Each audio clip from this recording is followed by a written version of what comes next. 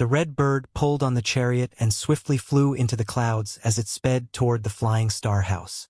Chun Tiandu coughed again. He said, "That old fiend's sword path. That's a new sword path. I've never heard of it." Yi Zhen's expression was calm as he looked at the clouds ahead of him. The Confucian school cultivates positive vital energy and obtains expansive heavenly energy. The Buddhist sects cultivate seals and Brahmic chants. The Taoist sects cultivate nature and life. The sword path Sikong Baichen unleashed at the end was indeed peculiar. In that case, this Senior Lu whom that old fiend Sikong mentioned truly exists? Chun Tiandao asked. Yi Zhen merely nodded and said nothing else. The red bird picked up speed. In the Thousand Willow Monastery on Thousand Willow Mountain, Xianxia stood under a huge tree. He looked up at Yu Shangrong, who was leaning against the tree trunk, and said, "The people of the Flying Star House are here." Yu Shangrong lightly leaped off the tree and looked at the horizon. "I see." Yu Shangrong's voice had barely faded when Yu Zhenghai appeared next to Yu Shangrong. "Shall we have a contest?" "You took the words right out of my mouth." Yu Shangrong spread his arms and flew down the mountain. Yu Zhenghai flew down the mountain as well. Xianxia shook his head. "Are they going to have a contest at a time like this?" Tian Buji, who had led the elders, Wu, and Ji Fengxing from the fair hall over, called out, "Monastery Master, MHM, let's head down to fend them off." Little Yuaner and Conk flew down the mountain as well. Shortly after, the others gathered around the gazebo. They had a great view here. They could see most of the area around Thousand Willow Mountain from here. Wu asked, "Senior brother, who do you think is stronger?" Ji Fengxing smiled and said, "Of course it's Big Brother Yu. Look at the way he stands and moves. His every movement is brimming with confidence as though victory is already in his hands. He's a true elite swordsman." After saying this, he saw little Yuaner and Conk flying over. Then he quickly added, "Eldest Big Brother Yu is powerful as well. Look at his saber at his waist. If it were anyone else, they would look tacky for carrying a saber in that manner. However, it looks imposing and domineering when eldest Big Brother Yu." Wu rolled her eyes at Ji Fengxing. Then, she looked at little Yuaner and asked, "Sister Yuaner, who's more powerful among them?" Little Yuaner was caught off guard by the question. She scratched her head and pointed at the duo alternately as she muttered, "Eldest senior brother, second senior brother, eldest senior brother, second senior brother, Ji Fengxing." While little Yuaner was hesitating between the two choices, many cultivators from the Thousand Willow Mountain appeared. Yu Shangrong flashed a faint smile and said, "Let's not use our avatars or energies unless there's a real danger. What do you say?" "Good idea. That way I won't have the advantage of my avatar against you." Yu Shangrong Dove. "Well, I won't have the advantage of my desolate grade weapon against you as well." Yu Zhenghai Dove as well. Meng Changdong and Xiaxian led the 1,000 cultivators in the air as they maintained a low altitude. There were disciples from different sects, so they did not ride on a flying chariot. To conserve strength, they did not fly at top speed as well. When Thousand Willow Mountain was within sight, Meng Changdong shouted, "Stop!" Xiaxian was clearly displeased. He said disapprovingly, "It's just the Thousand Willow Monastery. Why are we acting so cowardly? Caution is the parent of safety." Liang Zidao was an 8.5-leaf cultivator, but he was still killed by the Thousand Willow Monastery. We shouldn't underestimate them. Indeed, their 1,000-strong cultivators were impressive. However, most of them were only in the Brahman Sea realm or the Divine Court realm. Xiaxian shook his head and said, "You're a 9-leaf cultivator, but you're afraid? This isn't fear. It's caution." Even before the mission began, he knew his principles would be at odds with Xiaxian's. He knew Yi Zhen had intentionally sent this man to bother him. During the journey here, they did not speak much at all. Xiaxian looked up and said, "If you're afraid, you can leave now. I'll inform Elder Yi about what happened." He had intentionally spoken loudly. Upon hearing these words, the 1,000 cultivators behind them laughed. Soon after, someone pointed at the Thousand Willow Monastery and cried out, What's that? I think they're cultivators. They're coming at us. Xiaxian said coldly. Kill them. Dozens of cultivators flew forward to meet them. However, Xiaxian did not expect the two cultivators, one wielding a sword and the other wielding a saber, would go on a killing spree as soon as they made contact. 1, 2, 3. Junior brother, you're too slow. Yu Zhenghai swung his jasper saber around as he flitted through the cultivators' ranks. With every flash of his blade, corpses fell to the ground. Yu Shangrong aimed his sword at his targets and sent 5 of them flying at lightning speed. He did not even look at his targets as he turned around and said, Eldest senior brother, you're the one who's slow. Meng Changdong frowned. Xiaxian frowned slightly as well before he shouted. Who goes there? Announce yourselves. Yu Shangrong paid no attention to Xiaxian's words and continued on his killing spree. Yu Zhenghai was the same. Both of them fought alongside each other and seemed to be competing on who had the highest number of kills. Don't just stand there. Do something. The hundreds of disciples standing Meng Changdong and Xiaxian sent energy seals toward the two attackers. Yu Zhenghai and Yu Shangrong swung their weapons. Parrying energy seals with their weapons was part of their daily basic training. They could hold back violent storms easily, let alone these weak cultivators. They did not even have to utilize their energies. Bam! Bam! Bam! Bam! Bam! Bam! The energy seals bore down on the duo, completely blotting out the sky. However, the attacks were parried by their extremely quick saber and sword techniques. They're not using their energies? Xiaxian was puzzled. Meng Changdong said, Brother Xie, give the order to retreat. These two aren't pushovers. You're boosting other people's morale while reducing your own. No wonder Yizhen doesn't think too highly of you, Xiaxian chided. Faced with such formidable enemies, Meng Changdong did not bicker with Xiaxian. Instead, he looked at Yu Shangrong and Yu Zhenghai. He noticed the duo's movements were simple, precise, and thorough. The movements and techniques were just right. There was no wasted energy at all. Without experiencing many life or death situations, numerous encounters with the blade, or a life tainted with blood, it was impossible to hone such a killing technique. He persisted and said again, Brother Xie, retreat. Xiaxian turned a deaf ear to Meng Changdong's words. Moreover, he leaped up dozens of meters in the sky with his hand tightly gripping his saber hilt. He cried out, My turn! Whiz! Xiaxian's avatar appeared. 9 leaves could be seen spinning around the red lotus. Destroy the mountains and rivers! A huge energy saber appeared and swung down on Yu Shangrong and Yu Zhenghai like a guillotine. Yu Zhenghai and Yu Shangrong exchanged a look. Clearly, they had a tacit understanding of what was in each other's minds. The Jasper Saber's energy saber appeared. The Longevity Sword's energy sword appeared as well. The Jasper Saber's energy saber shot out. The Great Dark Heaven Memorial's Dark Heaven Starlight. Meanwhile, Yu Shangrong split into 3. His energy sword pierced the Red Lotus avatar at lightning speed. Golden energy. Foreign tribesmen. The remaining cultivators seemed frightened by this sight. The Red Lotus avatar was instantly shattered by the energy saber and energy sword. There was no doubt about the outcome. Yu Zhenghai unleashed his grand technique and appeared before Xiaxian. While he kicked Xiaxian, he did not forget to say, Second junior brother, I'm faster. Yu Shangrong appeared above Xiaxian and kicked Xiaxian's chest. Eldest senior brother, look closely. This is my second kick. Bam! Xiaxian spat out blood in the air. His heart sank as he said in a faltering voice, They're so powerful. At this moment, a person came speeding from the forest of towering trees.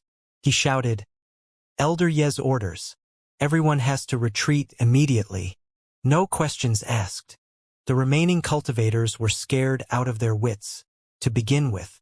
With this order, they immediately flee in all directions, running wildly for their lives. Yu Zhenghai shook his head as though he thought it was a shame. See that, second junior brother? They're already so frightened before I could even get serious. Yu Shangrong did not look at Yu Zhenghai. He said in confusion, Retreat. The two of them had been holding back their strength all this time.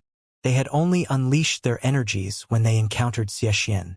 With their rich battle experiences, they kicked Xianxia between them like a ball shortly after they engaged in combat. Most of the remaining cultivators scattered immediately. Their morale was shattered. This was unexpected. The duo wondered if they displayed too much of their strength or if the Red Lotus cultivators were just timid. Xianxia was heavily injured. His internal organs felt as though they were crushed.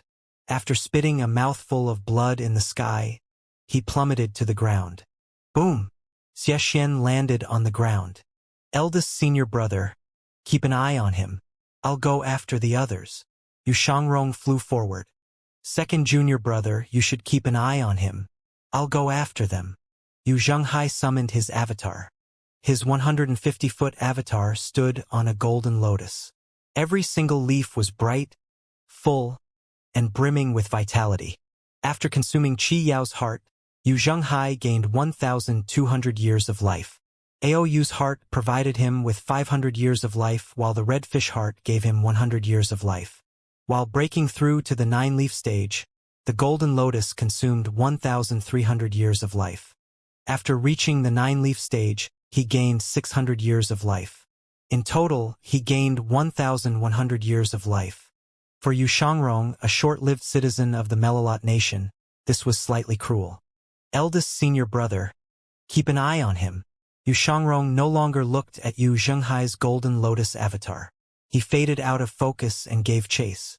Yu Zhenghai glanced at his avatar. He felt that he had been too insensitive by manifesting it in front of his second junior brother's face as well. Therefore, he said with a sigh, "Fine. I'll let you do what you want just this once." After he finished speaking, Yu Zhenghai turned around and looked at Xianxia, who was lying in a pit. Since his avatar was destroyed, he was inevitably dealt a heavy blow.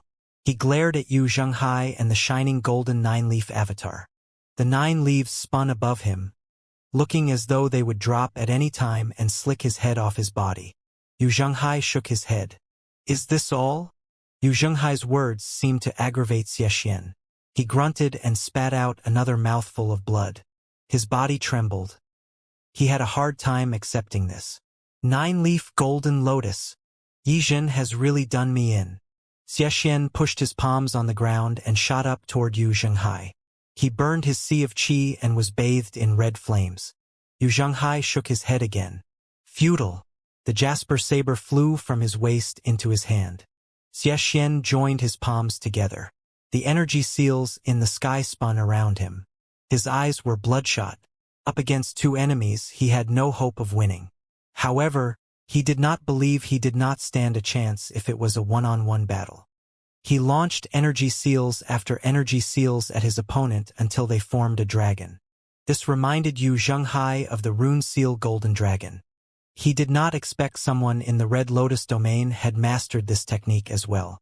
The 2 moves were similar in some ways, but the red energy seal's power seemed to be more formidable after they had merged. Yu Zhenghai tossed his jasper saber out. Ever since he reached the 9-leaf stage, he had no chance to use his jasper saber without any reservations. Now, he would be able to fight to his heart's content with a 9-leaf cultivator. Sovereign Descent. Yu Zhenghai's jasper saber spun up before it hovered in front of his 150-foot avatar. The energy sabers were like a waterfall from the 9 heavens as they fell and instantly overwhelmed Xianxia and his red energy seals. Desolate grade weapon. Ding. Killed a target. Reward: 0 merit points. Domain extra: 100 merit points. Ding. Killed a target. Reward: 0 merit points. Domain extra: 100 merit points. Ding. Killed a target. Reward: 4,000 merit points. Domain extra: 1,000 merit points. The influx of rewards surprised Lu Zhou. He muttered, "The Flying Star House." Naturally, he was happy to see the numbers rising on the system dashboard. Merit points: 50,940. I have 50,000 merit points now. Alas, I can't purchase golden lotus leaves anymore. Otherwise, I could instantly reach the 10-leaf stage. The priority is to replenish the item cards. Lu Zhou opened up the item column. When he saw the price, he frowned. 20,000. This is daylight robbery. I'm your only customer. I won't buy this. I'll wait until you close down for business. He closed the system dashboard and continued to cultivate. He remembered how he first used the deadly strike cards to kill the third person on the black roll, Xianxia. After that incident, he had been using the cards frequently. At Measure Heaven River, he used 5 cards at one go. After reaching the 9-leaf stage, the prices of the item cards were clearly increasing at a much quicker pace than before. When he thought about this, he knew that he should not have bought deadly strike cards back then. If he focused on improving his cultivation base and only purchased the deadly strike cards now, he would have been truly undefeatable. Lu Zhou opened his eyes. Purchase. Ding. Spent 20,000 merit points. Obtained deadly strike card X1. Lu Zhou stared at the card. As he expected, the price tag under the card changed to 21,000 merit points. Fortunately, the increase isn't as crazy as before. Come to think of it, I might be too dependent on the item cards. Lu Zhou closed his eyes again. He kept hearing the notifications of reward points from the domain extra. He had a sudden thought. His ears shone with blue radiance. To gain the power to hear everything so that we can hear voices in all realms at will. The sounds in every corner of the Thousand Willow Monastery rang clearly in his ears. I didn't expect Senior Lu's disciples to be 9-leaf cultivators. There aren't even that many 9-leaf cultivators in the Flying Star House. Do you see the 2 young girls? The fierce and cute one is almost at the 8-leaf stage. The innocent-looking one with the flute in her right hand is at the 3-leaf stage. I heard her say that she's the youngest of the 10 disciples. Apart from these 4 people, Senior Lu has another 6 disciples who haven't shown up yet. That's too scary. I suddenly pity Ji Fengxing. To think he rejected the Evil Sky Pavilion. Lu Zhou could hear everything. Moreover, he could selectively mute any sound he wanted as well. He muted this conversation before he increased the input of extraordinary power. The heavenly writing power immediately expanded his range to cover the entire Thousand Willow Mountain. The sound of the wind, the birds, and the waterfall rang in his ears, and he quickly muted them. The range of this power seemed to have expanded greatly. He found that it was much easier to use it now as well. The consumption of his extraordinary power was like a small stream. It was not as outrageous as before. Not only did his extraordinary power cover the entire Thousand Willow Mountain, but its range covered 100 miles behind the mountain as well. The rustling of the grass and tree leaves seemed to have merged with the land that moved in tandem with the sky. Ba-dump, ba-dump, ba-dump. The sounds of heartbeats. Lu Zhou recited the incantation for the heavenly writing power again. In the forest behind Thousand Willow Mountain, a person was panting heavily at this moment. After he caught his breath, he said in a hushed tone, "The most dangerous place is often the safest. I didn't expect Xianxia to have such powerful helpers. However, the young are too inexperienced after all. Not even Yizhen can do anything to me." Upon hearing these words, Lu Zhou slowly opened his eyes. Then he pushed away from the ground. Like a phantom, he left the courtyard. With his grand technique, he entered the forest behind the mountain. It was quiet at the back of Thousand Willow Mountain. Lu Zhou made no further movement. He surveyed his surroundings as his ears glowed blue again. Powerful cultivators could conceal their auras and keep quiet to effectively stay hidden. Those who were smarter would even fake their own deaths to fool the eyes and senses of the others. Meng Changdong was leaning against a tree trunk as he concealed his aura. There was a reason he could survive to this day as an elder of the Flying Star House. To Yizhen, Meng Changdong's timidity was a sign of weakness. However, the Flying Star House was short of talents. Moreover, he was a 9-leaf cultivator. That was the reason Yizhen had to put up with him. Before they could even make a move during this annihilation mission, their army was completely destroyed. Meng Changdong did not go head-to-head with Yu Shangrong. As he fled, he had been thinking of ways to escape the pursuit of the terrifying swordsman. When he seemed to have depleted all his power from fleeing, he decided to boldly try his luck and turned back to Thousand Willow Mountain.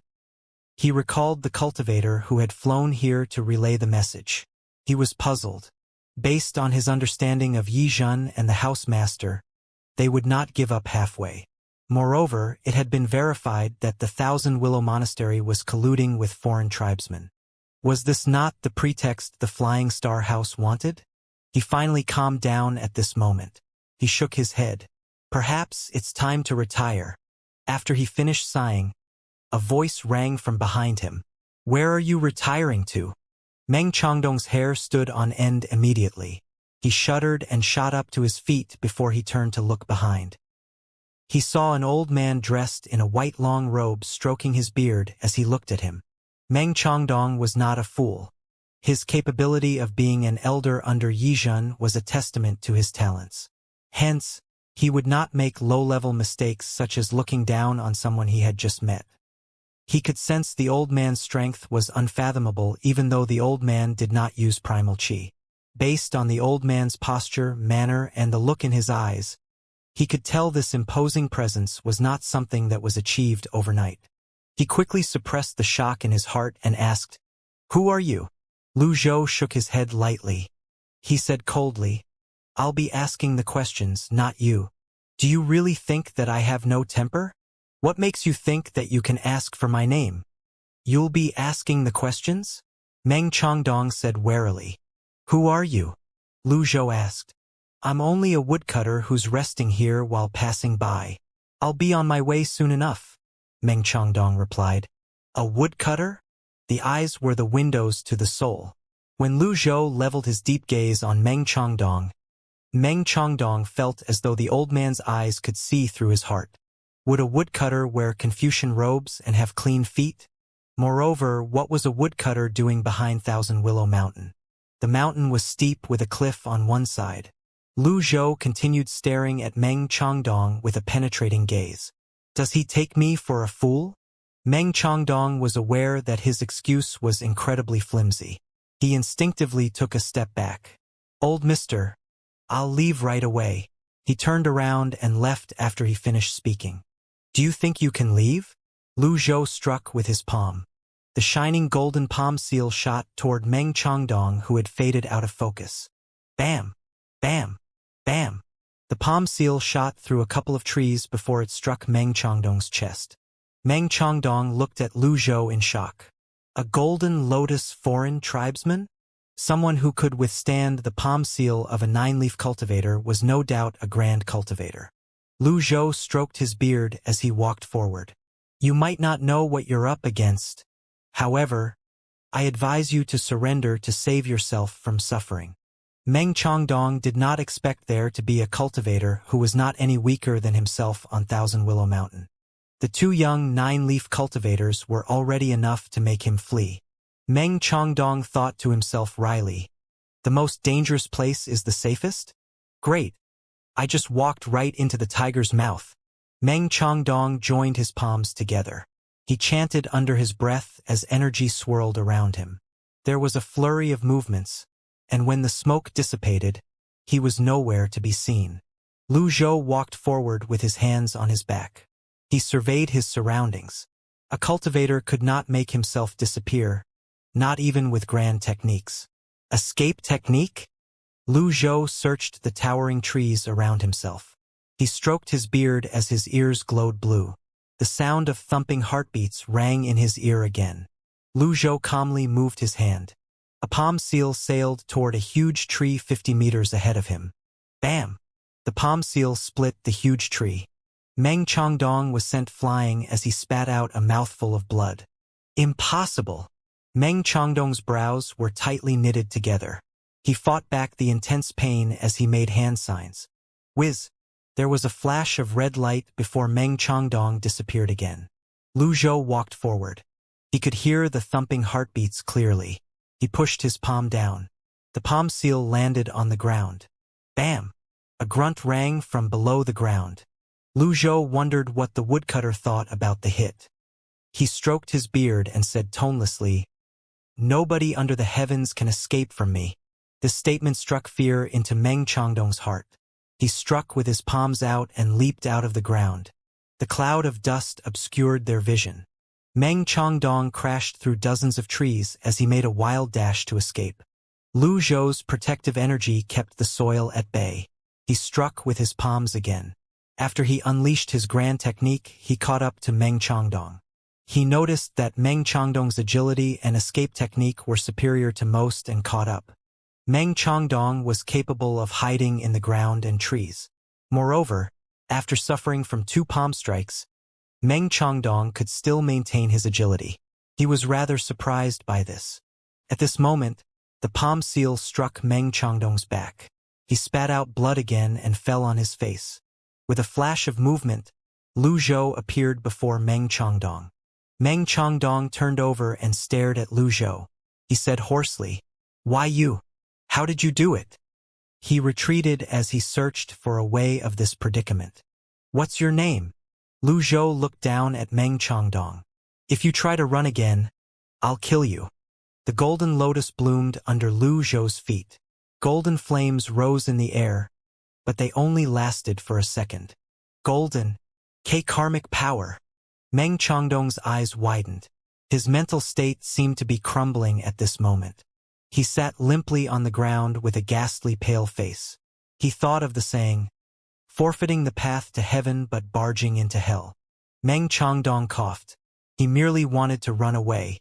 He had no intention of confronting or fighting this old man in the first place. Upon seeing the golden karmic fire, he lost all will to resist. In the end, he replied, "Flying Star House's Meng Chongdong.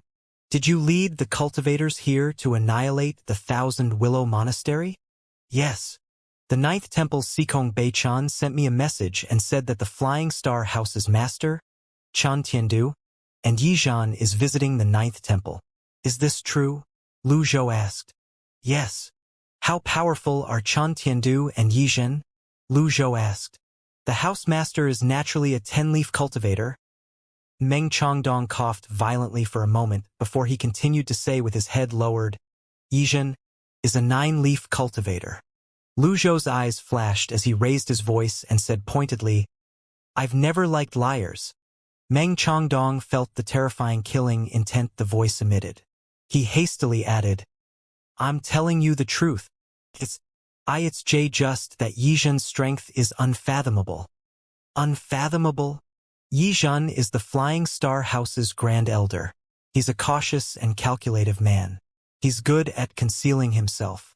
Publicly, he says he's a 9-leaf cultivator. But nobody knows his actual strength, Meng Chongdong said. Yizhan had led hundreds and barely managed to take down the Luan. "I've heard about that," Lu Zhou said. Meng Chongdong said, "Indeed, that's true, but Yizhan might have been concealing his strength. He's already mastered the karmic fire long ago. He could have killed the Luan on his own. Why would he lead such a huge group to the Black Water Mystic Cave?" Upon hearing this, Lu Zhou looked at Meng Chongdong and said, "You don't seem to like him very much. I've never agreed with Yizhan's way of doing things. He wanted to get rid of me in the past, but he didn't expect I'd stay in Lofty Steep Mountain," Meng Chongdong said. "So, you're trying to do the very opposite and run toward Thousand Willow Mountain instead of returning to the Flying Star House? However, you'll need to return sooner or later," Lu Zhou said. "I'll retire after this incident." Meng Chongdong's tone was one of pleading as he said, "I've answered you honestly. Please spare me, old mister. I won't tell a soul about what I saw today." Lu Zhou continued stroking his beard as he looked at Meng Chongdong. After a moment's silence, he said, "If you wish to live, you'll answer my questions truthfully." Meng Chongdong had a complicated expression on his face. He steeled himself before he said, "All right, do you know Jiang Wenshu?" Jiang Wenshu is an elder of the Flying Star House. 300 years ago, he joined the Sky Martial Court's research expedition and went missing in the Black Water Mystic Cave. Meng Chongdong saw Lu Zhou frowning when he finished speaking, so he quickly added, "A few months ago, Jiang Wenshu's life stone shattered." "That's all." Lu Zhou. "Yes, I'm telling the truth." Lu Zhou's voice was low and menacing as he said, "What about the crystal?" Meng Chongdong's body turned limp, and his mind turned blank. There were only 3 individuals in the world who understood the memory crystal the most. The crystal's owner, Jiang Wanqiu, who obtained the crystal, and Meng Changdong, who had been studying the crystal for a long time. Jiang Wanqiu's lifestone had shattered. In that case, who could this Golden Lotus cultivator be? Are you from the Golden Lotus domain, old mister? Meng Changdong was unwilling to speak about the crystal. After all, it was the only leverage he had now to stay alive. Lu Zhou continued to stroke his beard calmly as he said, "Before Jiang Wanqiu died, he sent my crystal to the Red Lotus domain. I crossed the endless ocean just to look for it. Is there anything wrong with me trying to retrieve what's mine?" Meng Changdong's heart skipped a beat. He cried out, "You're the owner of the crystal?" Lu Zhou looked at Meng Changdong and asked, "Where's my crystal?" Meng Changdong gulped. A hint of incredulity could be seen in his eyes as he said, "Yi Zhen knows the importance of the crystal. Every time I studied the crystal, he would send disciples to assist me. Officially, the disciples are sent to assist me. However, they were actually there to monitor and control me. How could I have the chance to bring the crystal out with me? It's in my room on Lofty Steep Mountain." Lu Zhou nodded. "In that case, I'll have to go to the Flying Star House." Meng Changdong leaned forward and said, "I've answered your questions honestly, old mister. Can I go now?" As Meng Changdong turned around, Lu Zhou shook his head and said, "I'll release you once I retrieve my crystal. After all, who's to say you're not lying to me?" After that, Lu Zhou raised his hand that seemed to be imbued with divine power. Goosebumps rose on Meng Changdong's skin when he looked at Lu Zhou's hand that seemed capable of holding onto one's soul. The fiend monk hand cell closed as Lu Zhou sent several energy seals that landed on Meng Changdong's Dantian and Sea of Qi. With this, Meng Changdong's cultivation base was firmly sealed. Then, he waved his sleeve and rose into the air with Meng Changdong in two like an eagle clutching a chick. After dealing with Xianxia, Yu Zhenghai returned to the Thousand Willow Monastery. Soon after, Yu Shangrong returned as well. The others rushed up and greeted them upon their return. "How was it?" Yu Shangrong shook his head and said, "Only 200 of them are left. The leader reminds me of fourth junior brother. He's a slippery one." Yu Zhenghai did not make fun of Yu Shangrong over this. Although the duo liked to compete among themselves and Yu Zhenghai's techniques were grand, he could not compare to Yu Shangrong when it came to pursuit. He knew Yu Shangrong well. With Yu Shangrong's ability, if Yu Shangrong could not catch that person, then the others had no hope of catching that person as well. Little Yuaner said, disgruntled, "If Master were there, that person wouldn't be able to get away." "You're right. Senior Lu would be able to catch him," Xianxia said. Yu Zhenghai said, "Junior sister, you shouldn't say that. Master is getting old. It won't do for us to trouble him with every single thing." "Oh!" Xianxia walked over and cupped his fists at the 4 disciples before he said, "You might be unaware of this, but the leader is Meng Changdong. He's the second elder of the Flying Star House. Although his combat strength is only mediocre, he's highly skilled in escape techniques and formations. He's well-versed with escape techniques from the Confucian, Taoist, and Buddhist sections. It's only natural that we can't catch him unless Senior Lu makes a move." Yu Shangrong turned to look at Xianxia. "The Flying Star House's second elder? That's right. That's great.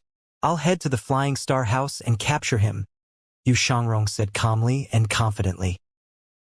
Xianxia hastily said, "Brother Yu, you mustn't. The Flying Star House isn't a minor sect. The lofty steep mountain is 100,000 feet tall and has near impenetrable defenses. There are 10,000 disciples at the foot of the mountain, apart from elites like Yijin. If you go, it's just like..." He paused for a moment. He swallowed the words, "walking into a trap," before he said, "It'd be fine if Senior Lu goes there." At this moment, little Yuaner cried out, "Master!" She pointed at Lu Zhou, who was flying toward them from the back of the mountain. Xianxia was shocked when he saw Lu Zhou and the person with him. He quickly calmed down and feigned an expectant expression on his face as he said, "Flying Star House Elder Meng Changdong? It seems like you tried to be cunning at the wrong place. The Thousand Willow Monastery elders bowed in unison. Yu Zhenghai and the others looked at Lu Zhou as well.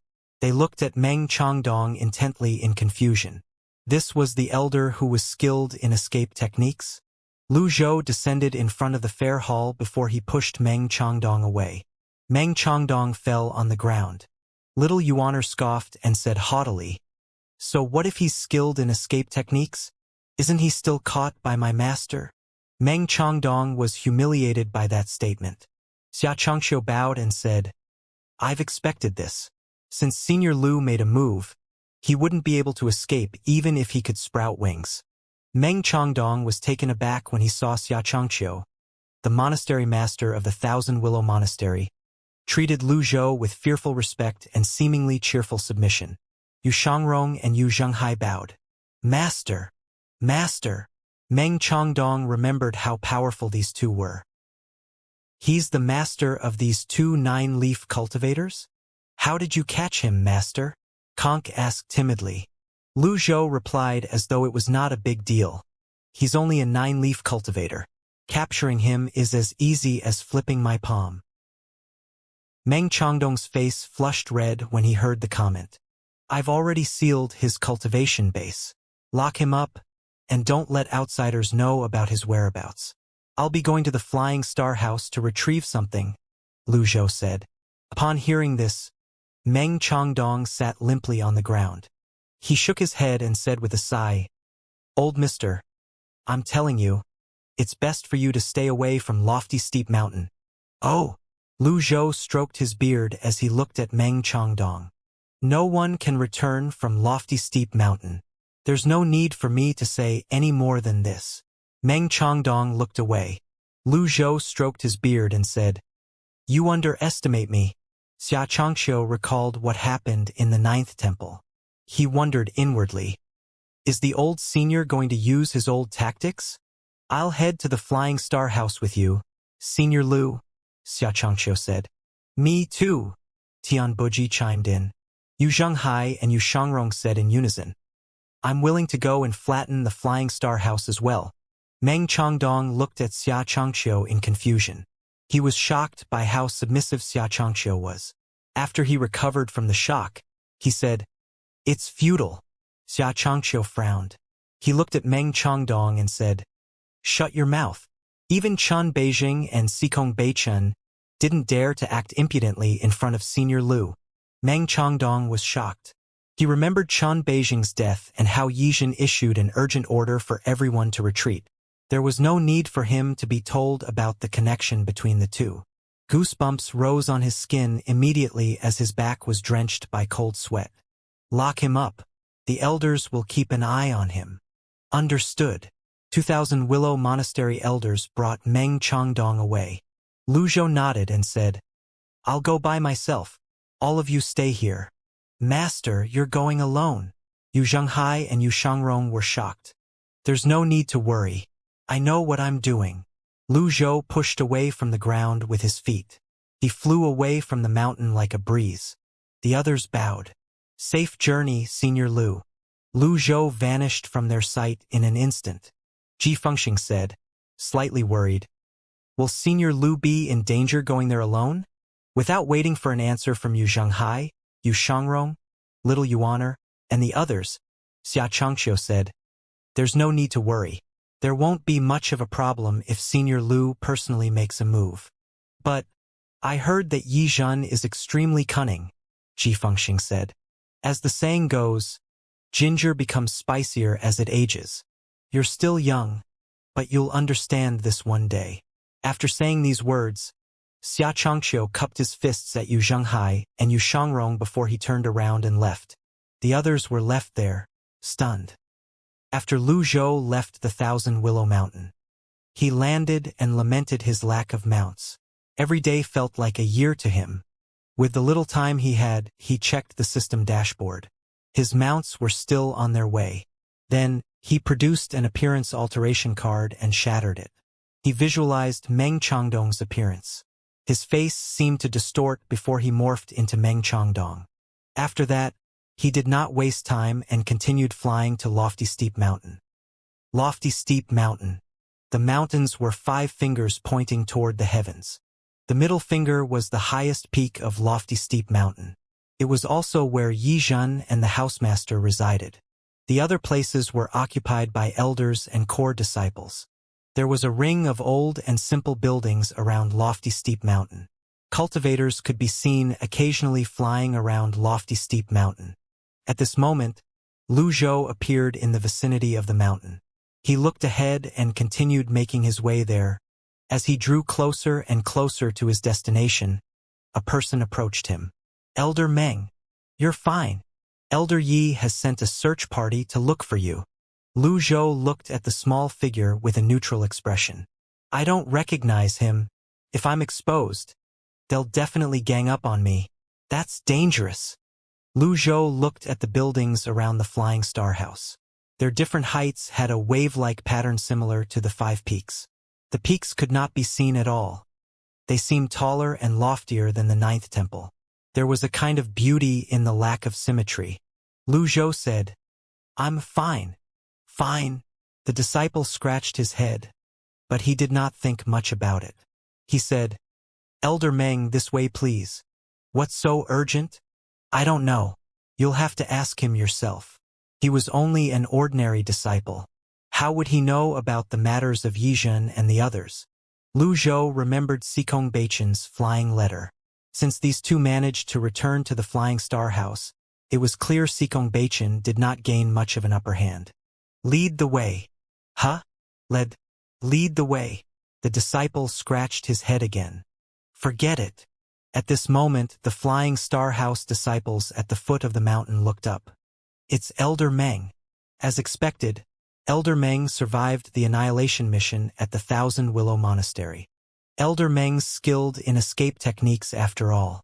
Elder Yi has said that even he might not be able to catch Elder Meng. How amazing! Hey, don't you think Elder Meng looks even more imposing when he flies now? While Lu Zhou flew up lofty steep mountain, he considered how cautious he should be with using the deadly strike cards. He had to gain a better understanding of the Flying Star House's collective strength. If the Flying Star House's strength was as the rumor said, where their strength mainly lay with the housemaster and Yizhen, he was confident he would be able to do as he pleased. Although group battles and long battles were not advantageous to him, he was confident he would not have a problem with killing Yizhen. Indeed, lofty steep mountain was high. When Lu Zhou was halfway up the mountain, he could feel the clear difference between the lower and higher altitude.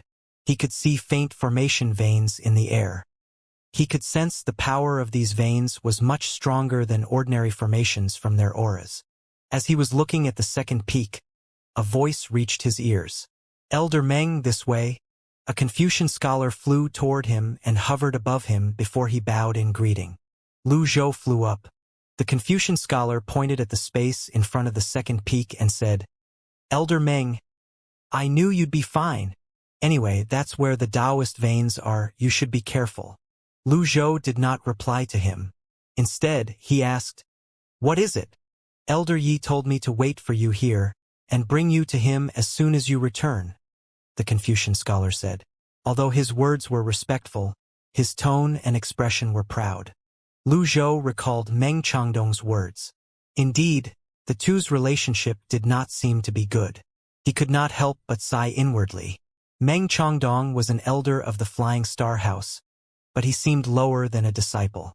The Confucian scholar was arrogant and bossy like a dog who threatened someone based on its master's strength. Lu Zhou stroked his beard calmly and said, "I rushed all the way back. I'm going to change my clothes." The Confucian scholar was slightly taken aback when he heard the way Lu Zhou spoke. Then he quickly said, "I'll wait here." "All right." Lu Zhou flew toward the second peak and entered a lavish courtyard at the peak. Several disciples bowed upon seeing him, but he remained silent as he walked past them. After Lu Zhou entered the room, one of the disciples said in a hushed voice, "Leave Elder Meng alone. Since the annihilation mission is a failure, he must be feeling down." The other disciples nodded. Inside the room, Lu Zhou walked up to the bookshelf and scanned it. He saw a damaged box in the upper left corner. Just as Meng Changdong had said, the most dangerous place was the safest. This did not seem like a place where important items would be kept. However, it was exactly where the memory crystal was kept. The damaged box was kept within reach and did not even have a covering. Nevertheless, its height was just right. One would not be able to see into the box. Lu Zhou opened the box and picked the crystal up. It was cold to the touch. A familiar feeling stirred in his mind. With this, he confirmed the crystal was the other half of his crystal. Then he placed it in his sleeve. Now that he had obtained his crystal, he did not think the next part would be difficult. Elder Meng. A voice rang from outside the room. Is someone's keeping an eye on me? Meng Chongdong had said that disciples were sent to accompany him when he studied the crystal. There were ears and eyes on the wall. Lu Zhou looked around himself as his ears glowed blue, unleashing the heavenly writing's power. That old geezer, Meng Chongdong, sure is lucky for being able to stay alive after that setback. He's one of the most useless 9-leaf cultivators I've ever met. Elder Yi alone could fight against 10 9-leaf cultivators. He increased the range of his hearing until the middle peak. Elder Yi, Meng Chongdong is back. He's in his room now, and he'll be here to see you soon. I see. Lu Zhou retracted his power. He looked at the door. The other person was still knocking on his door. Elder Meng. Lu Zhou opened the door and saw the Confucian scholar. The Confucian scholar smiled and said, I thought that you've forgotten about the matter at hand, Elder Meng. This way, please. Lu Zhou's expression remained the same as he raised his hand and struck. Smack! The Confucian scholar did not expect Lu Zhou to suddenly strike him. The slap landed on his cheek square. A handprint appeared on his face immediately, accompanied by a stinging pain. He was thoroughly shocked. Elder Meng. The Confucian scholar widened his eyes as he held his cheek with his hand. The disciples in the courtyard at the second peak gathered, attracted by the commotion. They were in disbelief. They had never seen Meng Chongdong striking anyone before. Even if was going to strike someone, that person was not someone he should have hit. After all, this Confucian scholar was Yi Zhen's direct disciple, Zhang Shaoxing. Lu Zhou looked at Zhang Shaoxing indifferently and said, You're just a disciple. How dare you order an elder around? He emphasized the word elder. His tone and mannerism were starkly different from Meng Chongdong. The disciples present on the scene looked at Meng Chongdong in shock.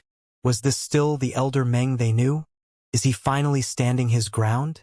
How was he going to explain himself to Elder Yi? All of them remained silent. No one reprimanded the Confucian scholar as well. However, the Confucian scholar seemed to have inherited Yi Zhen's natural disposition. He calmed down quickly. He bowed and cupped his fists together. I've made a mistake. Elder Yi has invited you over for a talk. His tone was now respectful and polite. The arrogance had vanished. Lead the way, Lu Zhou said. When Zhang Shaoxing turned around to fly outside, a dark expression briefly flitted across his face. It did not take long before two of them arrived outside a dojo near a 5-story courtyard on the middle peak. Lu Zhou looked at the cherry blossom trees outside the dojo and could not help but wonder inwardly. It's cold all year round on lofty steep mountain. Why are there cherry blossoms here? The architectural style of the dojo reminded Lu Zhou of a certain country on earth. The wooden door opened. Elder Meng, this way. Lu Zhou entered the dojo. The open-style dojo reminded him of a certain country in his memories. There was a sunroof on top and a yellow wooden floor. The center of the dojo was built with high-grade wood, and many scenic paintings hung on the walls. The sunroof on top did not brighten up the dojo. Instead, it cast a stark contrast between light and shadow, giving the place a mysterious look. The word "Are you" hung in the main hall, looking out of place. Seated before the "Are you" character was Yi Zhen, the Flying Star House's Grand Elder who had almost equal authority as the housemaster. It was difficult to imagine someone so young with an erudite heir to the Grand Elder of the Flying Star House. Master, Elder Meng is here. The Confucian scholar made sure to look as though he was in pain when he greeted his master. Yi Zhen opened his eyes and glanced at his disciple. He asked calmly, "What happened to your face?" Zhang Shaoxing prostrated himself. I deserved it. I accidentally offended Elder Meng. Upon hearing this, Yizhan shifted his gaze to Meng Changdong. His eyes seemed to be speaking a language of their own. The moment their eyes met, Lu Zhou saw a lot of emotions. There was calmness, killing intent, shock, and disbelief. Please take a seat. Yizhan raised his arm. Lu Zhou wondered what would happen if he used the deadly strike card to kill Yizhan now. However, he was not in a hurry, so he calmly walked over and sat across Yizhan with his legs crossed. Yizhan looked apologetic as he said, I apologize to you on Jiang Shaoxing's behalf. A disciple should know his place. How could he be disrespectful to an elder? Lu Zhou nodded in satisfaction. He said, shocking Yizhan and his disciple, it's the father's fault for not raising the child properly, and the teacher's fault for not teaching a pupil correctly. Leading by example is something that every teacher and master should know. However, the shock seemed to only last a second. Yizhan said with a dignified air, you have a point, Elder Meng. Jiang Shaoxing, what mistake did you make? Initially, Jiang Shaoxing had assumed his master would stand up for him. The current situation threw him off. Still prostrated, he said, I went into Elder Meng's courtyard without permission and offended Elder Meng. Your Elder Ye's direct disciple, so your mistake is even worse. What do you say, Elder Yi? Lu Zhou's tone was calm. It's just as you said, Elder Meng. Drag him out and give him 30 strokes of the cane. You'll be grounded for 1 month. Yizhan waved his arm. A gust of wind rolled toward Jiang Shaoxing. With a boom, he flew out of the dojo. Forgive me, master. Forgive me, master. Yizhan smiled and asked, are you satisfied with this, Elder Meng? I won't hold it against him. It's just that I thought we should be stricter in regard to respecting seniority and hierarchies. Since time immemorial, rules have been indispensable in kingdoms and families. Without rules, society would collapse. Jiang Shaoxing has repeatedly stepped on the Flying Star House's bottom line with his behavior. Therefore, he should be punished. I'm impressed that you're willing to stand on the side of justice, Elder Yi. Lu Zhou had never had thoughts about pretending to be Meng Changdong. It did not suit his ways of doing things even though he had changed his appearance. Yizhan maintained the faint smile on his face as he said, you're right, Elder Meng. Under one roof, there's a need to establish rules that enforce respect according to one's seniority. It's like that for commoners, and it's how it should be for the Flying Star House that has tens of thousands of members. It was just as Lu Zhou had been told. Yizhan was an exceptionally cunning man. He kept his cool even after the change in the way Lu Zhou spoke and the way Lu Zhou addressed him. He did not give away his thoughts and seamlessly went with the flow. His emotions or displeasure were all buried in the depth of his heart. This was not the conduct someone as young as him usually had. Nevertheless, Lu Zhou remained unperturbed. He calmly asked, is there a reason you asked to see me, Elder Yi? Yizhan said, Elder Meng, you led 1,000 cultivators to annihilate the 1,000 Willow Monastery today. The 12 sects of Cloud Mountain's elite, Xianxia, was killed by a Golden Lotus cultivator. Where were you when that happened, Elder Meng? He spoke calmly. He was interrogating Lu Zhou, but there was no hint of blame in his tone. Lu Zhou replied, the 1,000 Willow Monastery is being guarded by elites. Even Xianxia lost his life. Naturally, I chose to retreat. He did not think there was anything shameful about this. For someone like Meng Changdong, it was not surprising that he fled. If Yu Shangrong had caught him, he would have died. Alas, who knew he would run into Lu Zhou? Based on Yizhan's words, it was clear to Lu Zhou that Yizhan had informants among the cultivators who had gone to the 1,000 Willow Monastery.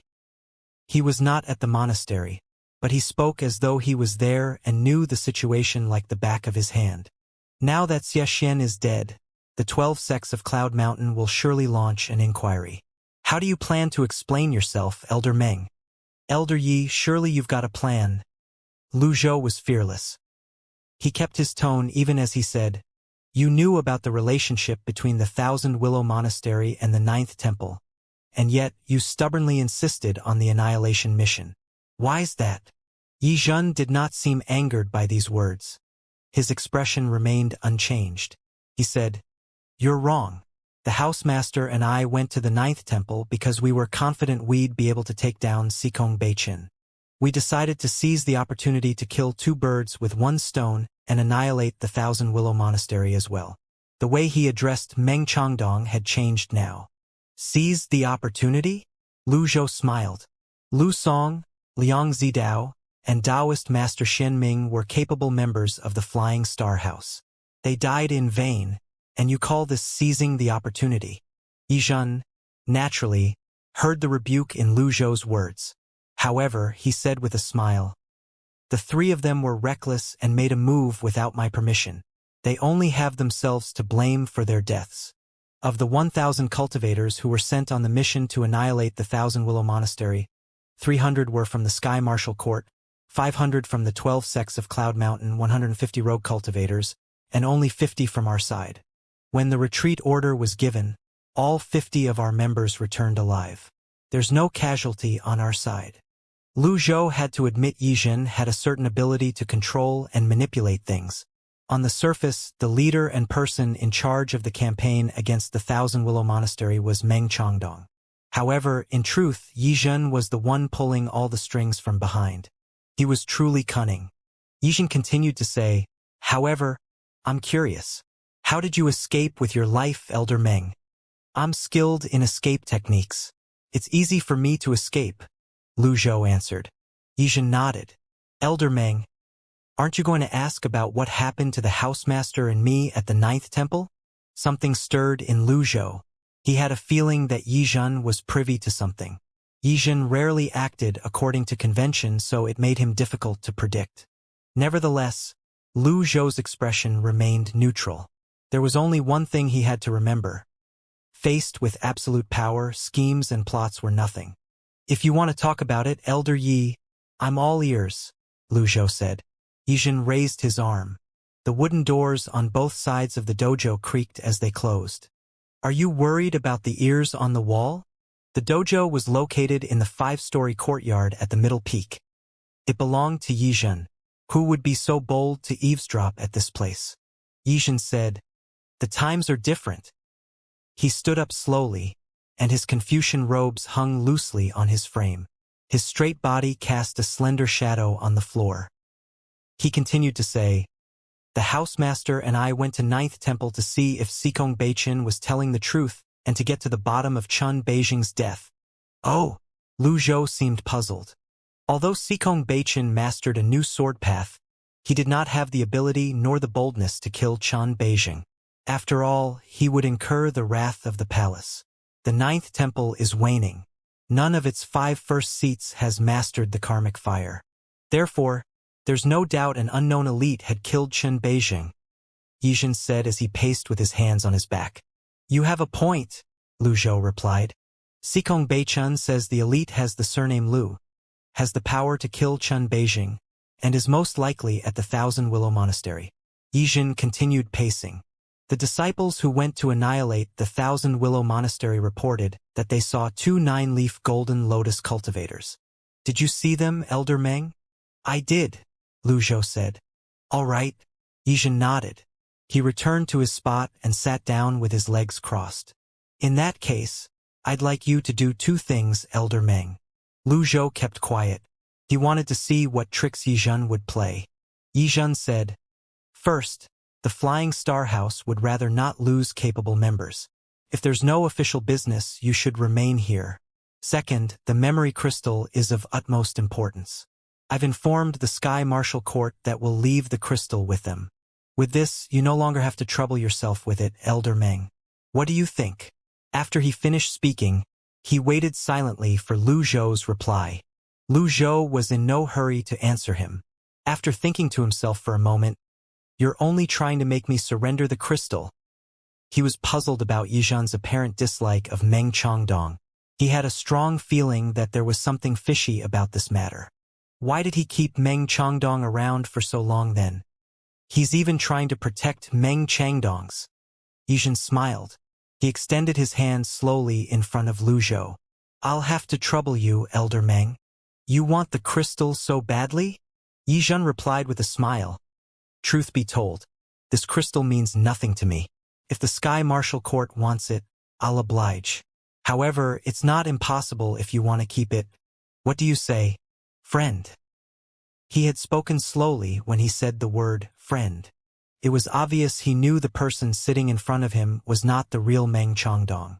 He kept his eyes trained on Lu Zhou when he spoke, expecting to see shock on Lu Zhou's face or signs of being flustered.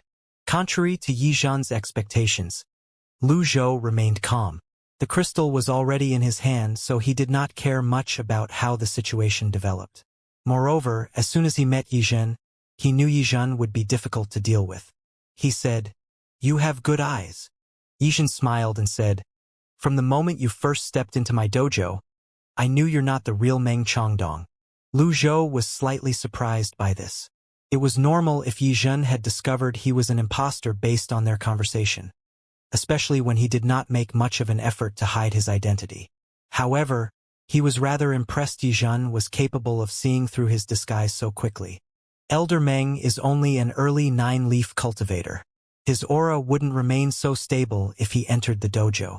Your cultivation base is greater than Elder Meng, sir, Yi Zhan said. No wonder Yi Zhan was not angered earlier. Yi Zhan continued to say, "Under the heavens, there are many who mastered appearance alteration techniques. You merely altered your appearance, but you didn't change your manner of speech and movements. I can tell you're not worried about exposing your identity. You're only here to take the crystal." Lu Zhou nodded. Intelligent people have the same weakness. You're all too full of yourselves. You're no exception to this as well. Yi Zhan did not deny this. He merely nodded. He waved his hand again. Veins appeared on the 4 scenic drawings in the dojo. They seemed like flowing water. The 9th temple is no longer what it once was. Why must you act contrarily, sir? The Flying Star House is like the sun during high noon. We'll surely become the greatest sect in Great Tang one day. Why don't you work with me, sir? Work with you? Lu Zhou studied Yi Zhan. You may keep the crystal as a token of my sincerity, Yi Zhan said bluntly as he placed his palms on his lap. When you return, please inform Senior Lu of this. Those who know how to select their friends will gain respect. I hope you'll consider this matter thoroughly before you act. Lu Zhou thought that Yi Zhan's unfathomable cultivation base and cunningness were the only things that made him difficult to deal with. After conversing with Yi Zhan, he discovered Yi Zhan was highly ambitious and harbored ulterior motives. Those who can't restrain themselves in the little things will ruin great plans. As expected of a Confucian scholar. Meng Changdong is now a prisoner. All that's left of the Flying Star House are you and the housemaster. On the surface, you're not even comparable to the 9th temple. How can this be called a collaboration? Lu Zhou asked. I alone am enough, Yi Zhan said. After he said this, the scenic paintings around them flowed like water. Faint primal qi hung in the air. Lu Zhou saw the Taoist veins flowing in the air. The Taoist veins swirled, and their surroundings brightened up. Yi Zhan folded his palms. Behind Lu Zhou, a miniature avatar appeared. His 9-leaf golden lotus blossomed slowly. He looked at the scenic paintings again. This dojo had used these 4 paintings to form a formation. After entering the dojo, every illusion will be dispelled. Yi Zhan parted his palms, and the Taoist veins dissipated. In my dojo, I'm the overlord. Lu Zhou returned his gaze to Yi Zhan. Yi Zhan was clearly trying to show his strength. This was Yi Zhan's so-called sincerity to work together. He looked at Yi Zhan, perplexed. Overlord, Yi Zhan said tonelessly, the path lies in the heart, and the path is the heavens. Knowing the heart is the same as knowing the path and heavens. Your avatar has appeared, sir. Lu Zhou had a treasure called the Golden Taishu Mirror that would reveal all creation's true forms. He did not expect Yi Zhan would be capable of pulling this off with the Taoist veins in the dojo. However, only his golden lotus was exposed, not the karmic fire. No wonder Yi Zhan was so confident and wanted him to pass a message to Senior Lu. The dojo was silent for a moment. Lu Zhou said, I don't need your approval if I want the crystal. If I wish to take it away, no one can stop me. As for working together, what if I refuse? Yi Zhan shook his head. A wise man submits to circumstances. Those who cannot understand current trends are dumb mules. You've traveled a long distance over the endless ocean. Why must you make enemies for yourself? You have no reason to reject my proposal, sir. Lu Zhou had to agree Yizhen had a point. Under normal circumstances, it was indeed a good idea to work with Yizhen. He replied indifferently, "You're wrong." Yizhen was puzzled. "You've planned and accounted for many things, but you miscalculated one thing," Lu Zhou said. He paused for a moment before he added, "You're irritating." Yizhen's smile faded. "Is this the reason?" "It's a good reason," Lu Zhou said. Yizhen joined his palms together again. The Taoist veins in the surroundings flowed like water and surged again. A buzzing noise rang in the air. It was as though the Taoist veins were resonating with something. Their strength seemed more powerful compared to before as well. "To tell you the truth, I've studied the crystal before. Unfortunately, I was too forceful and damaged it a little," Yizhen said. Lu Zhou frowned slightly. If Yizhen's earlier actions merely irritated Lu Zhou, his actions of damaging the crystal had stepped on his bottom line. He thought to himself decisively, "This man will surely become the source of a great problem in the future. I can't let him live." "Although your reply disappoints me, I'd still like to hear Senior Lu's reply. Leave the crystal here, sir, and then you can leave." Yizhen's tone was calm, and he did not sound the least bit disappointed. From the beginning, he had no intention of letting the person in front of him leave with the crystal. Everything was just a test. The real contest was just about to begin. Lu Zhou stared at Yizhen as he said, "That's enough." He rose his feet slowly. He did not plan to entertain Yizhen. As soon as he got to his feet, the scenic paintings shot out red lines that merged together. Moreover, they were merging at blinding speed. It was as though they were leaving the formation veins inside the dojo. It was a unique formation vein. "You can only leave once you leave the crystal behind," Yizhen said. Lu Zhou flipped his palm casually. A golden palm seal sailed toward Yizhen. Yizhen's figure faded out of focus. The palm seal hit thin air and did not touch the moving lines. "In this dojo, I am the overlord." The buzzing sound grew even louder at this point. Lu Zhou noticed Yizhen's figure was becoming more ephemeral as well. In the next second, Yizhen appeared behind Lu Zhou. He stood with a straight back and a calm expression on his face. He extended his hand and said, "Crystal. Formation." Lu Zhou looked at the Taoist veins around him. "This is my dojo. It contains the absolute heaven formation. In this formation, the greater your cultivation base is, the more powerful I'll become. Becoming stronger when faced with a stronger opponent." "Interesting." Lu Zhou nodded. "Alas, I can't leave the crystal here." Yizhen shook his head again. "You know nothing about me." Hundreds of runes immediately appeared in their surroundings from the scenic paintings. The red script seals seemed as though they were crafted out of human blood. Lu Zhou spread his legs. Seeing one's nature, the Buddhist Dhyana Mudra. Golden circles appeared, keeping the red script seals at bay. Yizhen flitted toward the character "Are you?" He seemed to be everywhere all at once. An illusion?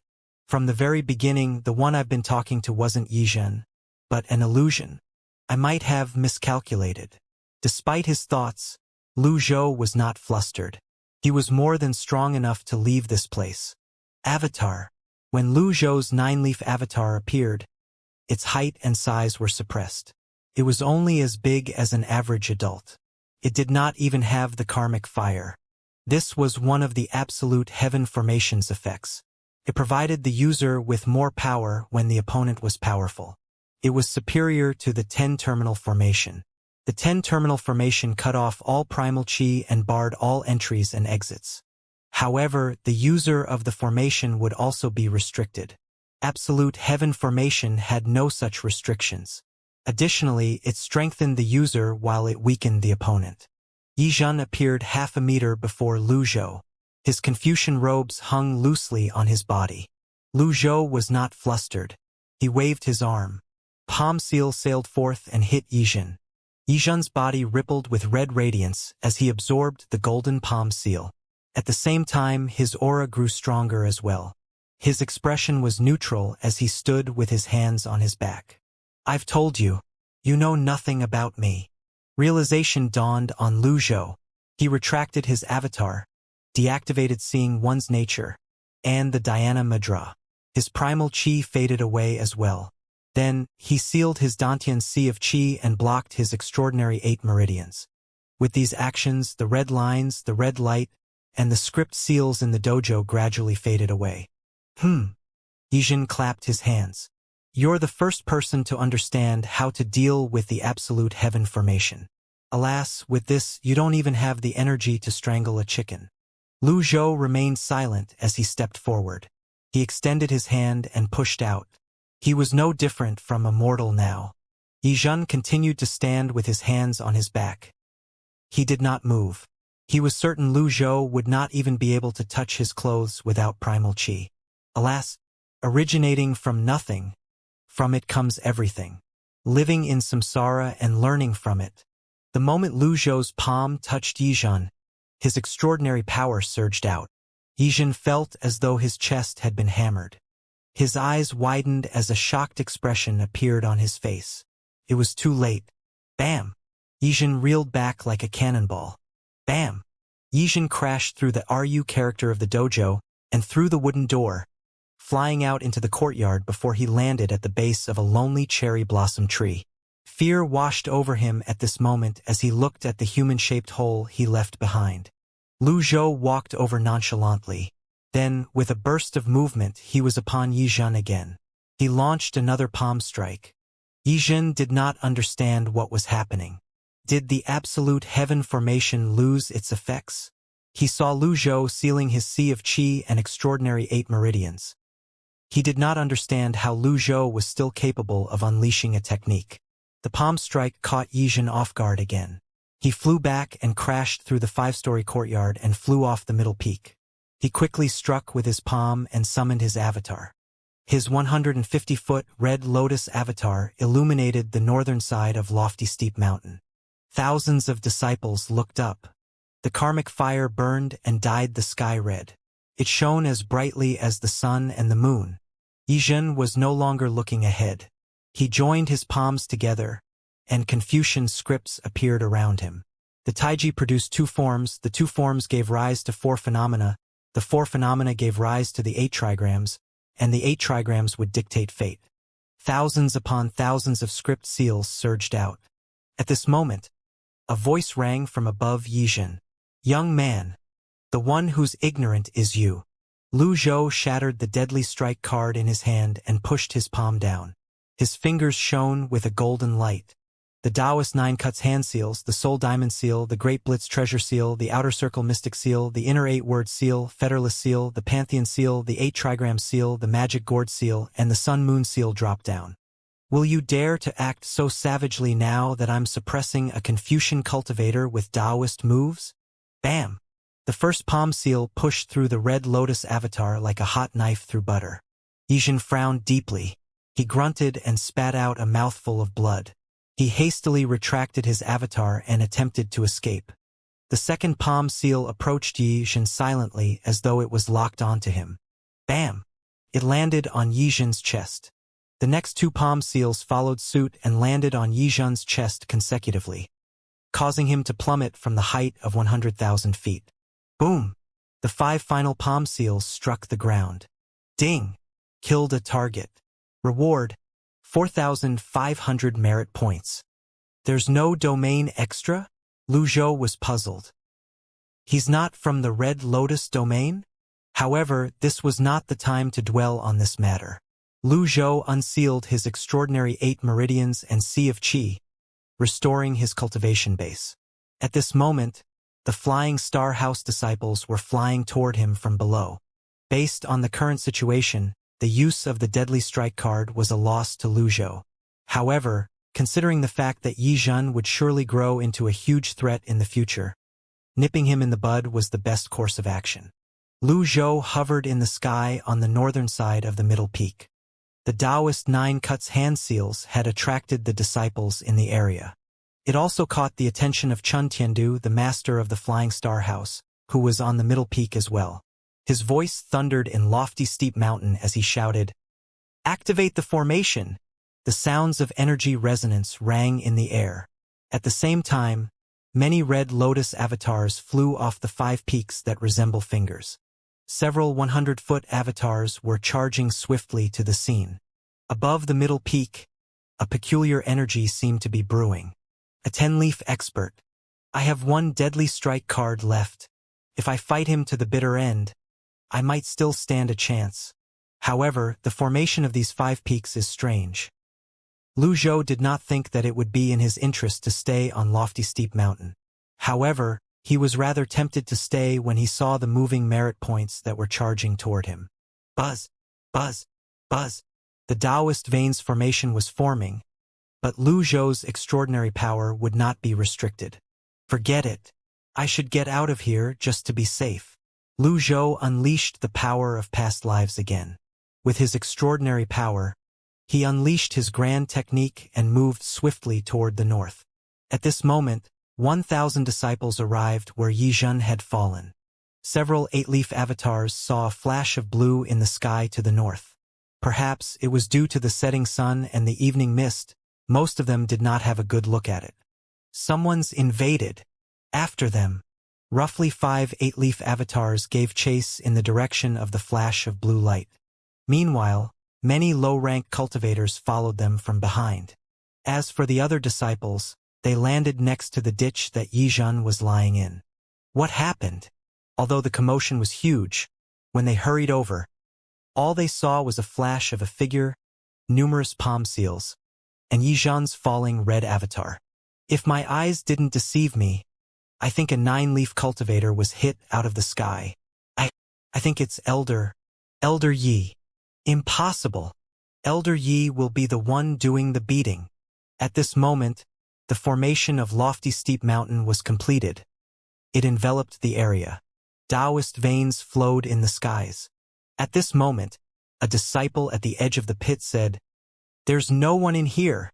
Apart from a human-shaped dent stained with blood in the center of the ditch, nobody could be seen at all. How's this possible? I swear I saw a red lotus cultivator plummeting from the sky.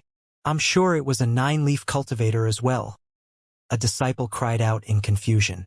The other disciples were puzzled as well. Some of them leaped into the ditch, but they did not find anything. That's strange. Why isn't there anyone in here?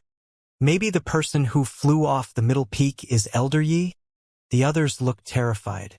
Several low-rank nascent divinity cultivators flew toward the middle peak and landed in front of the 5-story courtyard. They saw the human-shaped hole, the damaged wooden walls, and the cherry blossom tree. The disciples hurried to the dojo's entrance. They bowed. "Greetings, Elder Yi." However, they were only greeted with silence. They were puzzled. With Elder Ye's cultivation base, it was impossible for him to have missed such a huge commotion. They mustered up their courage and drew closer to the dojo. The middle peak had its own rules. Apart from direct disciples, nobody was allowed to approach the dojo with Yi Zhen's permission. Therefore, the disciples were extra cautious as they approached the dojo. At this moment, the side door suddenly opened. It was Yi Zhen's direct disciple, Jiang Shaoxing. "Get lost." The disciples were stunned. They naturally did not dare to question Jiang Shaoxing. They hurriedly bowed before they turned and left. "I'm warning all of you. Anyone who dares to trespass on my master's dojo will be severely punished," Jiang Shaoxing fiercely said as he glowered at the disciples. The others shuddered and hastily left. After the disciples of the Flying Star House left, Jiang Shaoxing entered the dojo and shut the wooden door tight. His face glistened with sweat as he patted his chest. He muttered under his breath with a grim expression on his face. "Meng Chongdong is capable of killing my master?" Meanwhile, in the forest north of lofty steep mountain, the rays of the setting sun were filtered by the trees. It was getting darker and darker. Under a huge tree, Yi Zhen supported himself with one hand against the ground as he spat out a mouthful of blood himself. He panted heavily as he sat and leaned against the tree. When he looked up earlier, He had seen 8-leaf cultivators of the Flying Star House giving chase. However, they were nowhere to be seen now. "Who are you?" Yijin gradually calmed down. He waved his hand and patted himself down to remove the dust on his Confucian robe. It was much cleaner now. Then he straightened his upper garment. Even so, there were still bloodstains on his collar. For some reason, the bloodstains annoyed him greatly. He removed it and tossed it away. Swoosh! His karmic fire appeared and reduced the robe to ashes. He was left in his white garment. He continued tidying his clothes before he finally calmed down. After that, he sat his legs crossed and regulated his breathing. Meanwhile, after leaving the formation of Lofty Steep Mountain, Lu Zhou headed north and entered another forest. He did not continue flying. Instead, he remained standing in the forest. Soon after, 5 8-leaf cultivators from the Flying Star House caught up to him and surrounded him. "Who are you? How dare you trespass into the Flying Star House?" Lu Zhou turned around slowly and looked at them. The 5 of them were shocked. "Elder Meng, you're chasing me?" Lu Zhou's mannerism, speech, gaze, and posture were starkly different from Meng Chongdong. "Meng Chongdong, what's the meaning of this? How are you going to explain yourself to Elder Yi after causing such a great disturbance?" "Elder Meng, that 9-leaf avatar north of the middle peak was yours, right? Why did you do that?" The 5 of them questioned Lu Zhou in turn. Lu Zhou's expression remained indifferent. His temper that had been ignited by Yijin had not subsided. He got away easy since he was killed with just a palm strike. He raised his hand and launched shining golden palm seals in the air. "How dare you challenge me, you 8-leaf cultivators?" The 5 cultivators were shocked. Lu Zhou stepped forward. With every step he took, a leaf emerged from the golden lotus under his feet. Soon after, 9 leaves sprouted among the golden flames. Golden lotus karmic power. This is bad. Flee! Lu Zhou, naturally, would not decline if people willingly offered up their lives to him. The 5 people who thought they were chasing someone Yijin had injured fled in different directions. Bam! One of the shining golden seals landed on one of the cultivators, causing him to fall. He quickly flipped in the air. When he looked up, he saw a sight that he would never forget. Lu Zhou rose into the air as a 150-foot avatar rose from the ground. The golden karmic fire burned brightly. A loud buzzing noise rang in the air as an exquisite arrow and bow appeared in his hand. He held the bow and arrows with his 5 fingers as the other hand pulled the string back. The arrows shone with a blue radiance as tongues of flames shrouded them. Swoosh! Swoosh! Swoosh! Swoosh! 4 energy arrows shot out in 4 different directions. Lu Zhou did not hold back at all. He used half of his extraordinary power and divided it among the 4 arrows. At the same time, he had shrouded them with his karmic fire as well. Coupled with his 9-leaf cultivation base, no 8-leaf cultivators would be able to defend against the arrows. Lu Zhou no longer looked at the cultivators. His avatar and unnamed that had shifted into a bow disappeared. At the same time, the golden flames and blue radiance faded away as well. Finally, he reverted to his original appearance. 100 meters away, the only 8-leaf expert who was only hit by the golden palm seal looked at the advancing old man as fear tightened its grip on his heart. Lu Zhou advanced slowly. As he drew closer, 4 clear notifications rang in his ears. Killed a target. Reward: 1,500 merit points. Domain extra: 1,000 merit points. So far, he had obtained 10,000 merit points. There was no reason for him to not welcome these people who offered these points to him. He smiled. The 4 cultivators were dead, so he no longer paid any attention to them. He made his way to the sole survivor. He stroked his beard as he shook his head. "Did you have fun chasing after me?" The man immediately discarded his pride as an 8-leaf cultivator. He knocked his forehead on the ground and pleaded, "Spare me, Elder Meng. Old Senior. Spare me, Old Senior." "Who's Yizhan?" he asked when he recalled the notification he received of Yizhan's death. The notification sounded strange to him. Yizhan had clearly manifested a red lotus avatar.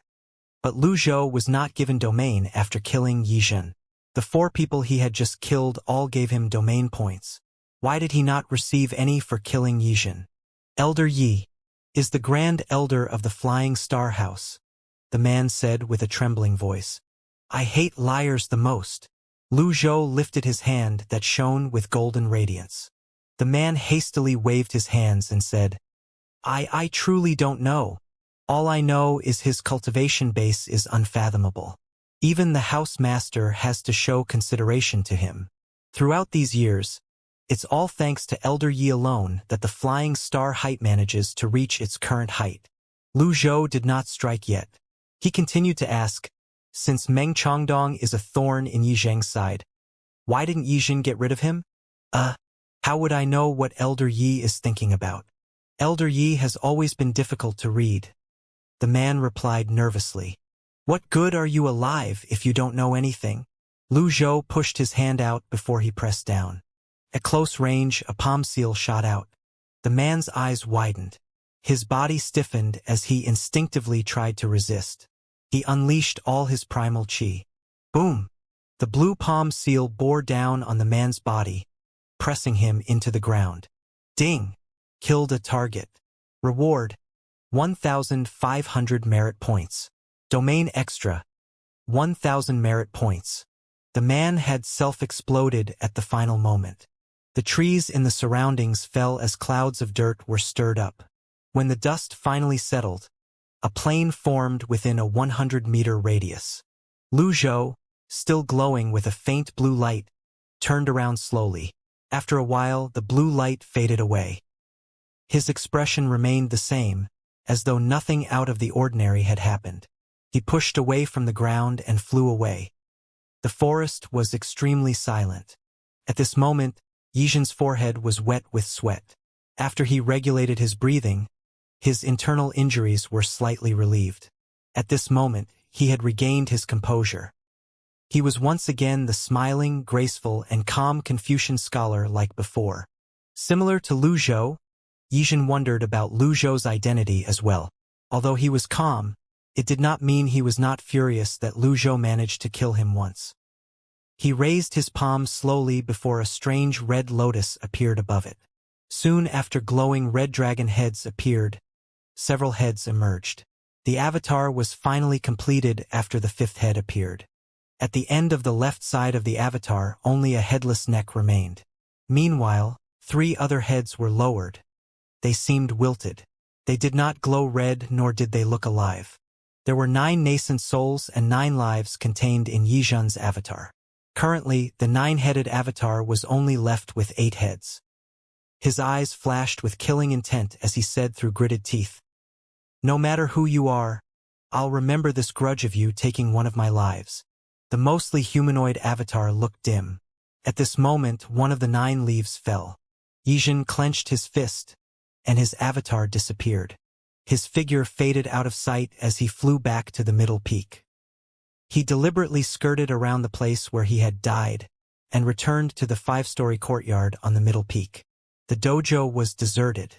Yi Zhen patted the dust off his robes expressionlessly again.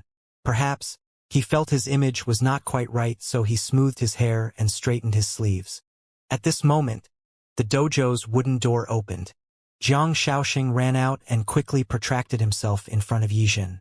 "Master, you're finally back. I'd driven away the disciples who came over earlier. I've been waiting for your return." Yi Zhen looked at Jiang Shaoxing emotionlessly and said, "Fetch me a robe." "Understood." Yi Zhen entered the dojo. A slight frown appeared on his face as he looked at the broken wall. When Jiang Shaoxing approached him with a new set of robes, he did not look at Jiang Shaoxing at all. Instead, he lifted his arms up and coldly said, "Dress me." "Understood." Nobody in the world understood his master's temper better than Jiang Shaoxing. He carefully put on the robes for Yi Zhen. Not even a single wrinkle could be seen on the garment. However, due to being nervous, he accidentally used too much force when he was smoothing the sleeve and pulled the sleeve over his master's left hand. Yi Zhen raised his right hand swiftly. Smack! Jiang Shaoxing was slapped on the face. He did not stop adjusting Yizhan's robes as he apologized profusely. "Forgive me, master." Similar to the robes before, these Confucian robes hung loosely on Yizhan's body as well. Finally, he looked like the Yizhan of old again. If someone had witnessed the battle earlier, they would find it difficult to believe Yizhan had been engaged in a battle at all. He did not look like he had left the dojo at all. "Xiaoxing, clean the dojo. Restore it to its original appearance," Yizhan calmly said. "Understood. I'll get to it right away." Jiang Xiaoxing, who had suffered 2 slaps today, was incredibly nervous. "Xiaoxing." "Yes, master." Jiang Xiaoxing shivered. "I hit you in hopes that you'll remember this. I'm the only one under the heavens who's allowed to hit you. Since Meng Chongdong hit you, I'll stand up for you and take his life," Yizhan said. Jiang Xiaoxing was delighted upon hearing these words. He prostrated himself again and said, "Thank you, master." After a moment, he mustered up his courage and asked tentatively, "Meng Chongdong really doesn't know his place. He even dares to attack you, master. Why didn't you get rid of him?" Yizhan replied, "Naturally, I have my reason for that. However, I didn't expect him to betray the Flying Star House." "Betray the Flying Star House?" "Notify all the disciples that Meng Chongdong has betrayed Flying Star House. Notify the Sky Martial Court, the palace, and all the sects in the cultivation world. Anyone who manages to take Meng Chongdong down, dead or alive, will be handsomely rewarded. I'll get to it right away." Night fell. The moon was bright tonight, and the stars were scarce. Lu Zhou returned to Thousand Willow Mountain. During the journey back, he grumbled inwardly. "Why are the 2 mounts taking so long? They're so slow. Did they drown in the endless ocean?" Fortunately, he had a profound cultivation base. The speed of his flight was still acceptable. However, after fighting Yizhan, he was left with less than 1/3 of his extraordinary power. After landing in his courtyard, he unleashed the power of hearing. His surroundings were quiet. There was nobody in the vicinity. As he entered the room, he grumbled to himself again. "What amazing disciples I have! None of them are even worried that I might get into trouble. Ungrateful brats." Lu Zhou did not rest immediately. He lit up a candle and brought the memory crystal out. He had done all he could to protect the crystal after he obtained it. He placed the crystal under the light from the candle. When the light shone on the crystal, he discovered there were chips on the edge of the crystal, just as Yizhan had said. "I hope that important memories won't be affected by these damages." Lu Zhou was in no hurry to decipher the memories. Since it was night, he opened the wooden windows and allowed the night breeze to enter. He felt much better now. What happened today had bothered him. Who's this Yizhan character? The cherry blossom tree on lofty steep mountain bloomed all year round. That must be due to the power of the Taoist veins. The dojo's setting and the position of the RU canvas were strange. There was definitely more than met the eyes with Yizhan. He did not regret using his deadly strike card. Under those circumstances, Yizhan clearly had many other plans he could fall back on. It was most reasonable to kill Yizhan to spare himself troubles in the future. Regardless, despite having already killed Yizhan, he could not help but feel that something was amiss. There were many strange things in the world. There was Emperor Lu Gu who had an immortal body, and then there was the fake Emperor Lu Gu who was a Wuxian. There was also his first disciple, Yu Zhenghai. Someone as cunning as Yizhan would surely have methods of preserving his own life. With this thought in mind, he began to feel it was a loss to use that card. He decided to confirm his suspicions tomorrow before making any decisions. It was too early to think about these matters now. The night breeze pulled him back to the present at this moment. He closed the window and returned to the table. He extended his wizened hand and placed it gently on the crystal. Whiz! The familiar buzz of resonance rang in the air. All of a sudden, Lu Zhou felt as though a fog had settled in his mind. Felt like he was plunged into a white world. This situation was similar to the other half of the memory crystal as well. He moved forward and arrived in front of a wall. 26 alphabets divided themselves into half before they arranged themselves in no particular rhyme and order. Lu Zhou sighed emotionally. It was likely he was the only one who could decipher the secrets of the crystal. What memories did Ji Tiandao seal? Why did he seal them? Hopefully, I'll obtain my answers soon. Lu Zhou tried to touch the symbols. Although he recognized them, some of them were too small. He attempted several times before he succeeded in making contact. Fortunately, he had prior experience, so he moved with familiar ease. The bright moon shines over the sea. From far away, we share this moment together. The wall that barred his way faded away. The first part. Ji Tiandao's fragmented memories spanned different timelines. The system's coordinates can't be wrong, but everything is too dangerous here. I have to find a way to leave this place as soon as I can. My cultivation base is too weak. If it's possible, I'd rather not come here. This is such a troll. When Lu Zhou lifted his head, the scenes began to distort. I finally obtained 10 pills. I must leave this place. Are my eyes playing tricks on me? I swear I saw a black lotus descending from that place. Is he a fiend Zen cultivator? The scenes and voices distorted again. I think my eyes must be overworked. Lu Zhou saw Ji Tiandao swiftly leaving the danger zone. A loud resonance energy rang in his ears, accompanied by crashing sounds. Terrifying beasts were hidden in his surroundings. I've fought through countless perilous situations and mammoth beasts along the way with all my might. It's great to be alive. I should continue fleeing. I wonder when I can return to Great Yen. A long flight, fatigue, hardships, experience of finding shelter outside. All these scenes appeared in Lu Zhou's mind. The second part. I met an extremely intelligent and polite girl. Her name's Luo Xian. She knows a lot about the lands.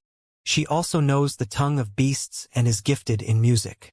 Scenes of two people walking appeared. I've asked Luo Xian many things along the way. To be safe, I didn't reveal much about myself. She told me the place where I left might be called Great Void. I didn't think much of it. She told me she's lost and that she couldn't find her way back. She asked me to bring her back to Great Yen with me. I didn't agree. After all, I need to be cautious. In any case, it didn't stop her from following me. The journey back to Great Yen was extremely difficult. His weak cultivation base was completely exposed while Luo Xian put her gift in the tongue of beasts to good use. Her cultivation base seemed profound sometimes, and other times it did not seem impressive at all. Nevertheless, they managed to evade many beasts and dangerous situations. Luo Xian asked me what I got from Great Void. I didn't tell her. Luo Xian's curiosity and exploratory spirits are unusual. To satisfy her, I gave her many riddles and problems that are unsolvable in this world. She's completely engrossed in solving them. However, she has yet to solve even one of them. The third part. I've organized the items I obtained from the unknown land. There are several books about ordinary cultivation methods and 10 pills. Luo Xian saw them and expressed her interest in them. She didn't seem to recognize the pills. Instead, she was curious about the cultivation methods. To thank her for her help, I gave her the books that contain ordinary cultivation methods. She was happy. To return to Great Yen, they had to traverse a seemingly endless forest. Ji Tiandao's weak cultivation base meant that he had to be cautious at all times. This slowed his progress. Luo Xian is impressed with the wonders of the cultivation methods. This is my first time seeing a red lotus avatar. I was in awe. It reminded me of what I saw in the unknown land. Luo Xian has been studying the unsolvable riddles and problems every day. She's truly a genius. She managed to grasp many concepts after listening to my explanation one time. However, it doesn't seem like she's making any progress with the problems. I told her they're only the tip of the iceberg. Luo Xian told me she wants to become my disciple, but I refused her. I told her that every person had their own ideals and pursuits in life. She loved exploring, but there's nothing I can teach her about that. However, Luo Xian would still call me her teacher from time to time. The fourth part. Ji Tiandao woke up one morning and discovered Luo Xian was gone. Luo Xian left a note behind that read, "I'm sorry. I've taken one great void seed so I can study it. I'll continue to search for the secrets of the worlds. You taught me many things along the journey. It's just as you said, there's no end to learning. When I finally understand these things, I'll look for you again. I promise that I won't leak any information about you. I hope that you'll accept me as your disciple when we meet again. Ji Tiandao organized his possessions again. He had lost one pill. Otherwise, all the other items were still there. He was puzzled by the term, Great Void Seed. I've taught her so many things. And she stole my pill. These are pills that can greatly improve the quality of cultivation. I'll have to be cautious from now on. Nobody can know about their existence. The fifth part. Ji Tiandao finally returned to Great Yen. Emperor Lu Gu had subdued the other tribes and brought peace to the lands. 100 years had passed. Ji Tiandao finally reached the peak of his cultivation base. He was in the 8-leaf nascent divinity realm. Should I start recruiting disciples? Ji Tiandao decided to recruit disciples and teach them in the Evil Sky Pavilion. After that, Ji Tiandao recruited some disciples. I must conceal their backgrounds. The memories distorted again. The sixth part. The 9-leaf plan failed at the last minute. I should continue to seal the crystal. Luo Xian knows that I've been to the unknown lands. In that case, I'll seal those memories as well. The scene of sealing the memories in the crystal appeared in Lu Zhou's mind. Lu Zhou saw the Evil Sky Pavilion, the gazebos, and the barrier. Swoosh! Lu Zhou opened his eyes. He returned to the present. The room was quiet, and the bright moon hung in the night sky. Lu Zhou felt as though he had just woken up from a deep nap. There was a sense of disorientation as though his surroundings had changed. The unfamiliarity of the Thousand Willow Monastery and the night skies intensified this feeling. After a moment, he gradually recovered, and the feeling faded away. When everything returned to normal, he raised his hand. The half-chunk of crystal was instantly reduced to dust. Ding! Found the remaining memory crystal. Reward: 5,000 merit points. Lu Zhou sighed as he placed his hands on his back, recalling the newly restored memories that came with many questions. The unknown land. Pills that alter one's bodily constitution. Luo Xian. Lu Zhou muttered to himself. After sifting through the memories, he discovered there was a reason why Ji Tiandao managed to become the greatest villain in Great Yen. He was also shocked by the memory of the Black Lotus. Ji Tiandao had been shocked as well. At that time, Ji Tiandao did not know much about the Fiend Zen. Whether it was the Fiend Zen or the Buddhist Zen, the fruit of cultivation was supposed to be a black golden body, not the avatar. The lotus was black. Why did it appear in the unknown land? Was it a coincidence? No matter how hard he thought about it, he could not come up with an answer. Similarly, Ji Tiandao did not have the answer as well. Forget it. I should raise my cultivation base. The truth will be revealed sooner or later. Lu Zhou crossed his legs and sat down. He was about to enter his meditative state when he heard footsteps approaching. Who's there? Xianxia. What is it? I saw candlelight in your courtyard, Senior Lu, so I came over to have a look. The 9th Temple's Sikong Bachin has sent a letter. He intended to visit the Thousand Willow Monastery, but you weren't in. Hence, I sent a reply and told him to visit another day. Would you like to reject the request? Xianxia asked. Tell him to come tomorrow, Lu Zhou said. All right. Rest well, Senior Lu, Xianxia said before he turned and left. Lu Zhou checked the system dashboard. Merit points: 25,940. Remaining life: 219,455 days. Item: Deadly Strike Card X1, Critical Block Card X138. Passive: Binding Cage Card X5, Wizard, rushing to the Red Lotus domain. Bian, Jiliang rushing to the Red Lotus domain. Qiongqi, Disguise Card. Golden Taishu Mirror. Appearance Alteration Card X3. Shining Stone X3. Thunderblast X1. Impeccable Card X1. Weapon: Unnamed, Jade Horsetail Whisk, Magistrate Brush, 9-string Zither, Square Box. If it were not for the nascent divinity cultivators who pursued him, his trip to Flying Star House would have been a loss. Fortunately, he managed to retrieve his memory crystal. Perhaps Yi Zhen concealed his cultivation base. Lu Zhou thought about Yi Zhen again. He could not help feeling that something was amiss due to how smooth everything went. Lu Zhou flipped his palm.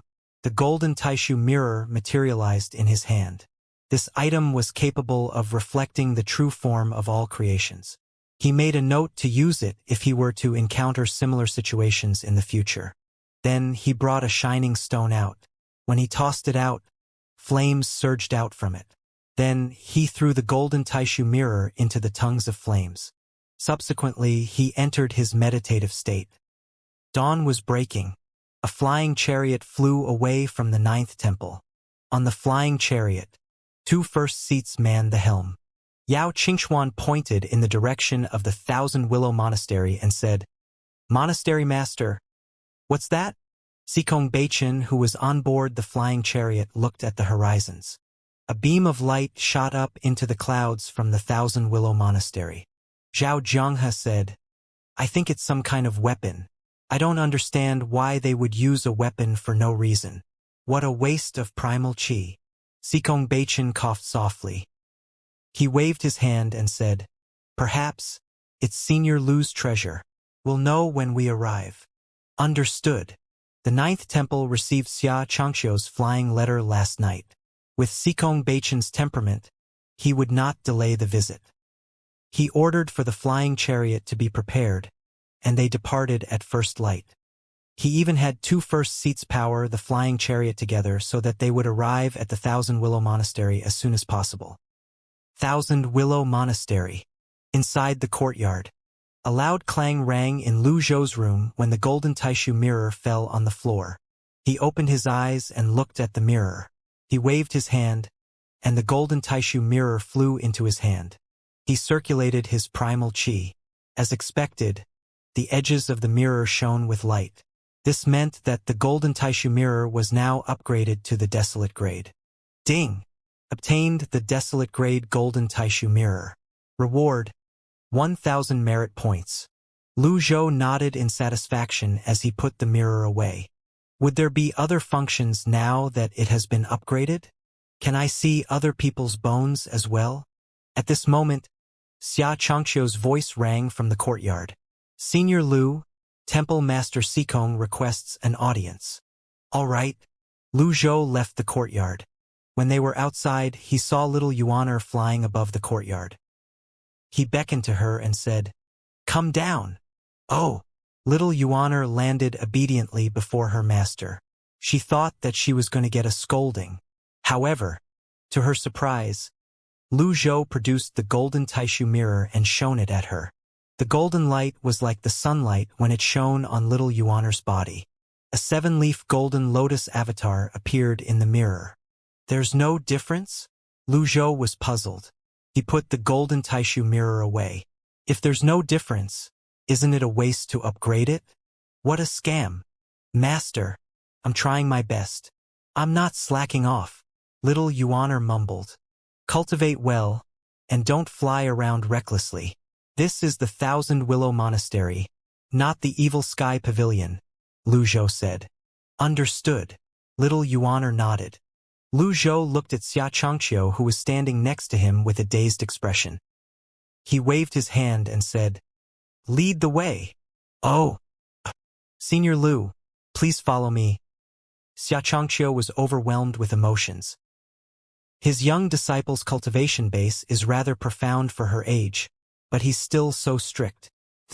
Does this mean his other disciples are much stronger than this one? At this moment, the feeling of certainty that he made the right choice to flatter this old man grew even stronger. Shortly after, they arrived in the fair hall. When Sikong Beichen, Yao Qingxuan, and Zhao Jianghe saw Lu Zhou walking toward them with his hands on his back, they greeted him in unison. "Brother Lu." "Greetings, Senior Lu." After that, Sikong Beichen began to cough. He did not seem to be in good health. Without waiting for Lu Zhou's response, he stepped backward and sat down. Then he said, "I'm sorry. I mean no offense, Brother Lu." Lu Zhou looked at him and asked, "No matter. Are you hurt?" Sikong Beichen said with a sigh, I accidentally fell into Yizhen's trap. Yizhen's capable of hurting you? Lu Zhou walked over and sat down across Xikong Beichen. Xikong Beichen recounted the events of Chen Tiandu and Yizhen's visit to the Ninth Temple. When Xikong Beichen mentioned their clash of swords, Lu Zhou stroked his beard and nodded. Using all creation as swords. With precise control, everything in the world can be turned into a sword. I'd say that your mastery of the sword path is satisfactory. Xianxia and Tianbuji nodded. The few elders waiting outside the hall were dumbfounded. They had hurried over when they heard Xikong Beichen was coming over for a visit. After all, when would they get a chance to see Xikong Beichen before this? They wanted to see the renowned glorious elite. After considering their statuses, they dared not enter the hall and waited outside respectfully. They thought Senior Lu was probably the only person under the heavens who could comment on Xikong Beichen's sword path in this manner. Yizhen is only a 9-leaf cultivator. Even if you spar with Chen Tiandu probably wouldn't be able to hurt you. How did you fall for his trap with your cultivation base? Lu Zhou asked as he stroked his beard. A complicated expression appeared on Xikong Beichen's wizened face. In the beginning, that's what I thought as well. Yizhen is only a 9-leaf cultivator, so I didn't think much of him. All my attention was focused on Chen Tiandu. Moreover, although Yizhen has mastered the karmic fire, I have my 5 first seats to fend him off. I didn't think that. He paused for a moment when he recalled the scene when they sparred. A hint of incredulity could be seen in his eyes as he said, "He's definitely not an ordinary 9-leaf cultivator." When I pushed Chen Tiandu back, Yizhen could not restrain himself from launching a sneak attack. What I didn't expect was that he easily nullified my sword technique and attacked me with his karmic fire. Even if he used karmic fire, how could he harm you, a 10-leaf cultivator? Lu Zhou was puzzled. When he attacked, there was a fleeting feeling as though I was being attacked by several 9-leaf cultivators at the same time. I was careless and was hit by his karmic fire, Xikong Beichen said. How many 9-leaf cultivators? Lu Zhou stroked his beard as he thought about this. Xikong Beichen cupped his fists and said, "Currently, the world thinks that the 9th Temple killed Chen Beijing. The palace will surely hold me accountable for this. The 9th Temple and the Thousand Willow Monastery have to depend on each other for survival. Please, you must help me, Brother Lu." At the same time, the 2 first seats, Yao Qingxuan and Zhao Jianghe, bowed in unison. "Please help us, Senior Lu." After all, Chen Beijing was one of the palace's favorites. With his death, there certainly would be a reckoning, and the 9th Temple was undoubtedly the largest target. As for the Golden Lotus cultivators, indeed, there were rumors about them among the people. The Flying Star House failed in its attempt to annihilate the Thousand Willow Monastery. They were of the opinion that the 9th Temple, the Thousand Willow Monastery, and the Golden Lotus cultivators were working together. Xikong Beichen was right. Their survival depended on each other. Lu Zhou and his 2 disciples were only 9-leaf cultivators. They were a far cry from being a force that could oppose Great Tang. The Sky Martial Court, the Flying Star House, and the 12 sects of Cloud Mountain, none of them could be underestimated. Xianxia, Tianbuji, and the elders outside the hall looked at Lu Zhou, waiting for his response. After a brief pause, Lu Zhou looked at Xikong Beichen. He asked, "In your opinion, how many 10-leaf cultivators are there in Great Tang?" Upon hearing this question, the others exchanged a look. Xikong Beichen was the perfect person to answer this question. He had lived for 2 millennia after all. He had witnessed the changes that came with time and the rise and fall of countless elites. He might not pay attention to 9-leaf cultivators, but 10-leaf cultivators who were like treasures were different. Xikong Beichen did not ask for the reason behind Lu Zhou's question. He lowered his head as he mulled over the question. Finally, he said, "The Sky Martial Court Masters Yu Chenshu, the Flying Star House Master, Chen Tiandu, the 12 sects of Cloud Mountain's Master, Nie Qingyun, and the Thousand Blades Temple's Abbot, Jianjin. As for the palace, rumor has it that they have 3. With Chen Beijing's death, there should be 2 left. So there are 5 in total." Lu Zhou stroked his beard and thought to himself, "I'll need 5 cards to be safe. I've been cultivating in seclusion for many years. It's been 2 millennia, and the cultivation world has always been in turmoil. Perhaps there are other new 10-leaf cultivators who conceal their strength, Cultivation said. At this moment, the Peace Hall's first seat, Xianxia, cupped his fists and said, out of the 5 10-leaf cultivators the temple master mentioned, only the Sky Martial Court master, Shu, has mastered the karmic fire. The Sky Martial Court had recruited many talents throughout the years. They worked hard to nurture 9-leaf cultivators and have the highest possibilities of producing new 10-leaf cultivators. 3 centuries ago, there was a lunatic from Sky Martial Court whose name was Wuxia. She reached the 10-leaf stage in an extremely short time. However, her powers are unstable. After that, the Sky Martial Court hid her away from the public. Her whereabouts are unknown to this day. A bell rang in Lu Zhou's mind when Xianxia mentioned Wuxia. He speculated Wuxia must have taken the Great Void Seed and rose to the 9-leaf stage. After a while, he asked, how many 9-leaf cultivators are there?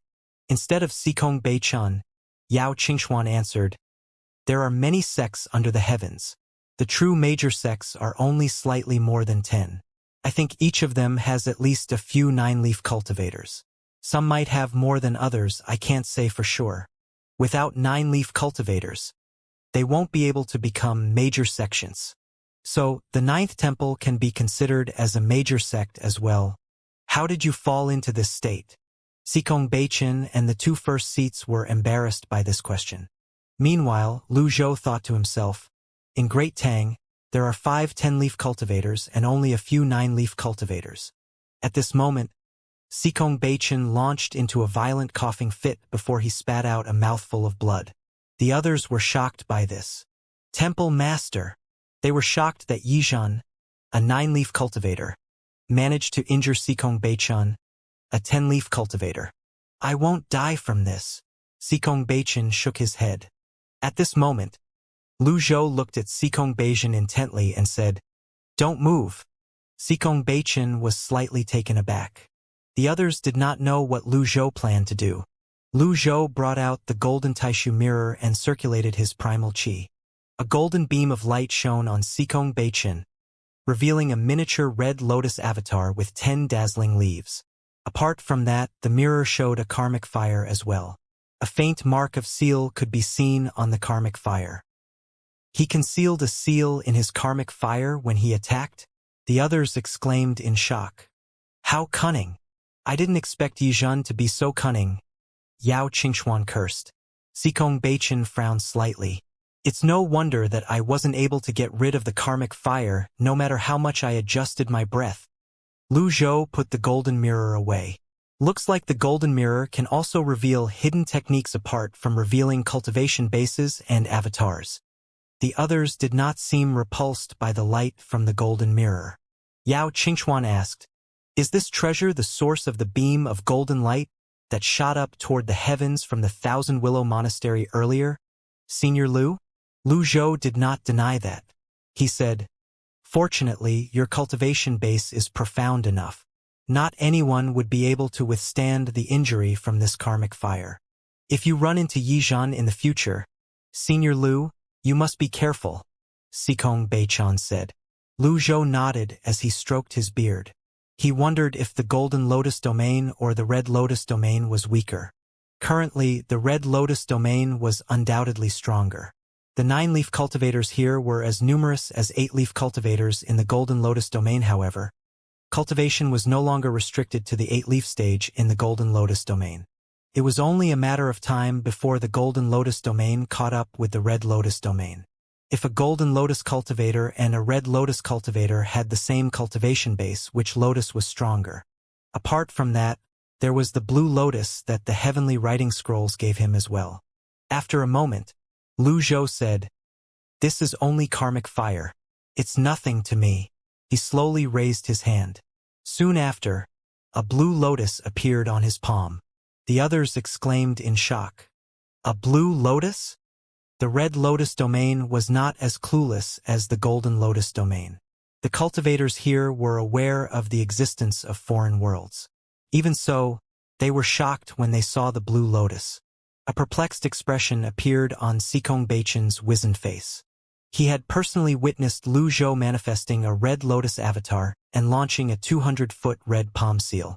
How did Lu Zhou manifest a blue lotus as well?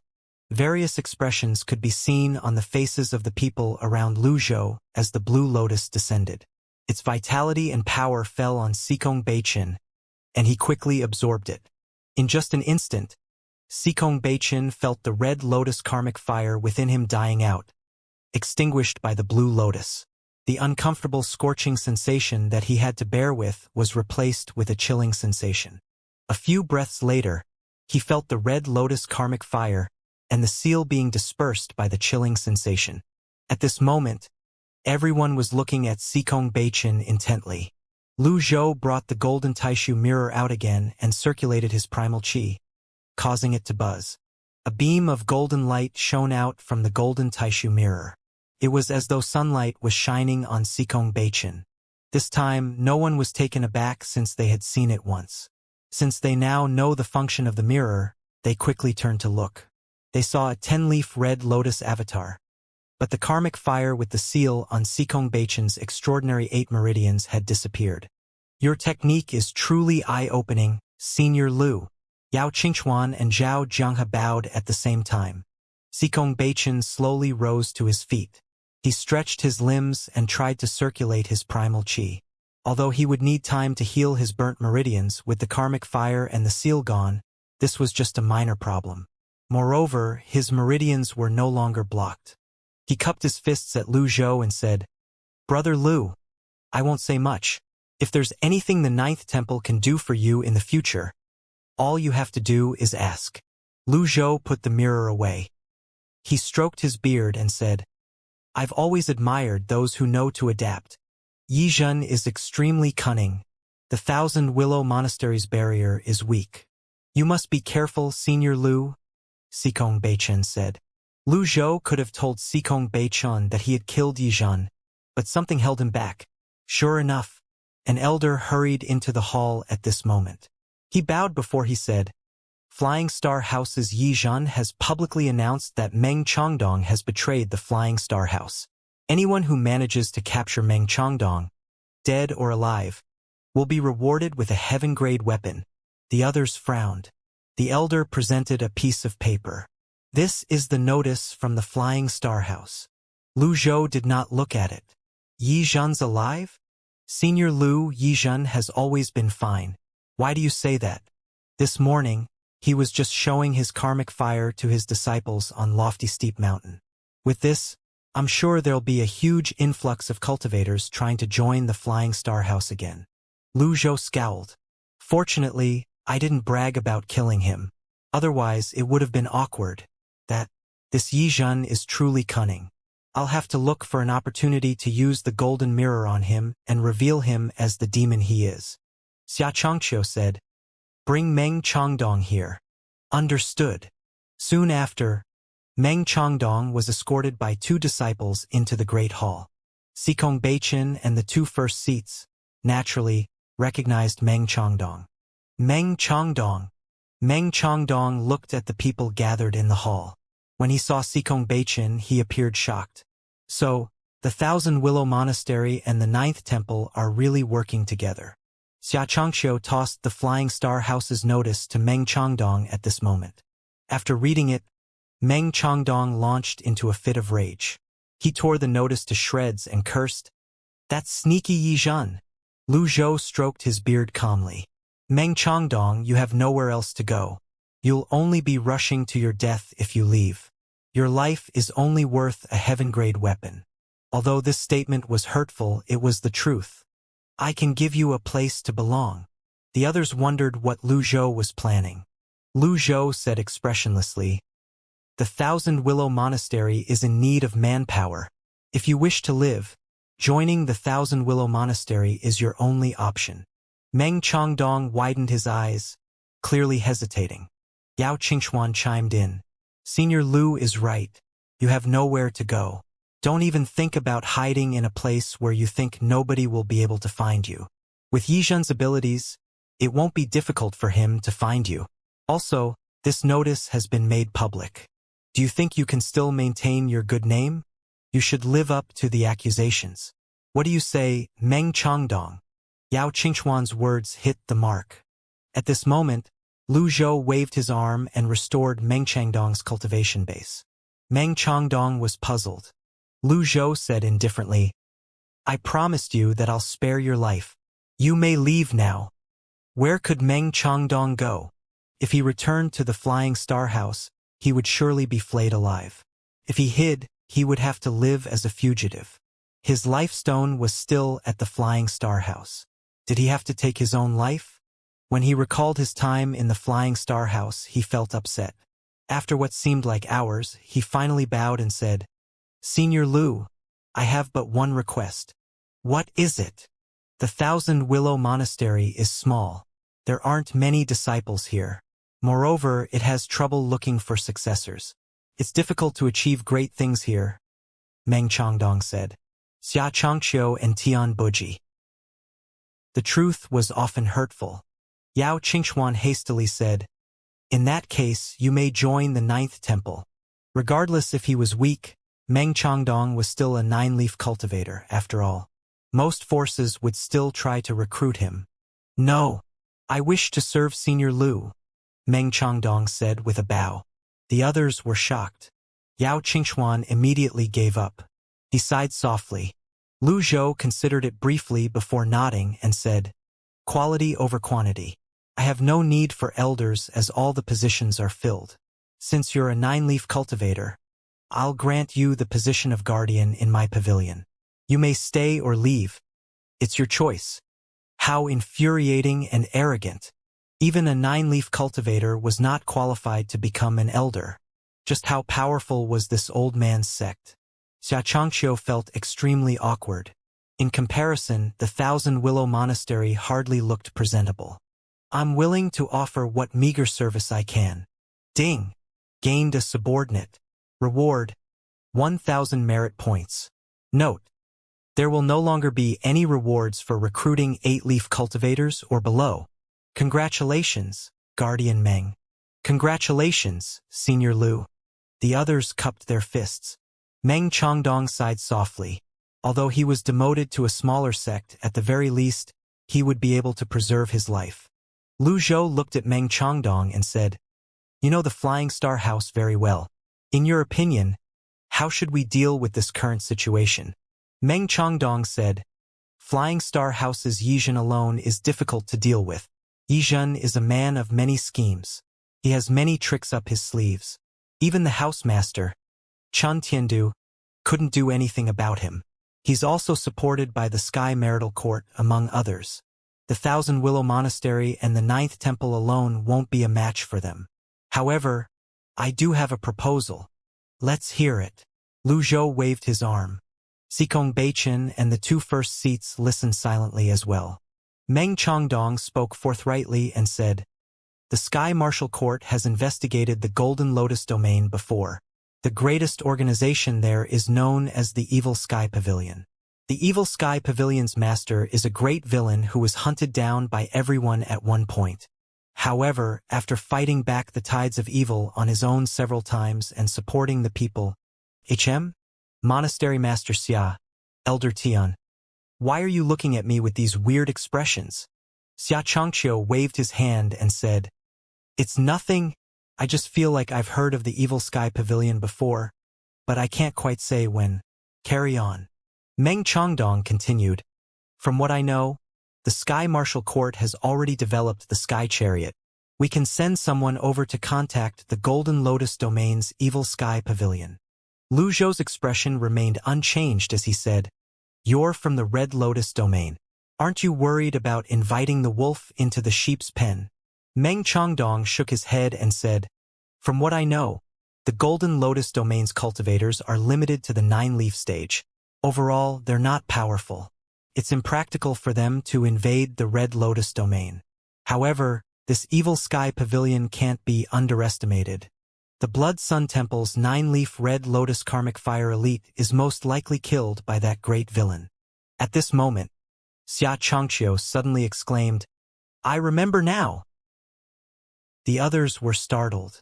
They looked at him curiously. What do you remember?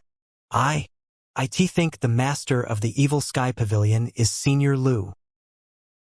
Silence descended in the fair hall. Lu Zhou's expression remained unchanged. He neither admitted nor denied it. Instead, he stood up and said, "Carry on with the discussion. I'm tired. I have to return and replenish my extraordinary power." Lu Zhou left with his hands on his back. Xianxia immediately summoned Ji Fengxing over and asked, "Fengxing, when Senior Lu wanted to recruit you, which sect did he say it was?"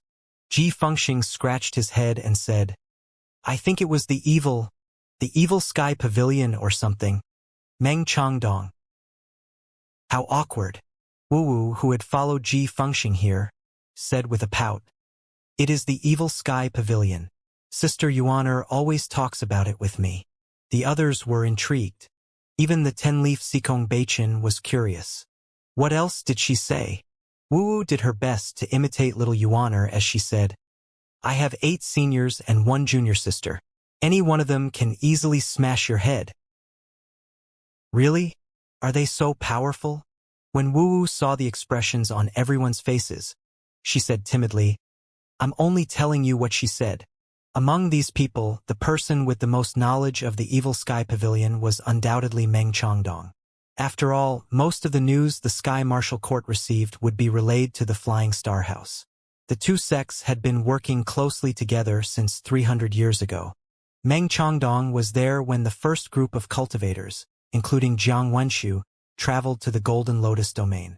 Meng Changdong looked at Wu and asked, "Are you sure that's true?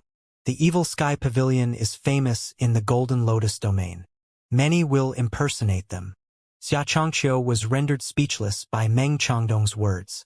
He said incredulously, "Are you saying that Senior Lu is impersonating the Evil Sky Pavilion's master?" No, no, no. Meng Changdong suddenly realized that he had misspoken and quickly waved his hands. Based on Lu Zhou's strength and cultivation base, coupled with his 2 9-leaf disciples, was there a need for him to impersonate another person? Ji Fengxing said knowingly, "It's called keeping a low profile. This is the Red Lotus domain after all. Ordinary Golden Lotus cultivators would consider themselves lucky if they weren't hunted down." The others felt chills running up their spines. They were all Red Lotus cultivators, but they were going to work with the greatest villain in the Golden Lotus domain? Was this not akin to asking a tiger for its hide? They were not sure if they had made the right choice. However, faced with death, they could only grit their teeth and take things one step at a time. Sikong Beichin calmly said, "I've seen Brother Lu's Red Lotus avatar. How do you explain that?" Ji Fengxing was stunned. He had no answer to that as well. Xianxia said softly, "Didn't Senior Lu manifest a blue lotus earlier?" Everyone fell deep into their thoughts. In the end, Xianxia smiled and said, "I think there's no need for us to think too deeply about this. If Senior Lu is someone who doesn't hesitate to commit heinous crimes, theirs wouldn't have bothered with the Thousand Willow Monastery." When he saw the others looking at him, he said loudly, "Truth be told, I know many of you here look down on me and the Thousand Willow Monastery. I know that I'm not powerful and my cultivation base is weak. But I'll do anything to guarantee the survival of the Thousand Willow Monastery. Every person should know what they want in life." Xianxia continued to say, "Knowledge lies in the details. I remember when Senior Lu first came to the Thousand Willow Monastery, Ji Fengxing was willing to risk his life to protect Yu Shangrong, who's Senior Lu's second disciple. At that time, Senior Lu took a liking to Ji Fengxing and wanted to recruit him. Everyone, I know I'm not the most knowledgeable, but with Ji Fengxing's talent and foundation, why do you think Senior Lu wanted to recruit him? Why?" The Great Hall was as silent as a graveyard. Even the 10-leaf elite, Sikong Beichin, whose name shocked the lands, was nodding his head. He looked at the floor, seemingly lost in his thoughts. Meng Changdong recalled Lu Zhou's words and felt awkward. If such a person was truly a heinous criminal without an ounce of conscience or charisma, these elites would not be so willing to follow him. Xianxia continued saying, "Now that the situation is clear, I'm sure everyone has made up their minds. Since the direction is decided, we shouldn't hesitate any longer. There's no remedy for regrets in this world. If Senior Lu is willing to accept all of us, I would disband the Thousand Willow Monastery and let everyone join the Evil Sky Pavilion. Senior Lu is our only hope. In fact, Xianxia's words were in line with the thoughts of the people from the Ninth Temple. The others nodded. Meng Chongdong suddenly recalled something. He looked at Ji Fengxing and asked, "Are those two nine-leaf cultivators Senior Lu's disciples?" Ji Fengxing nodded and said, "The Evil Sky Pavilion has 10 disciples. Yu Zhenghai wields the desolate gray jasper saber and has recently reached the 9-leaf stage. He's skilled with the saber, and his attacks are as majestic as the raging waves of the sea. According to Miss Yuaner, he has more than 100,000 members in his sect, and he has conquered 9 provinces in the Golden Lotus domain." Yan Qingxuan cupped his hands together and said somewhat awkwardly, "Temple Master. He's the man who dealt a great damage to Kong Lu. Kong Lu was a 9th Temple Elder, after all. When Yu Zhenghai arrived in the Red Lotus domain, they had some sort of a quarrel and fought each other. However, Sikong Beichen had sentenced Kong Lu to death by beating, hence he was seldom mentioned. However, this was a testament to Yu Zhenghai's strength. The Evil Sky Pavilion's second disciple, Yu Shangrong, wields the Heaven-grade Longevity Sword. He's a 9-leaf cultivator, is skilled with the sword, and his attacks are like the rain, unending and unyielding. I heard there's no one he can't kill." Sikong Beichen and Yao Qingxuan had personally witnessed Yu Shangrong's sword path before. Indeed, his sword path can be deemed as unparalleled. Who would think lowly of Yu Shangrong now that he had Sikong Beichen's praise? Meng Chongdong gulped before he said, "No wonder those two's cultivation bases are so terrifying. When we came on our mission to annihilate the Thousand Willow Monastery, the 12 sects of Cloud Mountain's elite, Xianxia, was no match for them at all." Zhao Jianghe said, "Those who achieve mastery first will be hailed greater in the path of cultivation. As a sign of respect, we should address him as Mr. from now on. Apart from Senior Sikong, all of us should probably adhere to this." They had to accept the differences between them and be clear about their identities. The others nodded in agreement. Sikong Beichen suddenly felt his burden lighten. Although he was no longer bothered by the karmic fire, he still needed to return to rest. Hence, he rose to his feet and said, "Convey my gratitude to Brother Lu. I'll be taking my leave now. Rest well, Senior Sikong." The others cupped their fists. Yao Qingxuan and Zhao Jianghe left the fair hall, trailing behind Sikong Beichen. The trio then left on the flying chariot. In the dojo at the middle peak of lofty steep mountain, it was peaceful and quiet. Yizhen flipped his palms up before resting them on his legs. His eyes were closed as he cultivated. The RU character on the wall would glow red every now and then in tandem with his breathing. Soon enough, script seals appeared and revolved around him. Outside, in the sky 20 miles south of lofty steep mountain, roughly 30 green-clad cultivators flew past the towering trees toward lofty steep mountain. At this moment, Jiang Shaoxing arrived outside the dojo.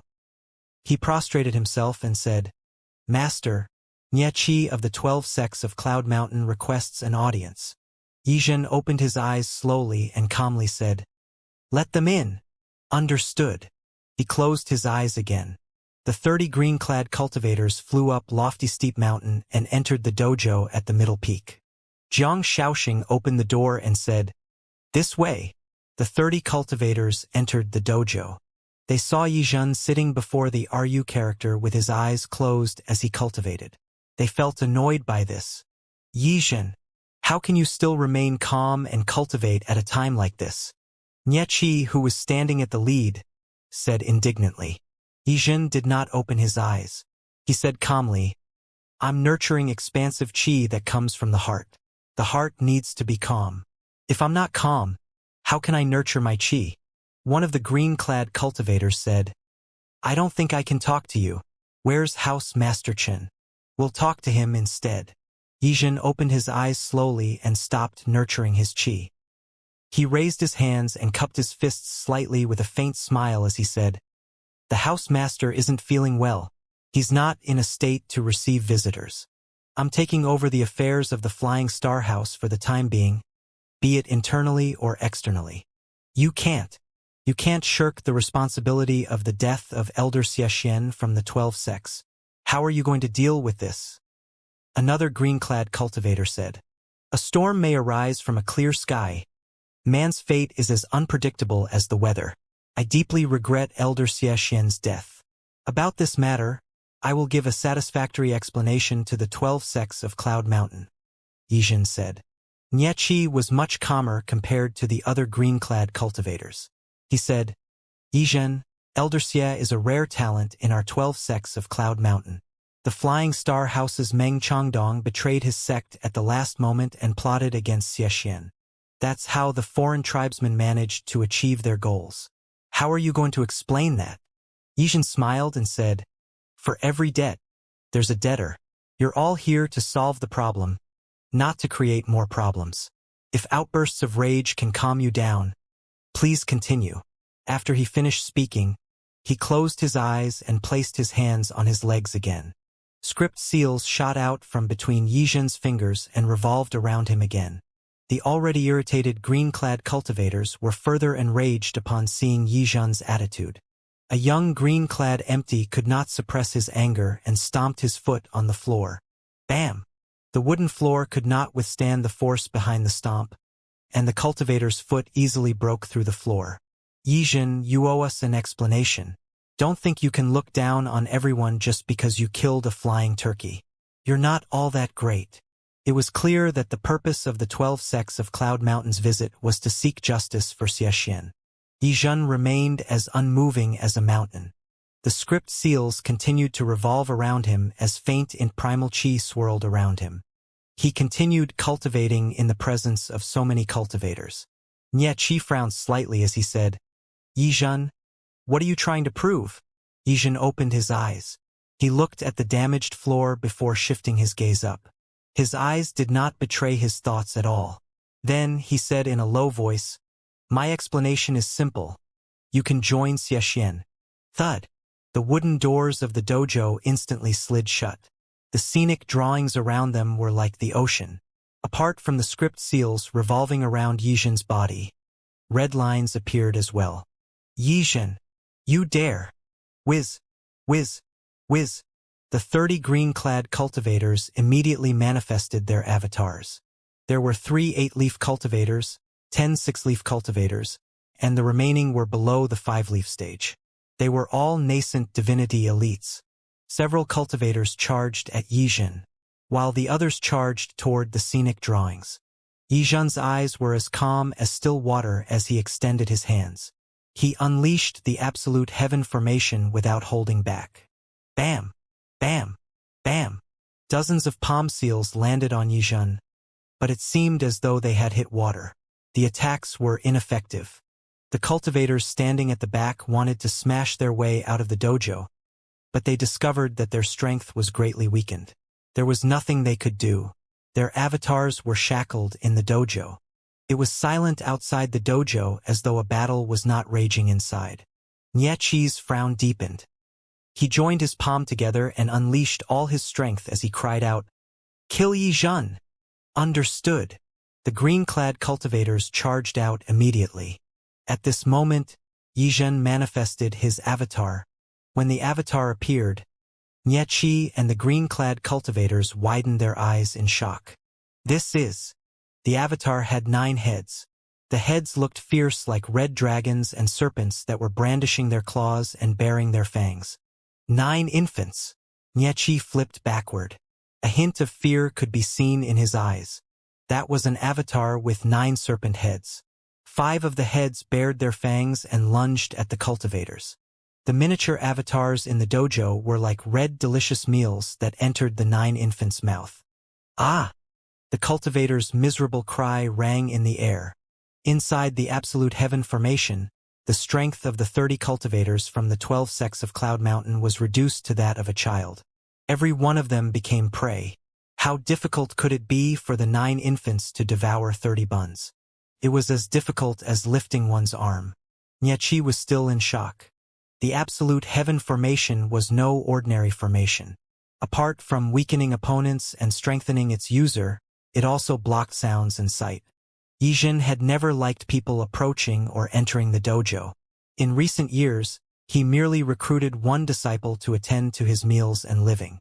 Jiang Shaoxing had a good understanding of his master's temper, and he lived up to his master's expectations. Although he performed well under his master's strict requirements, he would still be punished. At this moment, he was waiting outside the dojo, unable to hear and see what was going on inside. The disciples on lofty steep mountain knew the rules of the 5-story courtyard at the middle peak. Therefore, no one would visit at a time like this.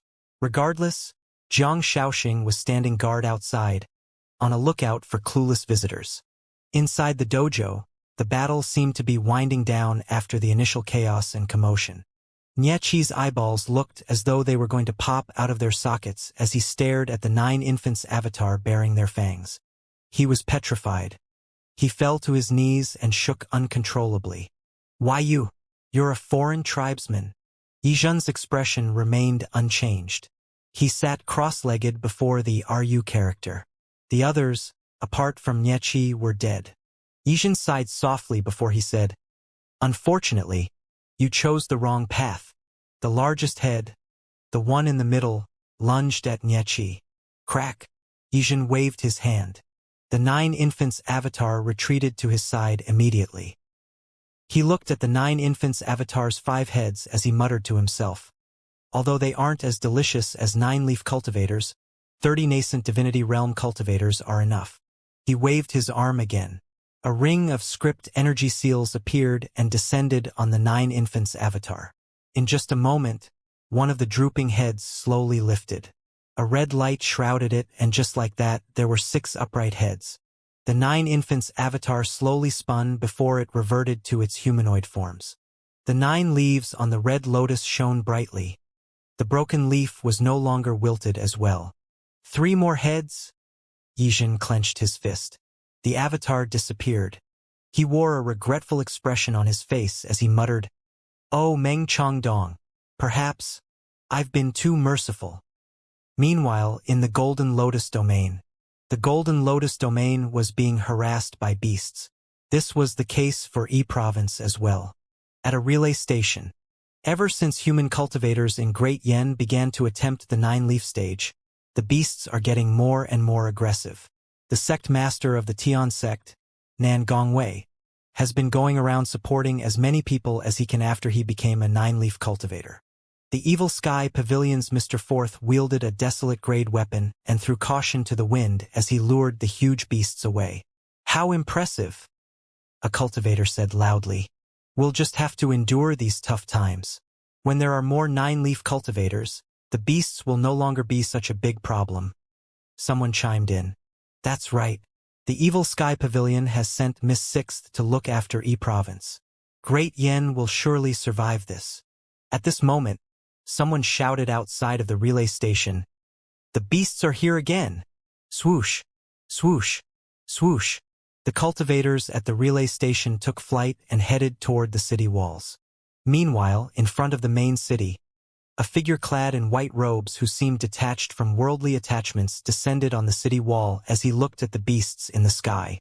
This person had been guarding this place for days. Ever since the beasts began to harass human cities, Wuxia had put several measures in place. For example, 9-leaf cultivators would be mobile reinforcements to make full use of their combat powers. Meanwhile, 8-leaf cultivators were tasked to look after the cities and protect the barriers without engaging the beasts. This measure worked extremely well. Yi Tianxin was one such 8-leaf cultivator who was tasked with protecting the city and its barrier. As Yi Tianxin looked at the flying beasts in the skies, many cultivators gathered behind her. "Greetings, Miss Sixth." Yi Tianxin's eyes flashed for a moment before she nodded and lightly said, "Hello, Miss Sixth, that looks like a huge beast," someone said worriedly. "Don't worry. Act according to the plan. All we have to do is stall for time and prevent it from damaging the barrier while we wait for 9-leaf cultivators to arrive," Yi Tianxin said as she looked at the horizon. Indeed, an eye-catching huge beast could be seen in the distance. flying among the smaller beasts toward the barrier. Kill them! The garrison cultivators took flight and killed the beasts. The smaller beasts were nothing to be afraid of. Since the information of beasts dropping life hearts became public, cultivators were rather enthusiastic about killing beasts. After all, even a small life heart was extremely precious. At this moment, a flying beast with a wingspan of dozens of meters charged toward the city. Yi Tianxin was puzzled. Is there a 9-leaf cultivator in Yi province? Bam! The huge beast's attacks were not something ordinary cultivators could withstand. They retreated as ripples appeared in the sky. Xiangyu's body was completely red. It resembled a mountain chicken and had the cry of a deer. Despite the temperature, the cultivators shivered as they looked at it. Stay inside the barrier. I'll deal with it. Yi Tianxin leaped out, drawing a white arc in the sky. She wielded the amorous hoop, leaving ripples in her wake. Boom! She cast the blue wave technique, and a tidal wave of energy struck Xiangyu. Xiangyu screeched as several of its feathers fell. As expected of the Evil Sky Pavilion's Miss Sixth, it's unbelievable that an 8-leaf cultivator possesses such strength. In the eyes of outsiders, 8-leaf cultivators from the Evil Sky Pavilion were always more powerful than their peers. Yi Tianxin withdrew her amorous hoop and looked at Xiangyu. After feeling the pain from the attack, Xiangyu flew higher and higher up in the sky. Miss Sixth duck. Although Yi Tianxin was an extraordinary 8-leaf cultivator, it was almost impossible for her to win against a huge beast. Yi Tianxin retreated as a wave of energy surged. The amorous hoop spun above the wave of energy. Xiangyu suddenly stopped and let out a deafening screech that resounded in the entire city. Many cultivators could not withstand the impact and plummeted from the sky. Meanwhile, the low-rank cultivators on the ground were bleeding profusely from their eyes. Fall back! Yi Tianxin understood the situation they were in. It was dire. She looked up and said, I'll stall it. The rest of you, kill the smaller beasts. Understood. Yi Tianxin was skilled and bold. She flew out of the barrier. Meanwhile, Xiangyu's attention seemed to be focused on Yi Tianxin. Perhaps it was because she heard it earlier. It flapped its wings wildly as it flew toward Yi Tianxin. Its sharp beak and claws glowed with a red light. It screeched again. The cultivators in the vicinity felt their scalps tingle and their blood essence boil. Someone shouted, Call for help! Miss Sixth won't be able to hold out for long. 9-leaf cultivators would need, at least, an hour to arrive in this place on the flying chariot. We have to do something to stall for time until then. The nascent divinity cultivators in Yi Province City flew over. Humans were unprecedentedly united in dealing with the beasts. Soon after, there were 100 cultivators gathered on the city walls. The cultivators with cultivation bases at or below the divine court realm were tasked with dealing with the smaller beasts. On the other hand, the nascent divinity cultivators arranged themselves in a huge phalanx as they shot toward Yushang. Miss Sixth, we're coming. The cultivators unleashed their power as they charged toward Xiangyu. Energy sabers, palm seals, and energy swords swept toward the huge beast like a tidal wave. Bam! Bam! Bam! Yi Tianxin had no time to catch her breath as she flew up again. Xiangyu screeched again. The phalanx of nascent divinity realm cultivators activated their protective energies and blocked the sound wave. Yi Tianxin activated her avatar. A slender female 8-leaf golden lotus avatar stood proudly in the air. She projected her voice and said, We're too close to the city. I'll lure it away. Xiangyu stared at Yi Tianxin intently, as though it was looking at a delicious meal before it frantically chased after her. This is bad. It's going after Miss Sixth. Look at Miss Sixth's golden lotus. The 8 golden lotus leaves were full and dazzling. They spun as though the 9th leaf was sprouting. Since Xiangyu was a flying beast, its speed in the air was naturally shocking. Every time it flapped its wings, it would stir up a gale. Yi Tianxin flew away from the city. In just a blink of an eye, she was already more than 10 miles away from the city. The 100 nascent divinity cultivators dared not scatter. They maintained their formation as they gave chase. Xiangyu was too fast. It did not take long before it caught up to Yi Tianxin. It swiped at her 8-leaf avatar with its claws. The 100-feet avatar was only half the size of Xianxia. Boom! Yi Tianxin grunted as she fell. She nearly spat out a mouthful of blood. The others exclaimed in shock. Protect Miss Sixth. Go! The 100 cultivators approached the beast. All of them manifested their avatars at this moment. Avatars with 1 leaf to 7 leaves formed a wall in the sky. It was an impressive sight. When Yi Tianxin descended, she felt her heart stir slightly when she saw the wall of avatars. There were many things in the world that required immediate actions, leaving no time for people to be cautious. Boom! Xiangyu's feathers were ruffled as it flapped its wings and screeched. Boom! Boom! Boom! The avatars were sent flying, and the cultivators spat out blood from the backlash. These 100 cultivators were no match for Xiangyu at all. Yi Tianxin's frown deepened. She fought back the pain as she looked at the others. After a beat, she manifested her avatar again after she flew up into the sky. Strangely, after she manifested her avatar, Xiangyu seemed to ignore her. Instead, it continued charging toward the other cultivators' avatars. More cultivators were injured when their avatars were attacked by Xiangyu. Yi Tianxin's heart sank. She gritted her teeth and channeled more power into her golden lotus.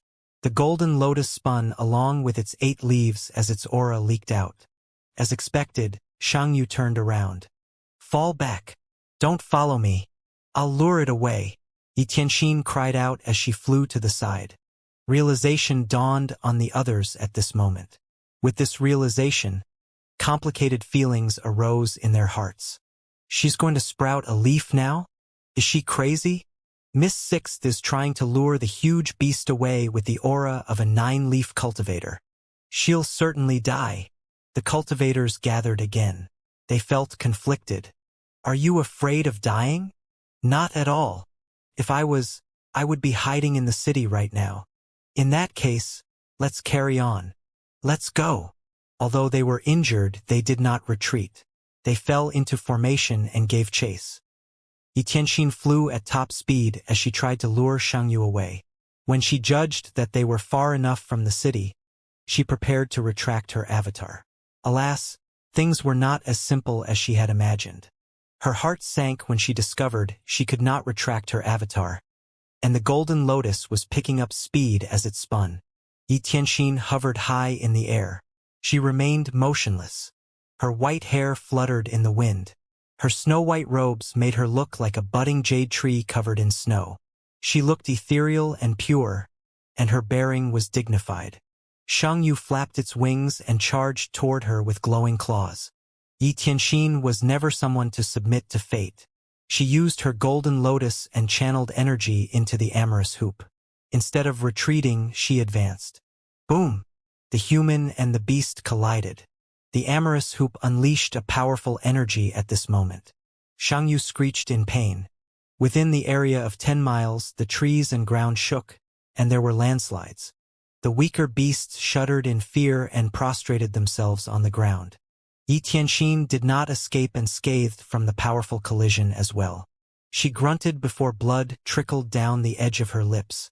It was a stark contrast against her white robes. Her 100-foot, 8-leaf golden lotus avatar moved back. At this moment, she discovered her golden lotus was spinning at a higher speed now. Why is it so fast? Yi Tianxin was there when her master demonstrated the way to reach the 9-leaf stage. Therefore, she was not completely clueless about the process. Under normal circumstances, the golden lotus should not be spinning so quickly at this time. This is the stage where the golden lotus would absorb her lifespan, which she did not have much of. Ever since she had been hit by the golden dragon script seal, her lifespan had shortened considerably. It was an understatement to say she did not have many years at her disposal. 1,200 years. Even if Xiangyu did not kill her, the golden lotus would kill her. She prepared to cast the blue waves technique again when she saw the phalanx of 100 nascent divinity cultivators flying toward her. Miss Sixth, run! Energy sabers, energy swords, palm seals, script seals, and rune seals sailed toward Xianxia at this moment as it was reeling back. Bam! Bam! Bam! Bam! Bam! Xianxia was already injured by Yi Tianxin. It became agitated by these attacks. It began to flap its wings in a frenzy, parrying the attacks, primal chi, and energy blasts. The wind it stirred up was like a tornado as it spun out and swept through the nascent divinity cultivators. The cultivators cried out as they were sent flying back. More than half of them spat out blood. Meanwhile, those at or below the 5-leaf stage felt numb in their Dantian sea of chi. Xianxia was too powerful. It was comparable to the man-mans in Mo City. Even an 8-leaf cultivator was no match for it, let alone these cultivators below the 7-leaf stage. Xianxia dove and broke the cultivator's formation. Its eyes seemed to burn with flames, and it grew excited when it saw Yi Tianxin's golden lotus avatar. It flapped its wings again, stirring up violent gusts of wind, as it flew toward Yi Tianxin. At this moment, Yi Tianxin no longer had the strength to fend off Xianxia. Under such circumstances, only Yu Shangrong, who constantly walked on a knife's edge, would be able to face it calmly. Moreover, things were even more difficult for her since her golden lotus was in the process of sprouting the 9th leaf. Even someone as powerful as Mingshi Yi needed a powerful protector like their master to guard him when he was attempting the 9-leaf stage, let alone her. She did not know how she was going to survive this. She only watched with widened eyes as Xianxia charged toward her. Yi Tianxin was sent flying again. The impact made her blood essence boil, and her avatar looked as though it was going to shatter at any moment. Meanwhile, the golden lotus had already begun to absorb her lifespan. Wrinkles appeared on her face. Her peerless appearance was swiftly aging. She watched as Xianxia prepared to charge again.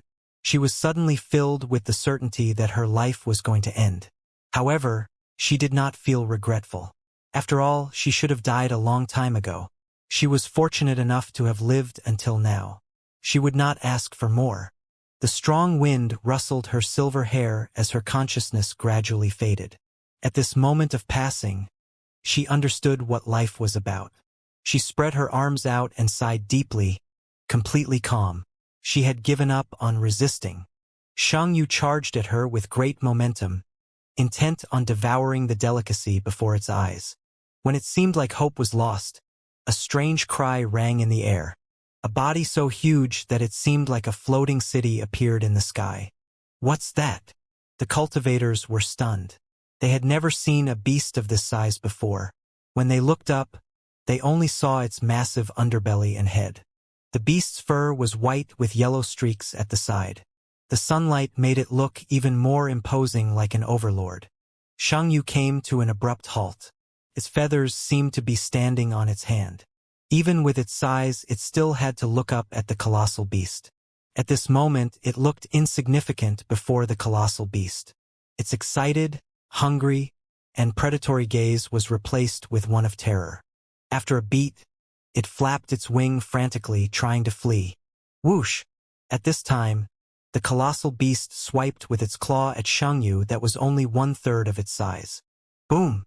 A loud explosion thundered in the air when the claws struck. Trees fell as clouds of dust rose.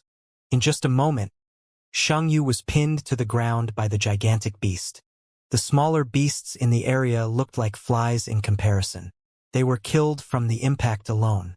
When the humongous beast swept its tail out, it sent the weaker beasts flying, killing them in the process. This crushing momentum could only be generated by absolute strength. The cultivators present on the scene watched in awe and stunned silence. Dread crept into their hearts when they regained their senses. This is bad. The transition to the 9-leaf stage has attracted a more powerful beast. We're done. I don't think even Mr. Fourth can defeat this beast. Yi Tianxin's 100-foot 8-leaf avatar was right in front of the gigantic beast at this moment. Meanwhile, Yi Tianxin's height was only the length of the beast's nostril. When Yi Tianxin saw the colossal beast, she could not help but feel slightly excited. At the same time, her hope was rekindled. However, her current situation was too optimistic. She had aged to the point where she struggled to even speak. Sage, Cheng Huang. Cheng Huang cried out. Then, It glanced at the struggling Xianxia under its claws. Xianxia continued to trash and struggle, but it was futile. Could not break free of Cheng Huang's hold at all. Cheng Huang then looked at Yi Tianxin's avatar and golden lotus. At this moment, dozens of cultivators at and above the 5-leaf stage flew toward Yi Tianxin, clearly determined to make a last-ditch effort to save her. Yi Tianxin turned around and said as loudly as she could, "Stand back!" The cultivators stopped and looked at Cheng Huang, stunned. Soon after, realization dawned on them. It seemed like Cheng Huang was not hostile. As soon as Cheng Huang appeared, all the beasts within 10 miles had fled. Apart from Xiangxia's cries, no other noises could be heard. Cheng Huang lowered its head and brought its nose closer to Yi Tianxin before it sniffed her. Then, it cried out. Its cry was solemn and stirring. Boom! All of a sudden, Cheng Huang raised its paws and brought it down on Xianxia. Just like that, Xianxia was cleaved into two. The cultivators felt chills run up their spines.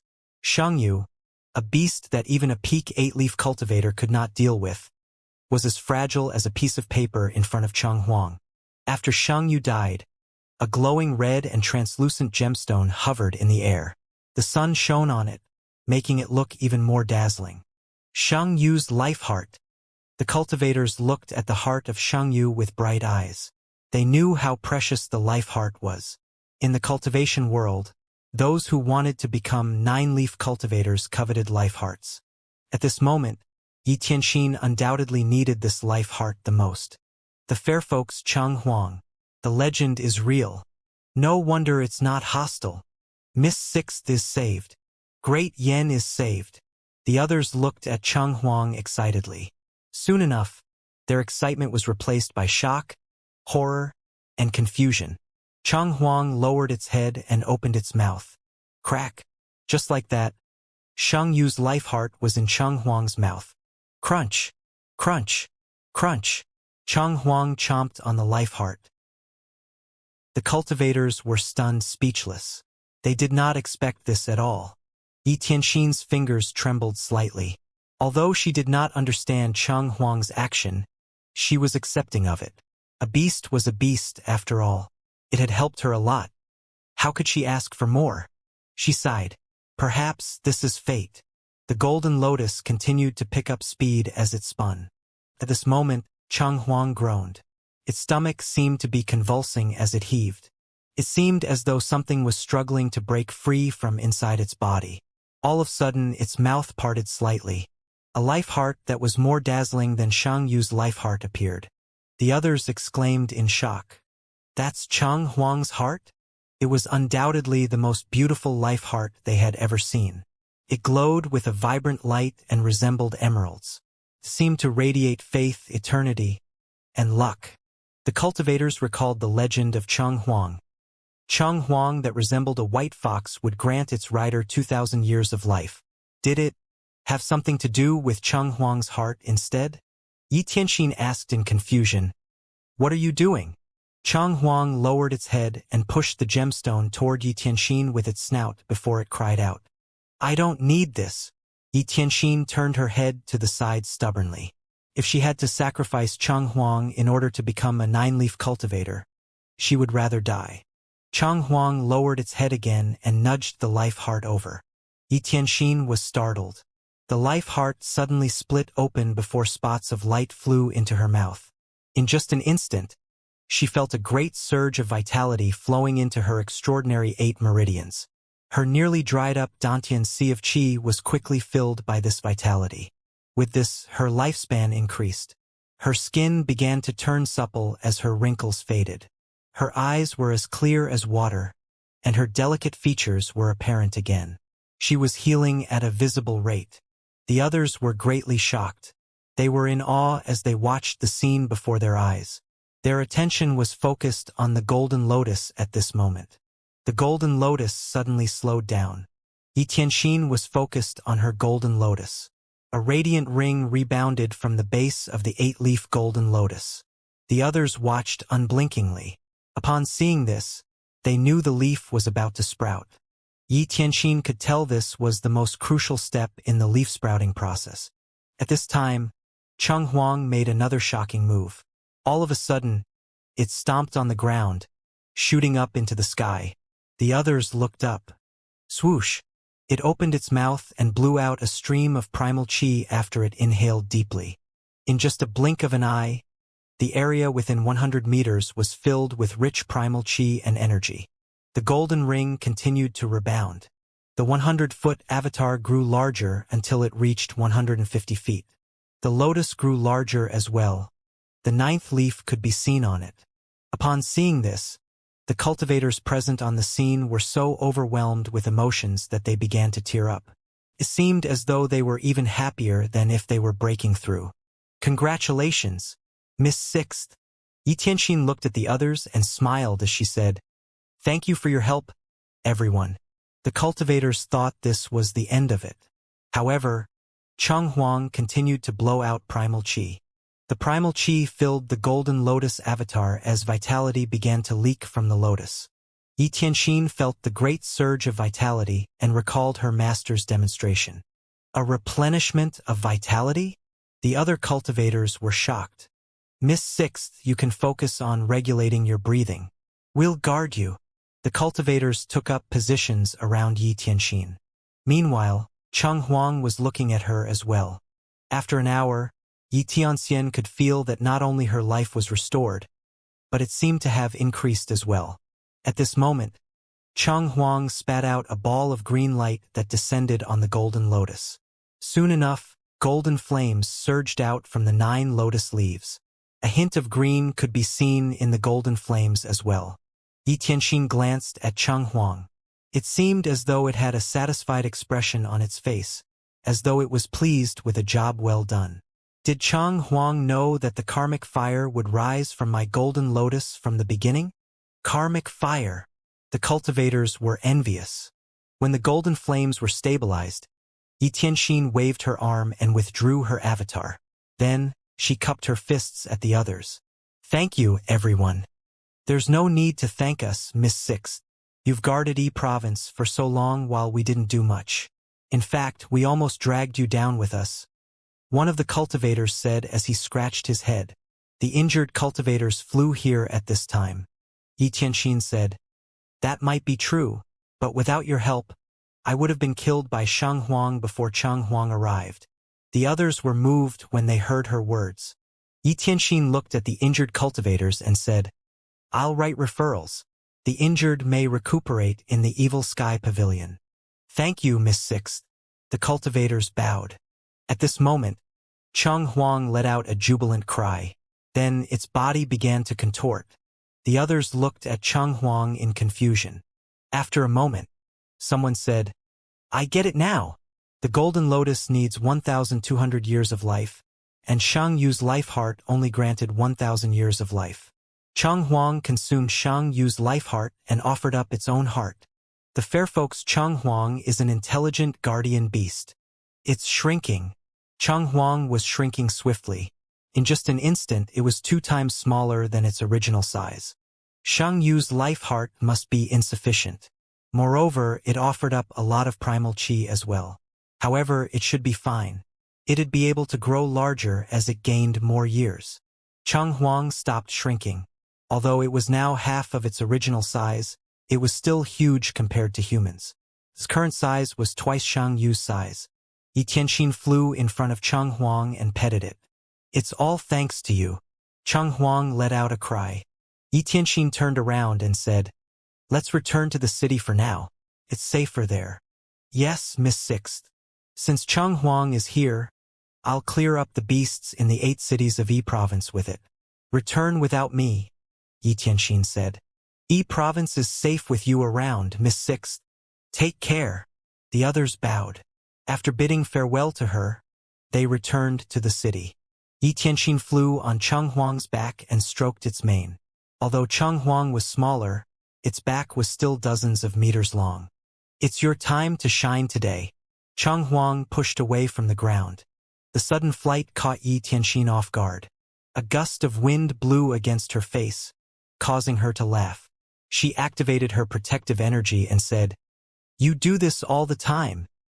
In the afternoon, The cultivators in Yi Province's 8 cities witnessed a shocking scene. The news was quickly sent to relay stations. The 10,000-year Cheng Huang swept the beasts away with a crushing momentum and stunned the entire Yi Province. At this moment, Lu Zhou, who was in the Red Lotus domain, received a series of notifications. Ding!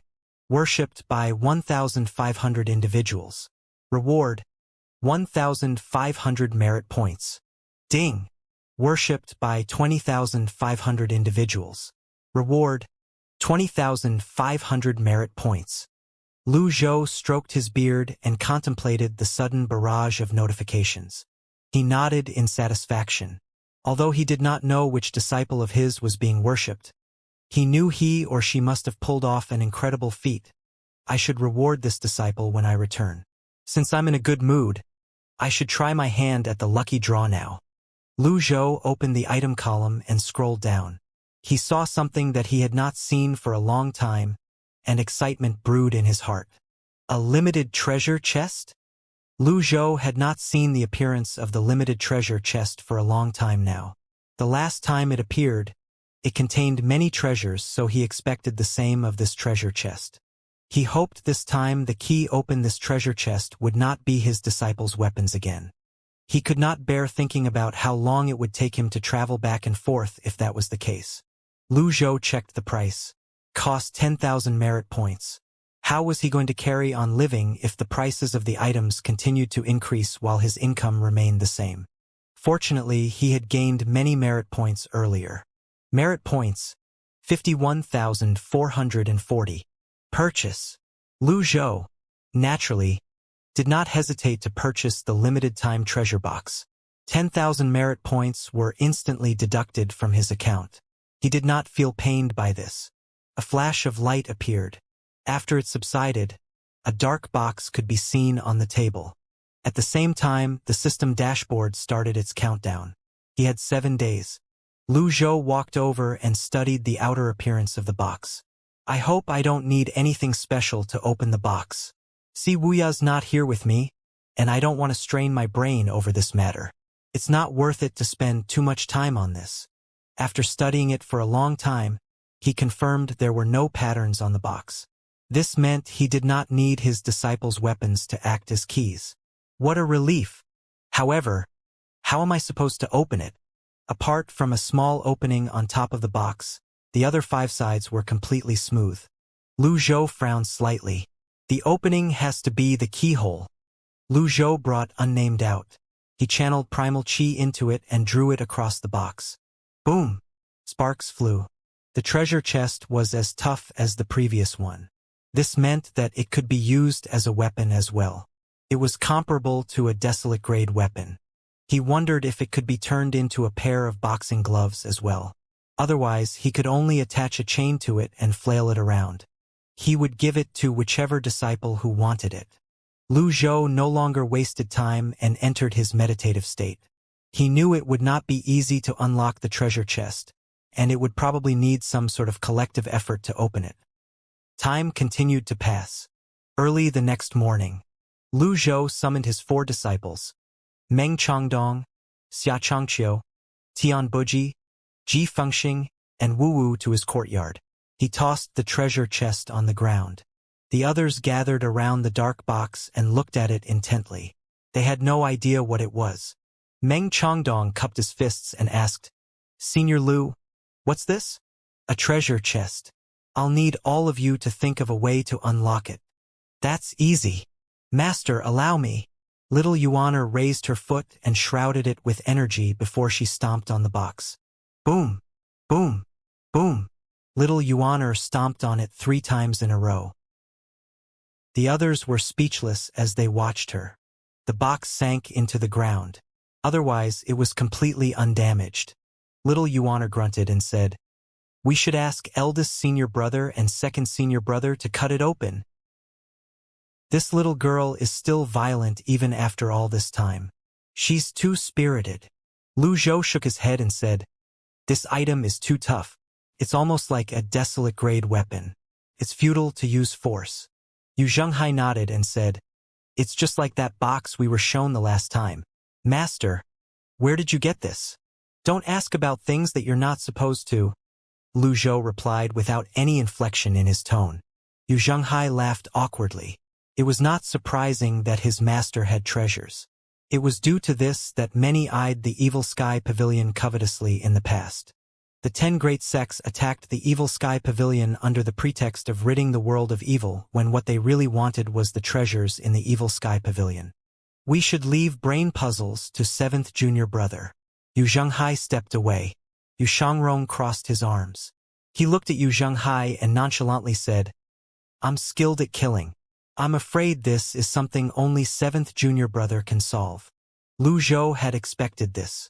He did not think they would be able to come up with any groundbreaking ideas anyway.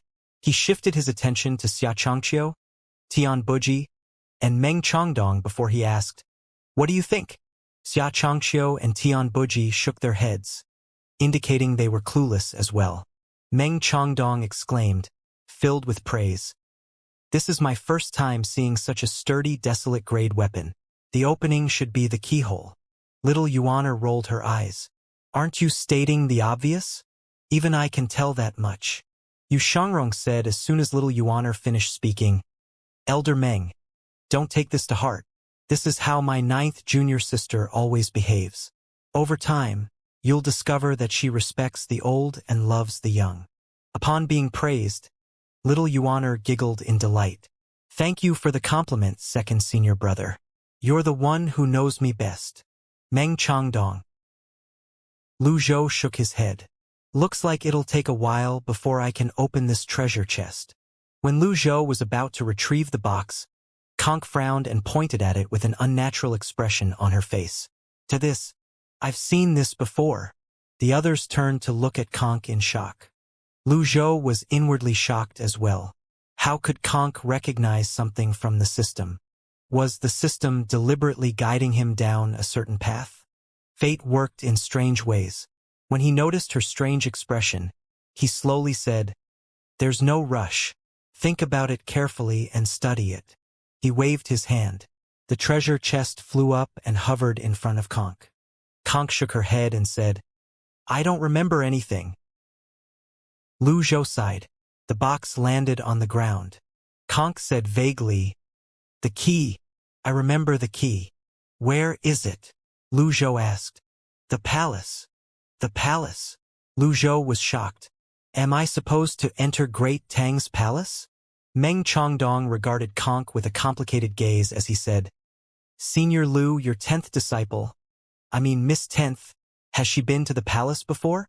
She's from the Red Lotus domain. I took pity on her and accepted her as my disciple. I taught her cultivation so that she could protect herself and live a peaceful life. Lu Zhou replied. Conk is gifted in the tongue of beasts and music. Elder Meng, you're knowledgeable. Have you heard anything about this before? Lu Zhou thought he might find out something about Conk or her family. The gifts of music and the beast's tongue are rare. To my knowledge, there's only one person with such gifts. She's called Luo Xian. She's a true genius. Ji Fengxing immediately chimed in. Yes, yes, yes. I remember it now. The genius of the Sky Martial Court. Everyone called her a lunatic back then. The Sky Shuttle, the Red Transporter, and the Taoist Veins. She was the one who created them. Yu Zhenghai recalled his traits as a Wuxian. There were some similarities with Conk, especially the ability to come back to life. When he was just resurrected, his memories were blurry and his cultivation base had returned to the initial stage. Then, he posited, Is Conk Luo Xian's reincarnation? The others were shocked by Yu Zhenghai's theory.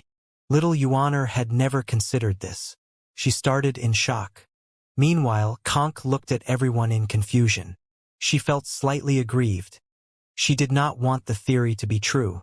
Meng Chongdong laughed. He shook his head and said, That's impossible. How so?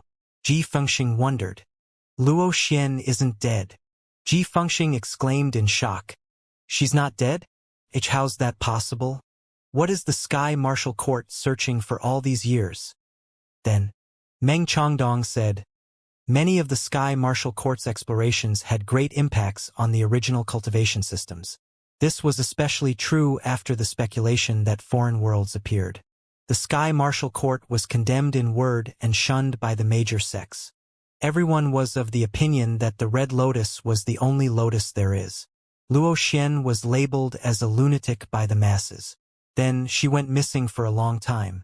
Slightly more than 10 years ago, my friend in the Sky Martial Court told me that Luo Xian has been found.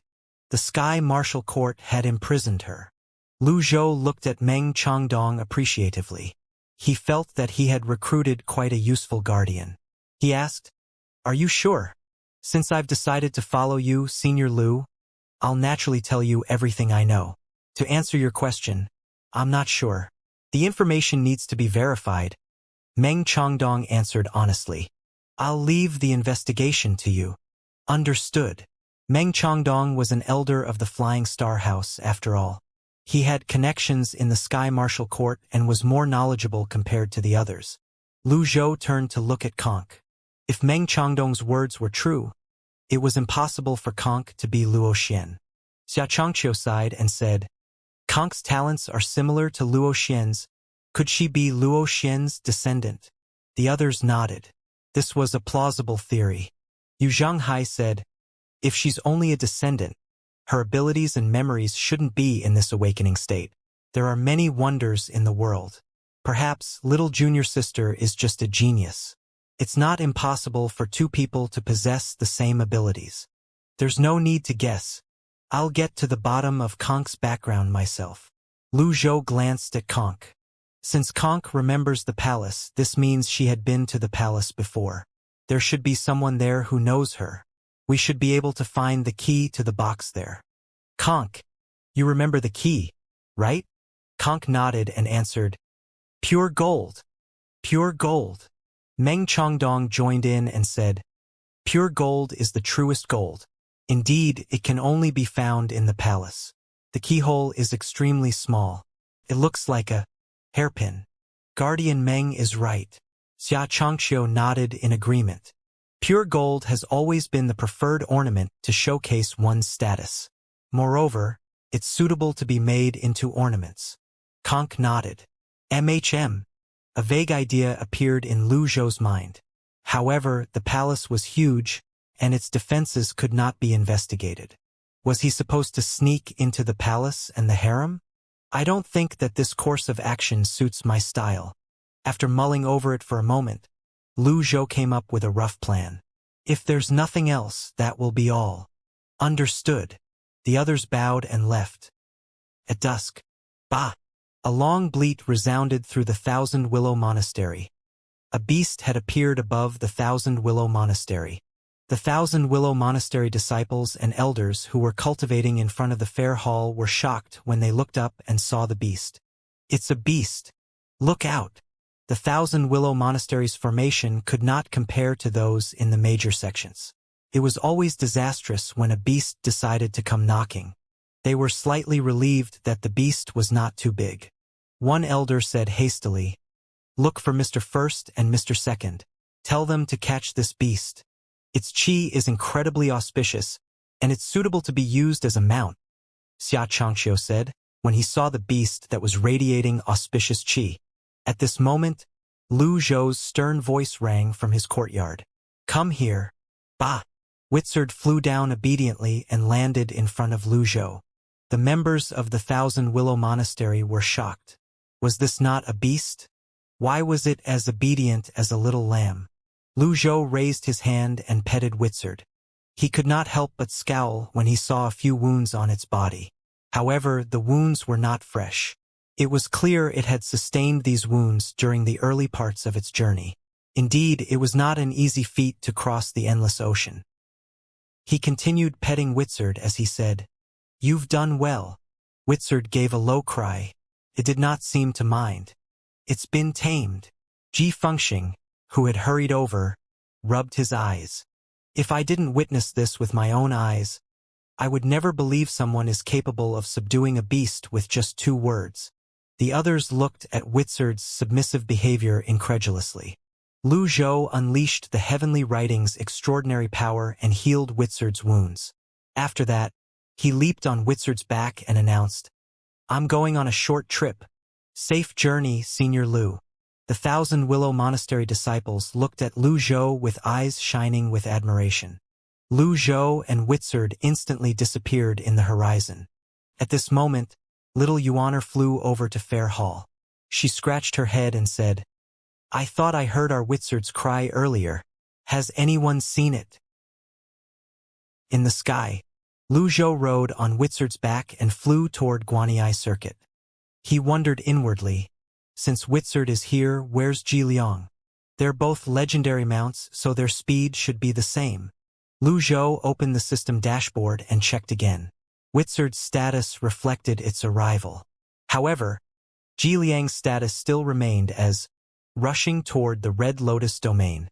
I hope it's not devoured by some oceanic beasts. In any case, Witzard arrived just in time. I'd be exhausted if I had to fly everywhere on my own. Lu Zhou arrived in Guanyi Circuit at sundown.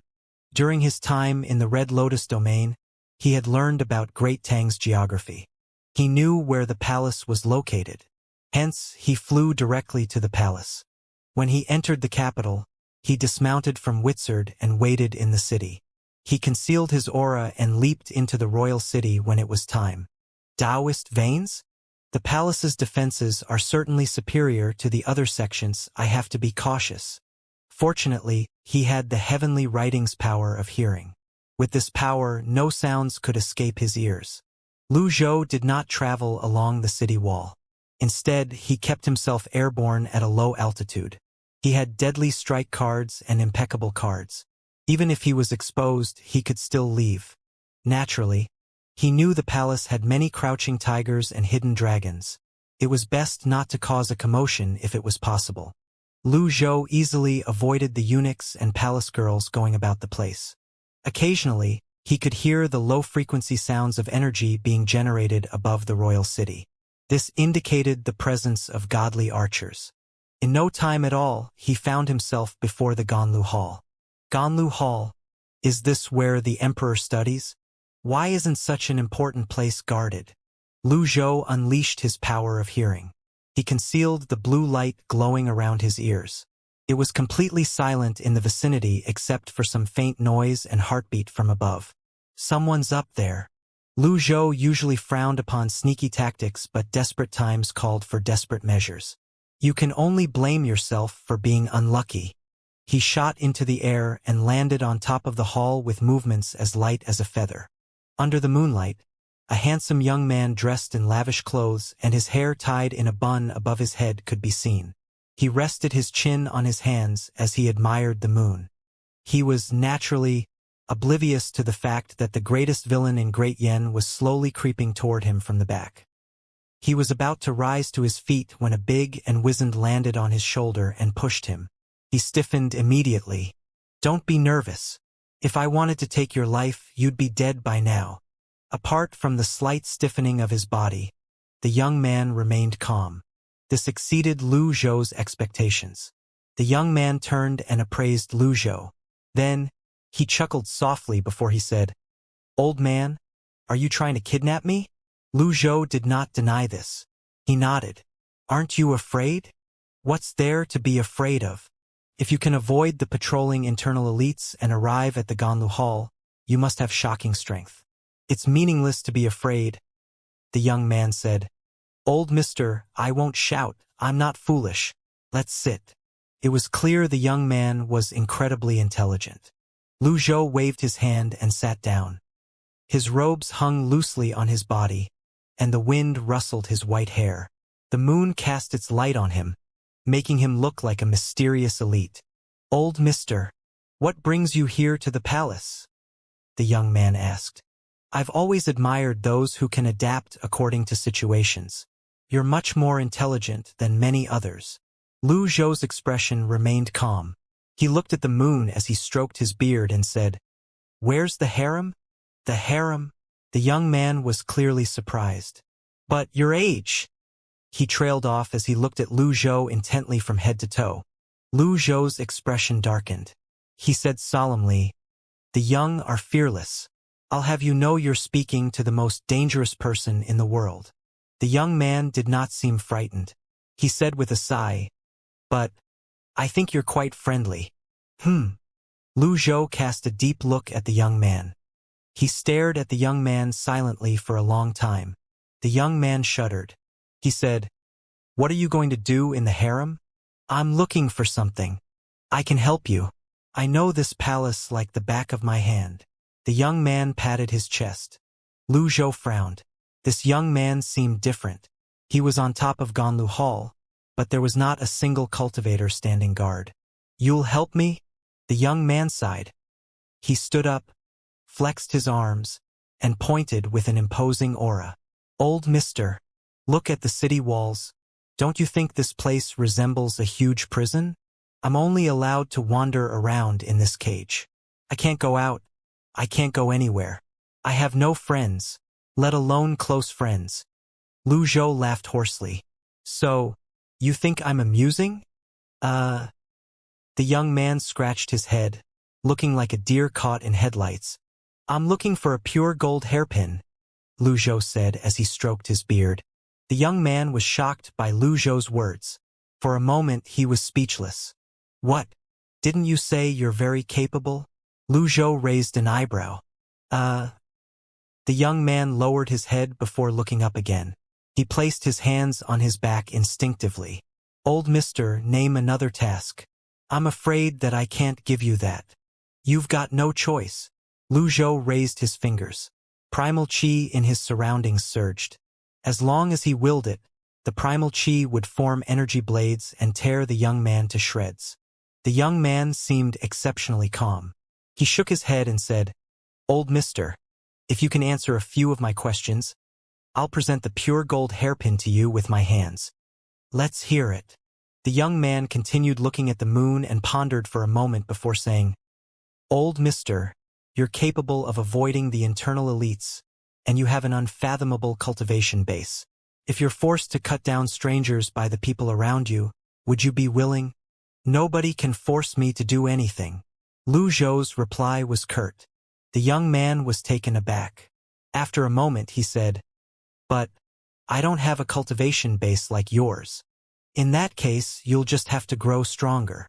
Lu Zhou looked at the young man and said, "Your cultivation base isn't too bad. You might end up becoming an expert if you cultivate well." These words caused the young man to fall silent. He asked again, "What if somebody blocked that path?" "Then, just think of a way to get rid of the person who obstructs your path." He seemed to have thought of something before he added, "No matter who that person is." The young man shuddered. This thought had occurred to him in the past. Perhaps he had the answer all along. However, he was always surrounded by people who flattered him and fawned over him. Nobody was truthful. This stranger's words seemed to cause his hesitation to vanish. After a moment, he bowed and said, "I'm enlightened." Lu Zhou did not hold back. He extended his hand. "Pure gold." "Please wait, old mister." The young man turned around, preparing to leave. "Wait." Lu Zhou raised his hand. "There's no need to worry, old mister. I've always kept my word." Lu Zhou waved his hand. A Taoist seal flew toward the young man. "If you remove the seal or if you leave the palace, I'll kill you." The young man said nothing. He leaped off the roof and was gone.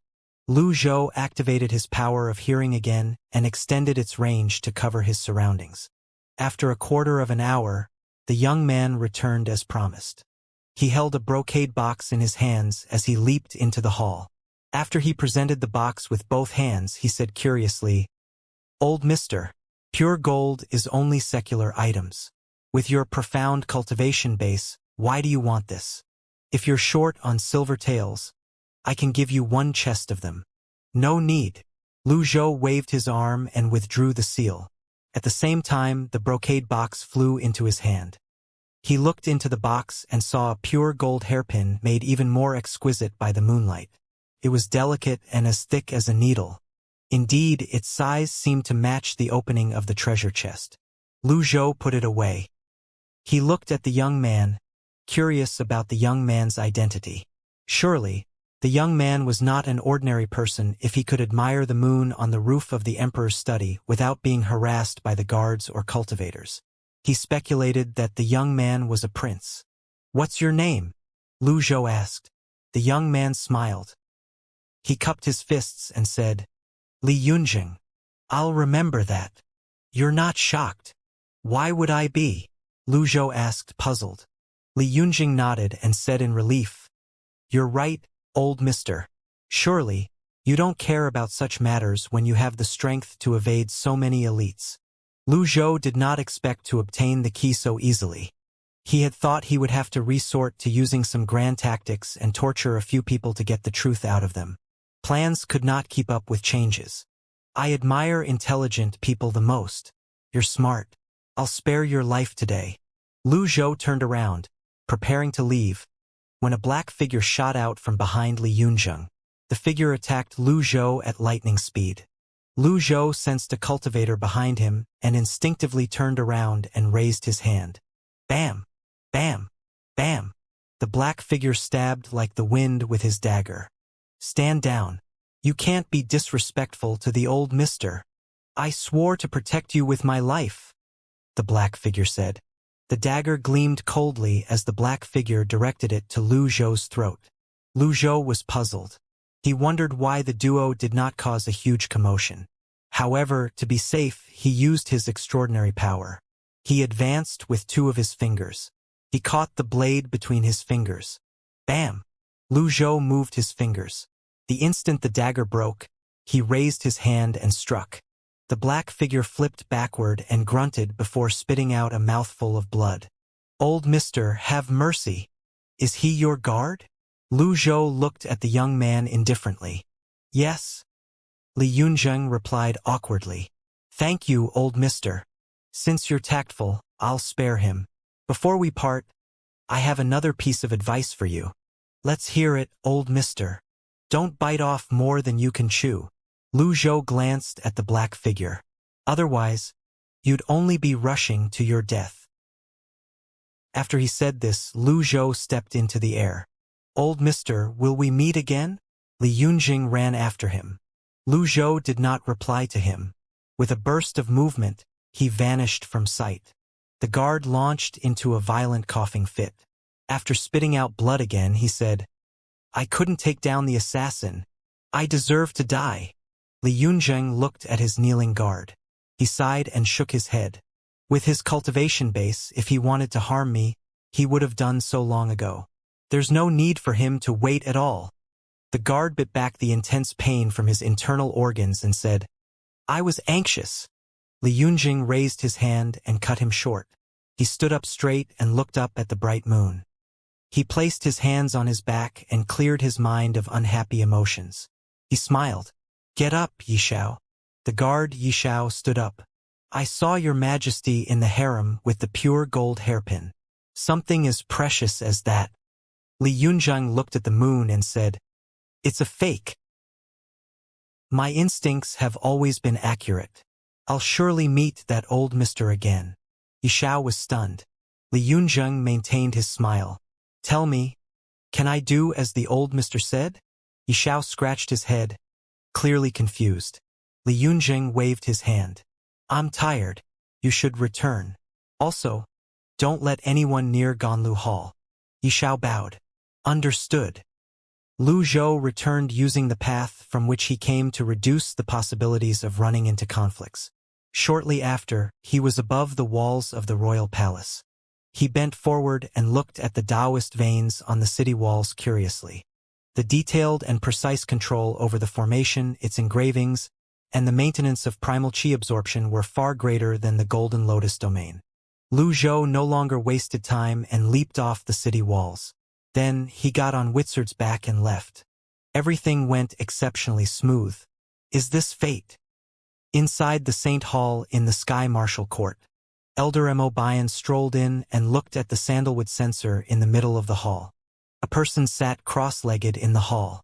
He was the only 10-leaf karmic fire cultivator in the world, Yu Qinshu. His face was expressionless, and he had a dignified and stern air about him. Court Master, we've made a discovery, Mo Bayan said. Yu Qinshu opened his eyes. Let's hear it. Li Yunjing met an old man.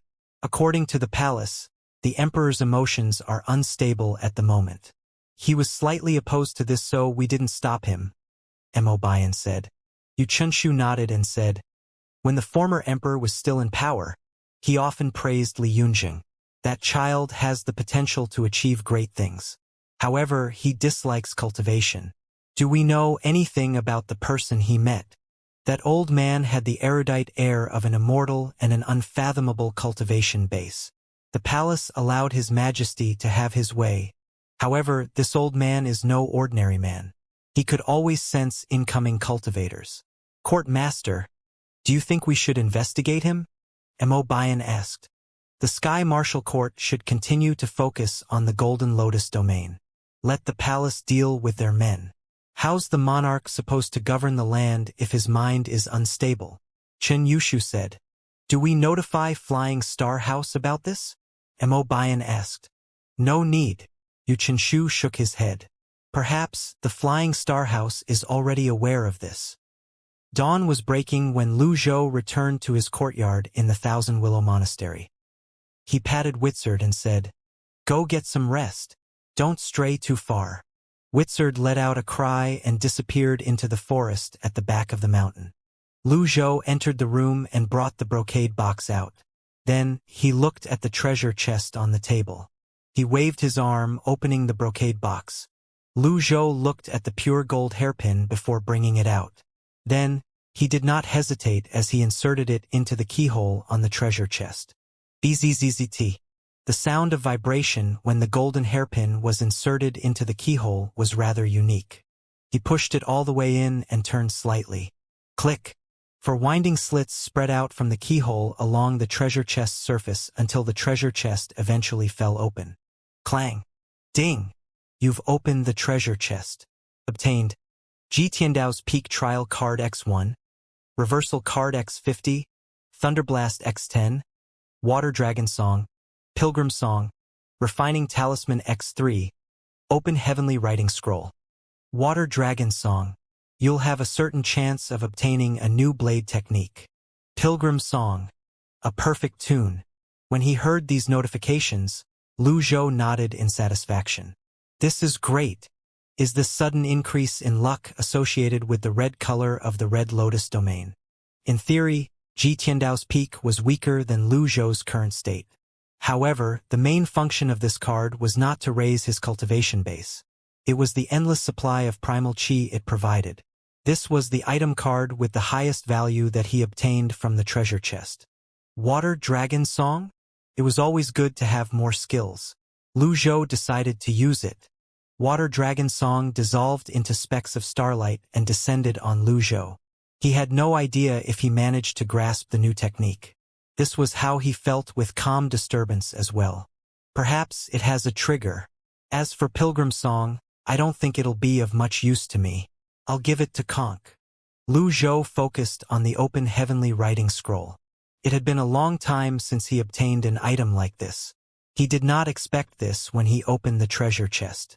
Currently, he had gained 5 heavenly writing powers.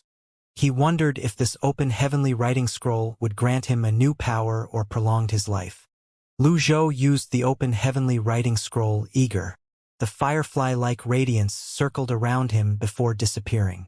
He waved his hand. The treasure chest disappeared and returned to the system dashboard. Then Lu Zhou entered his meditative state. Lu Zhou returned early in the morning. Therefore, even when the sun was at its highest, he was still immersed in his meditation. At this moment, Xianxia arrived at the courtyard and called out tentatively, "Senior Lu."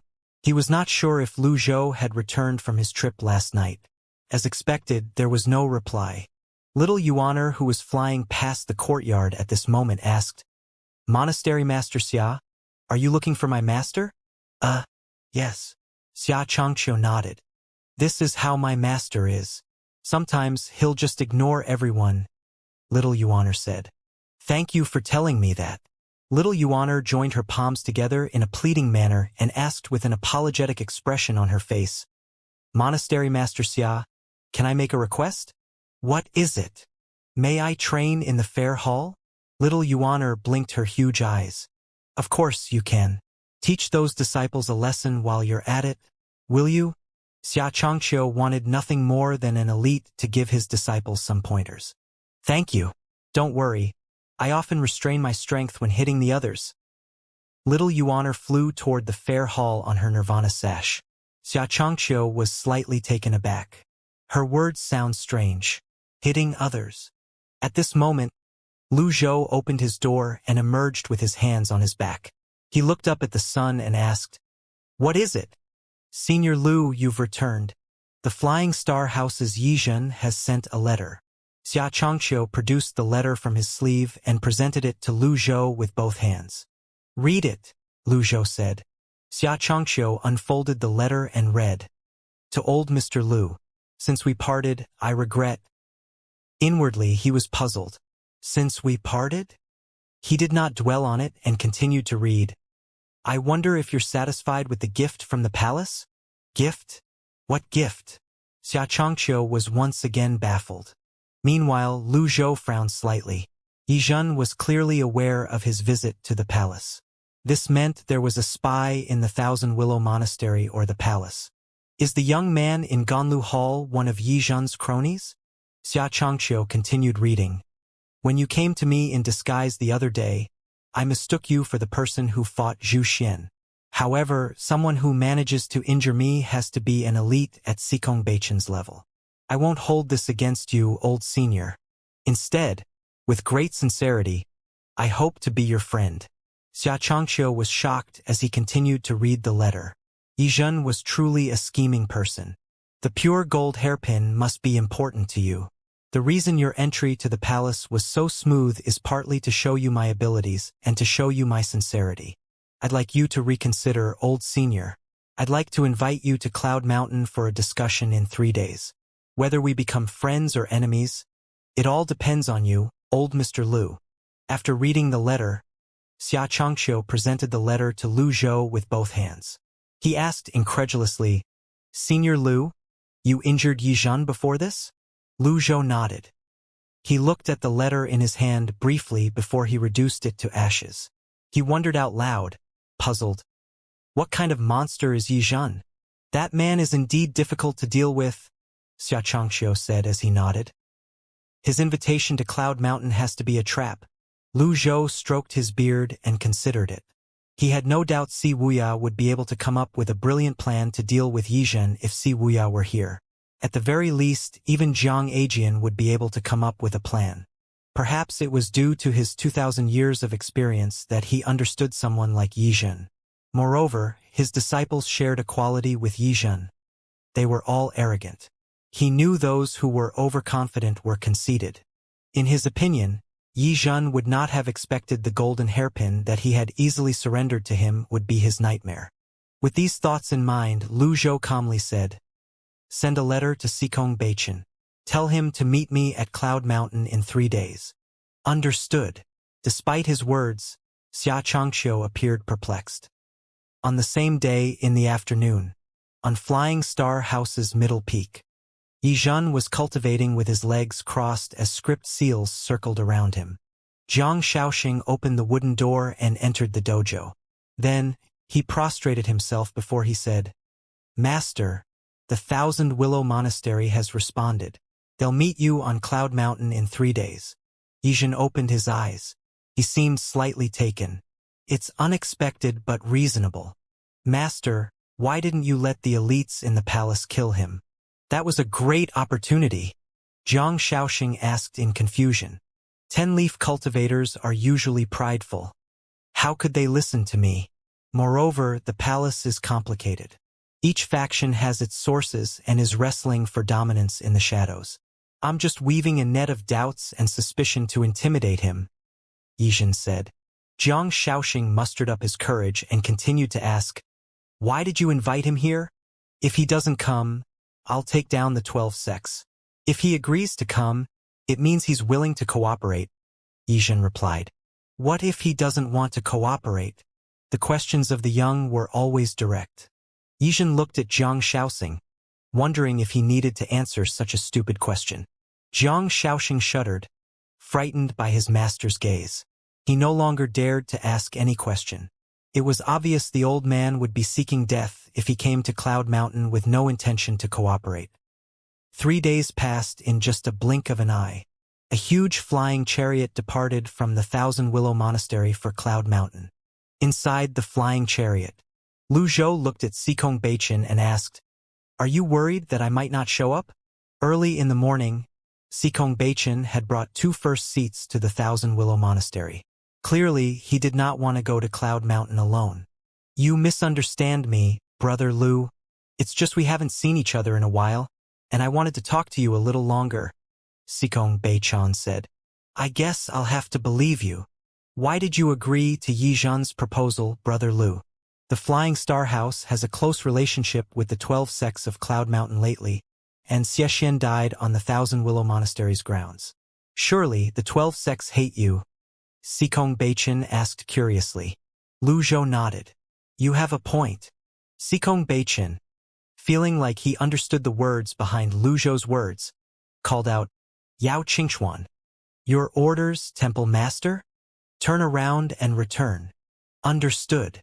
Lu Zhou waved his arm to stop Yao Qingxuan. "I didn't say I want to return." Cultivation felt awkward. At this moment, Xianxia said to Yao Qingxuan, "Allow me.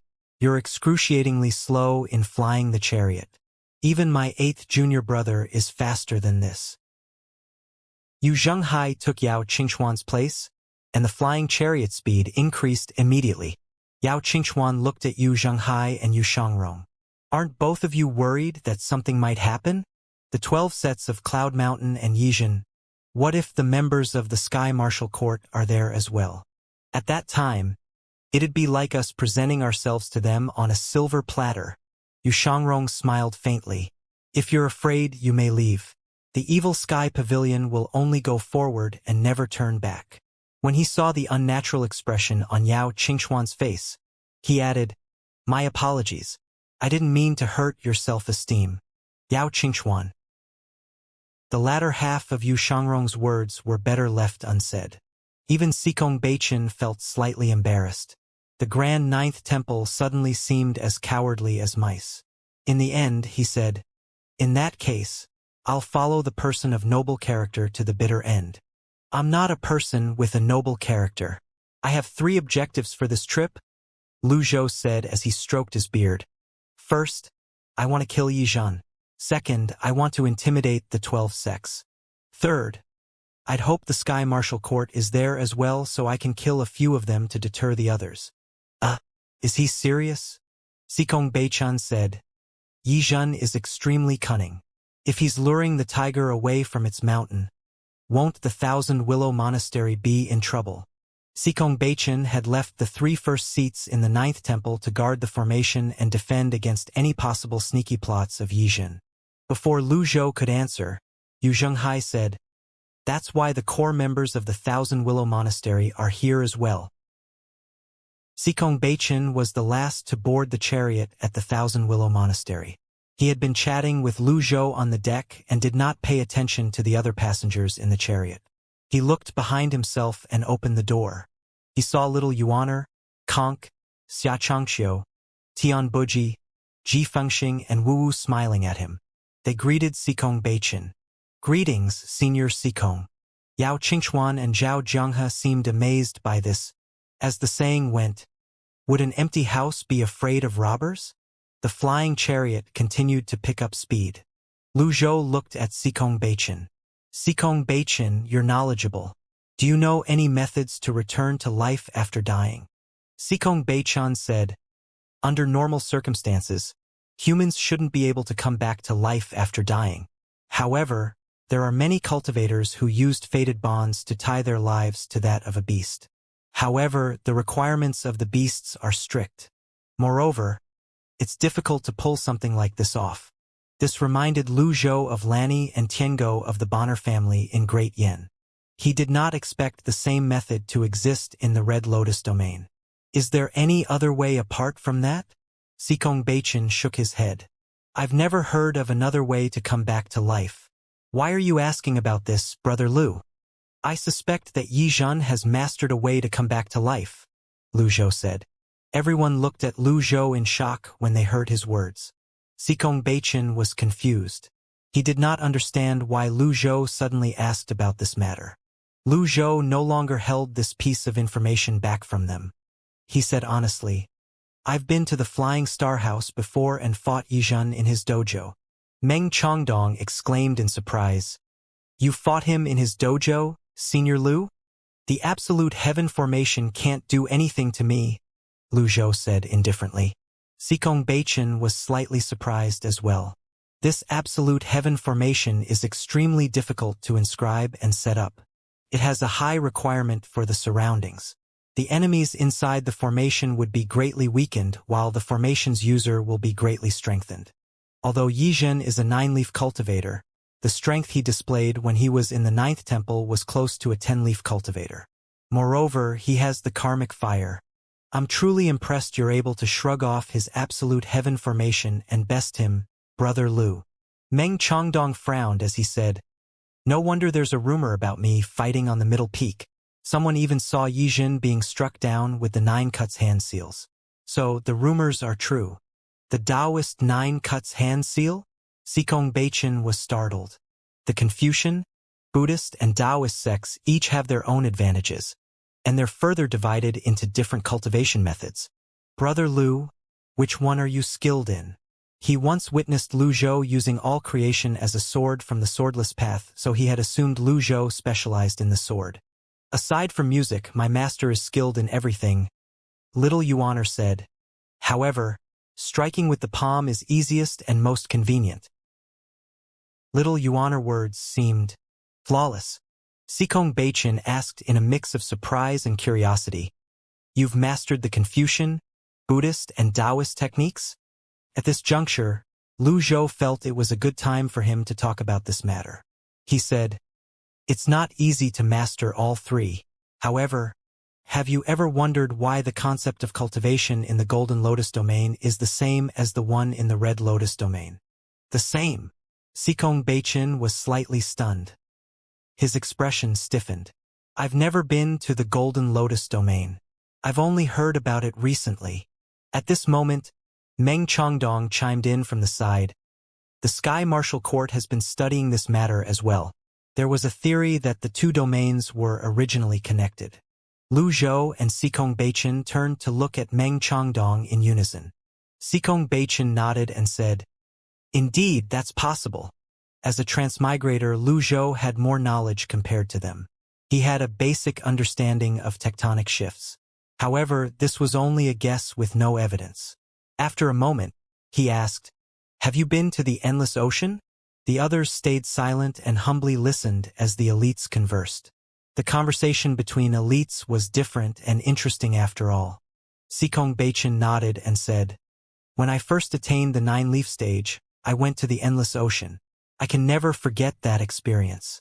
I rode on the mount and flew as far as I could over the Endless Ocean. The few oceanic beasts I encountered at first were no threat to me. However, on the 5th day, I encountered hordes of oceanic beasts. As a result, I got injured and lost my mount. Fortunately, I managed to return. These oceanic beasts separate the 2 shores. When I crossed the Endless Ocean, I encountered a massive beast that was 100,000 feet long. Just its fin was humongous," Lu Zhou said. As soon as Lu Zhou finished speaking, Little Yuaner and Conk chimed in. "We saw it as well." Cultivation exclaimed in shock. "Even you can't do anything against it, Brother Lu?" Lu Zhou shook his head.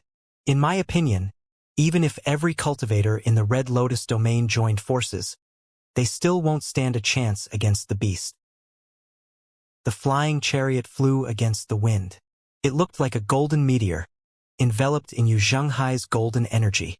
"After listening to your words, Brother Lu, I really want to see this colossal beast of the Endless Ocean with my own eyes," Cultivation said. Meng Chongdong and the others nodded somewhat emotionally as well. They felt as though their horizons had been widened. The flying chariot continued flying for the entire day. During the journey, Lu Zhou and Cultivation discussed the cultivation paths of the Confucian, Buddhist, and Taoist sections. They talked about the path of blades as well.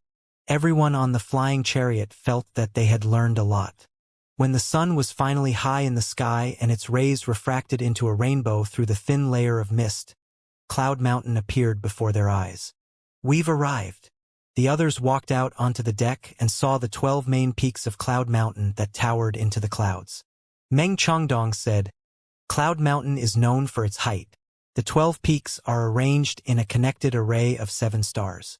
It's one of the largest sects in Great Tang." Lu Zhou stroked his beard and nodded. He looked at the 12 peaks as he stood under the sun. He asked, "How do the 12 sects compare to the Flying Star House?" That's not an easy comparison to make," Meng Chongdong replied. "In terms of strength, it seems like the 12 sects are more powerful. However, the Flying Star House has Yizhen." Little Yuaner said with a scoff, "Who cares if he's Yizhen or Lizhen? When we get there, my master will kill him like a fly." On Cloud Mountain, the disciples of the 12 sects gathered inside a hall on the main peak. A disciple stood respectfully in the hall as he asked, "Sect Master, the 9th Temple's flying chariot is here. They don't seem friendly. Should we notify the Sky Martial Court's master and take them down with this opportunity?" Seated upright in the hall was the master of the 12 sects of Cloud Mountain, Nye Qingyun.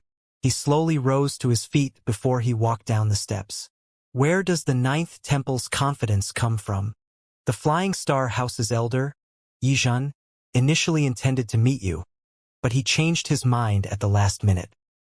He said the 9th Temple has the support of an elite and advises you to be careful," the disciple replied. At this moment, one of the elders at the side bowed and said, "Yizhen is a hypocrite, and he can't be trusted. 3 disciples from our sect who went to the Flying Star House are still missing to this day. Yizhen is supposed to give us an explanation, but the 9th Temple has come instead. There's a high possibility this is part of Yizhen's scheme." Nye Qingyun turned to look at the elder. He nodded and said, "Our meeting on Cloud Mountain today is supposed to resolve the conflict between us and the Flying Star House. I won't meet anyone else." "Understood." Dong, dong, dong. The bell tolled. On the platform on the towering peaks of the 12 sects, several nascent Divinity Realm disciples flew into the air toward the 9th Temple's flying chariot. The huge chariot slowed down and hovered before the 12 sects. "The sect master has said that he won't meet any guests today. Kindly turn back." The others on board the flying chariot were puzzled.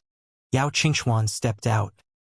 He looked at the disciples from the 12 sects and said, "Senior Lu and the temple master were invited by Yizhen to come here. How can we leave just because you ask us to?" Since Lu Zhou was bold enough to come, it was certain he was confident he would be able to deal with it. This fight had to be fought. The disciples hovering in the air said, "Temple Master Sikong, Sect Master Nye has said that he doesn't wish to meet you today. Yizhen isn't a member of the 12 sects. He can't make decisions on our behalf."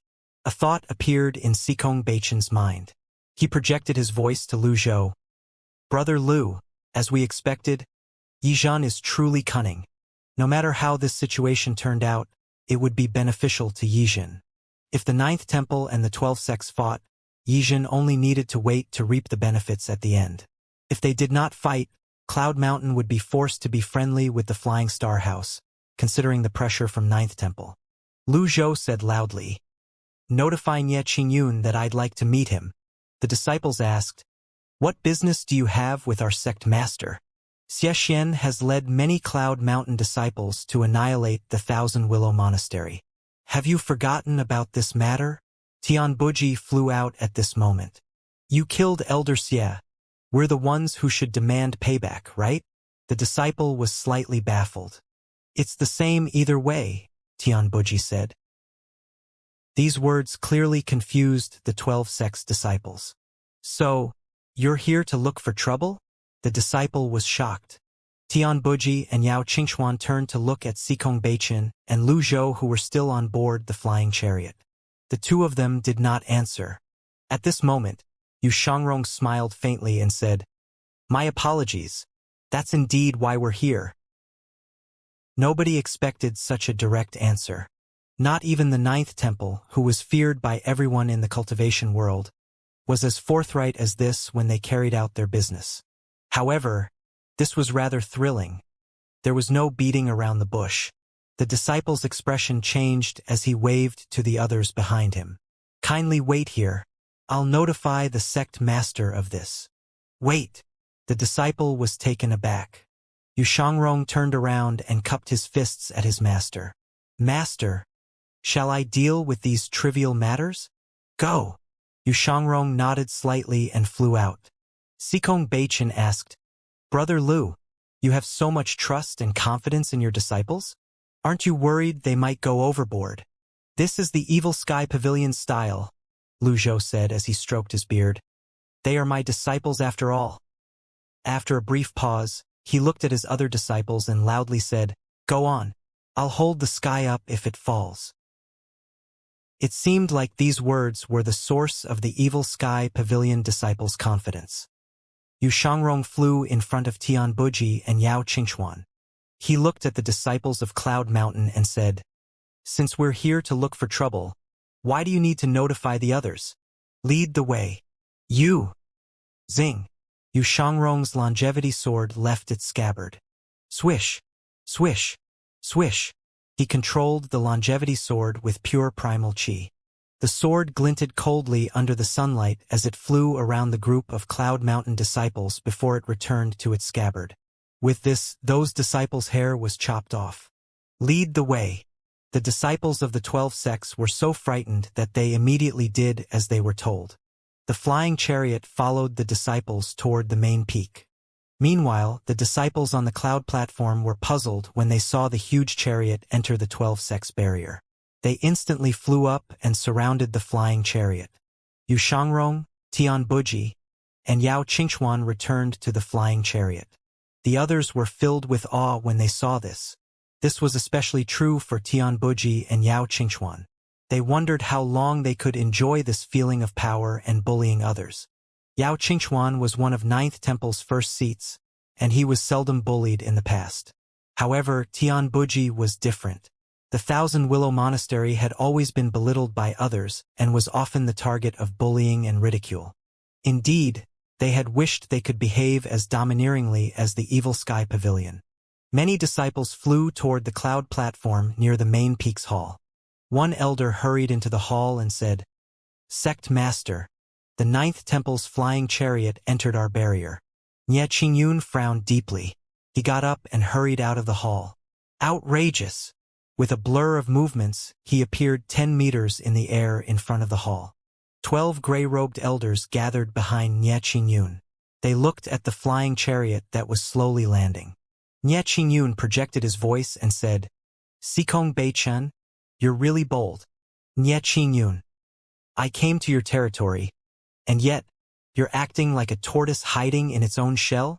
A voice rang from the flying chariot. These words, naturally, angered the disciples of the 12 sects of Cloud Mountain. Nie Qingyun waved his arm.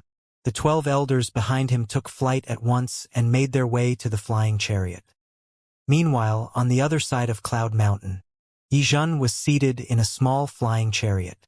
Zhang Shaoxing bowed and said, Master, they're going to start fighting soon. Very good. Your tactic has truly widened my horizons, Master. No matter how the three parties move next, you'll still reap the benefits, Zhang Shaoxing said. It's nothing to be proud of. Weakening your opponent's forces without a battle has always been a good strategy. However, I didn't expect this old man Lu to actually show up, Yizhen said. Should we seize the chance and send our man to annihilate the Thousand Willow Monastery? No need, Yizhen said slowly. First, the ones left in the Thousand Willow Monastery are small fries. Second, I'd still like to work with this elite with the surname Lu. Third, since they're bold enough to come, I'd like to reap the benefits of the fishermen if I can. This way I can also annihilate the Thousand Willow Monastery. That's brilliant, Master. I'm enlightened. The elders of the 12 sects of Cloud Mountain flew up with their palm seals at the ready. Scram! A thunderous sound technique rang in the air when the elders drew close. It rippled out and down from the flying chariot. The 12 elders felt as though they had been struck by lightning. They plummeted as their blood essence surged, causing colors to drain from their faces. Nie Qingyun scowled. He looked at the flying chariot in confusion.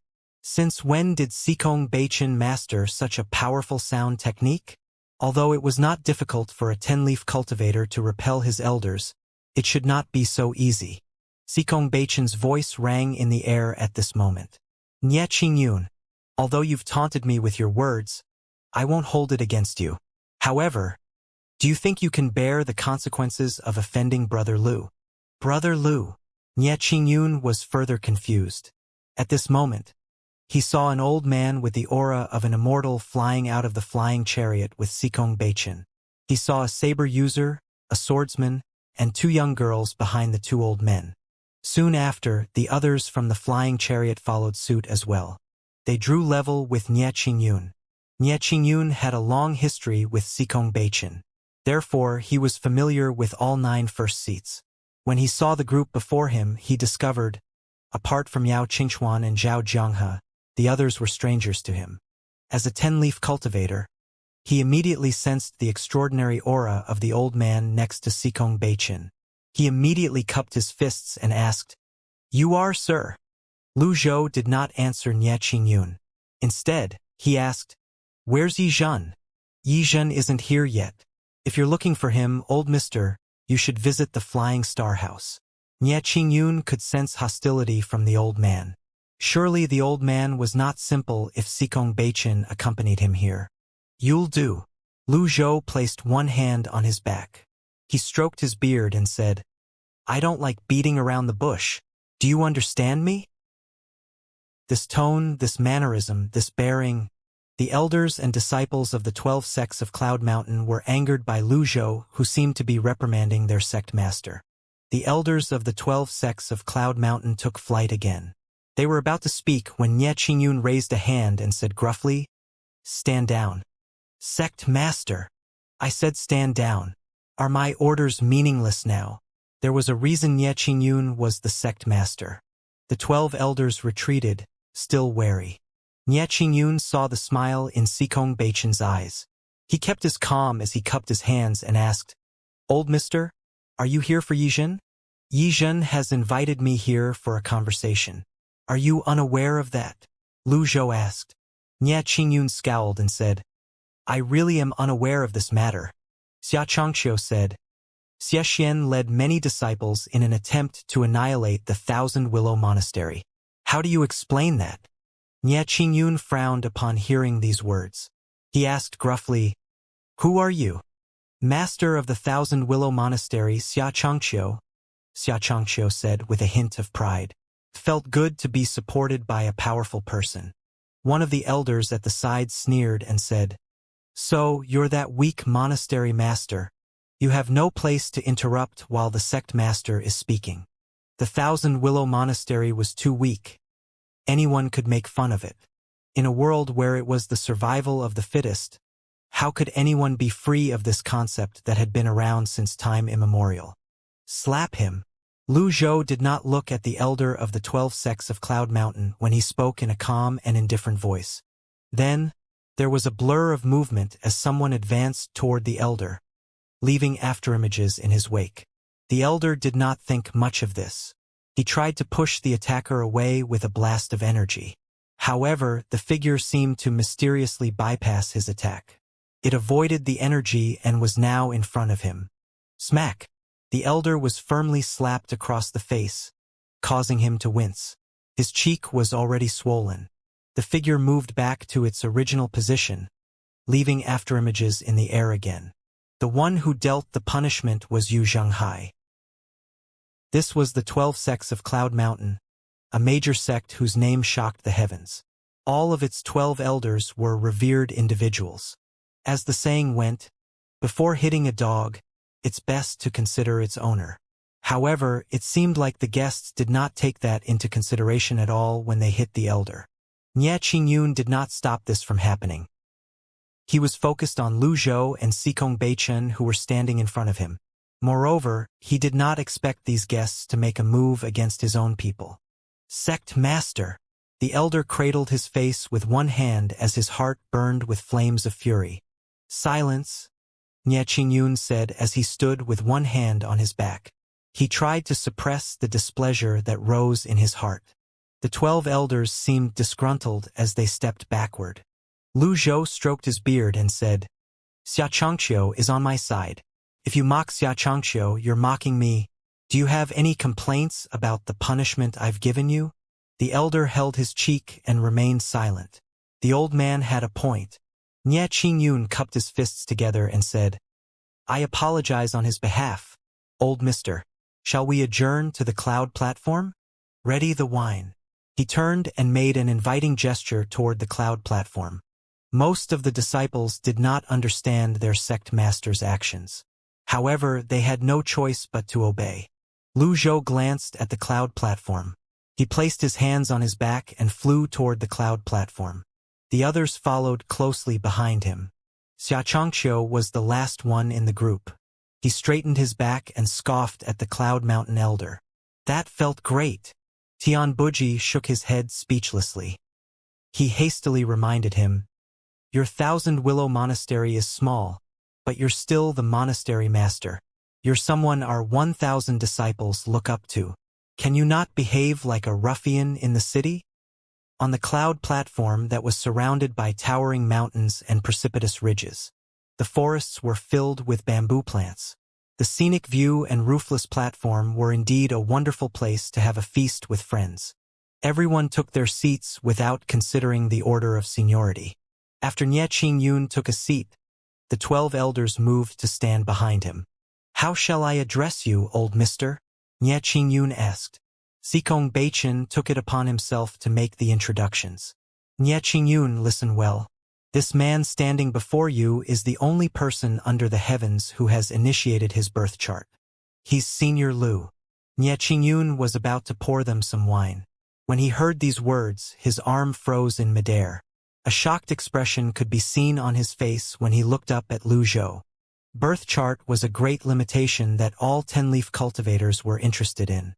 Nobody had been able to initiate their birth charts for over 2,000 years now. For those who wanted to form the Thousand Realms whirling avatar and become a mysterious heaven elite, they had to activate their birth charts. Nie Qingyun understood the implication behind Cultivation's words. The way he regarded Lu Zhou changed immediately. His expression was now one of fearful respect. The 12 elders standing at the back were shocked as well. Cloud Mountain was not afraid of 10-leaf experts. There was no need for them to bow to other sections. However, an expert who had activated his birth chart was a different story. Splash! The wine overflowed onto the table. Nie Qingyun instantly regained his senses. He quickly lowered the pitcher. Then, he turned his head to the side slightly as he asked in a hushed tone, Who was it that mocked Monastery Master Xia earlier? The 11 elders turned to look at someone standing at the end on the right side. That elder's name was Su Chong. Su Chong shuddered slightly as an ominous feeling rose in his heart. He said timidly, It was me. Take him away and give him 30 hits with the plank. Seal his cultivation base and lock him up behind the mountain. Nobody's allowed to free him unless I say so. Nie Qingyun's expression was stern. The disciples were utterly confused. They hesitated, unsure of what to do. When Nie Qingyun saw this, he sighed softly. Is this a mutiny? The 12 elders prostrated themselves immediately upon hearing these words. Su Chong gritted his teeth and said, I'm willing to accept the punishment. He kneeled on the ground and kowtowed before he obediently walked away. Xianxia sat up straighter upon seeing this.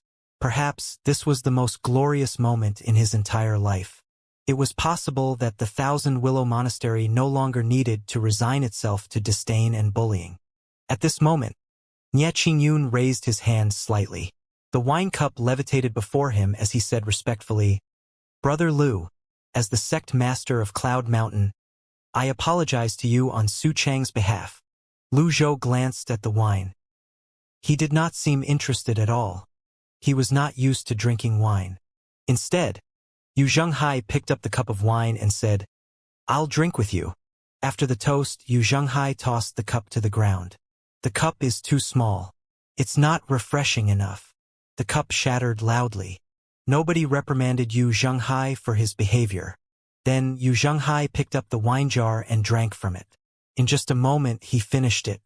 When Ye Qingyun saw that Lu Zhou did not move, he had no choice but to take an awkward sip. It was a common understanding that if the other party refused one's toast, it meant that the other party did not think much of one. At this moment, an elder could no longer endure this treatment. He rose to his feet and said indignantly, "Senior Sikong, why should we trust your words? Do you take us for gullible children?" The Cloud Mountain disciples looked at the elder. Sikong Beichen only said, "Is there a need for me to lie? This is nothing but a psychological tactic. I respect you as a senior, but you should know how difficult it is to initiate one's birth chart." The elder, Chao Ji, turned to face the sect master, Nye Qingyun, and said, "Sect master, forgive my rudeness, but for Cloud Mountain's sake, I have to question this."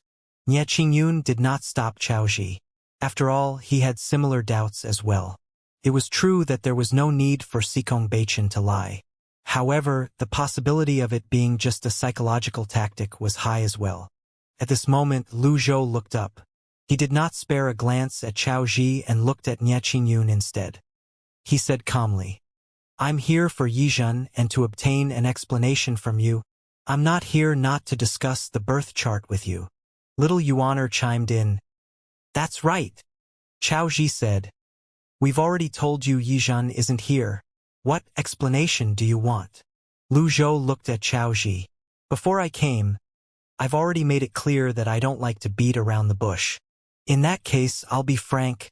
Please show us your strength that's befitting of someone who has activated his birth chart," Chao Ji said. The other elders nodded.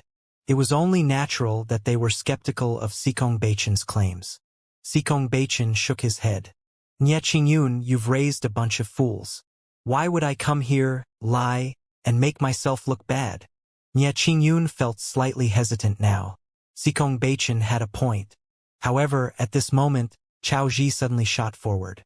He said gruffly, "Forgive me." At this moment, Yu Zhenghai raised his palm. "I'll take care of this." He sped forward as well. The duo's palms collided. Bam! There was a blast of energy. Both of them flipped backward at the same time and stared at each other from a distance. Both were equally shocked at their opponent's strength. Chao Ji frowned and said, "Golden energy seal. So you're a foreign tribesman." The disciples of the 12 sects of Cloud Mountain sped over from all directions. Tens of thousands of cultivators landed on the cloud platform. Many of them were hovering in the air and looking at Yu Zhenghai. Nye Qingyun did not expect this. However, he dared act recklessly. He waved his arm and said, "Mind your manners." The disciples landed and stood at the sides. Nye Qingyun said, "Chao Ji, come back." However, Chao Ji said, "Sect master, we mustn't fall for their tricks. I'm willing to take a hit from Senior Lu. If I'm wrong, I'm willing to be punished." "You're not fit to be my master's opponent," Yu Zhenghai said. At this moment, Lu Zhou said, "Stand down." Yu Zhenghai nodded. He returned to his position and continued drinking. Lu Zhou looked at Chao Ji. "What's your cultivation base?" "It's insignificant. I'm one of the 12 sects of Cloud Mountain's elders. I'm Chao Ji, a 9-leaf cultivator." Chao Ji cupped his fists. "What are you skilled in?" "I've cultivated Taoist seals since I was young.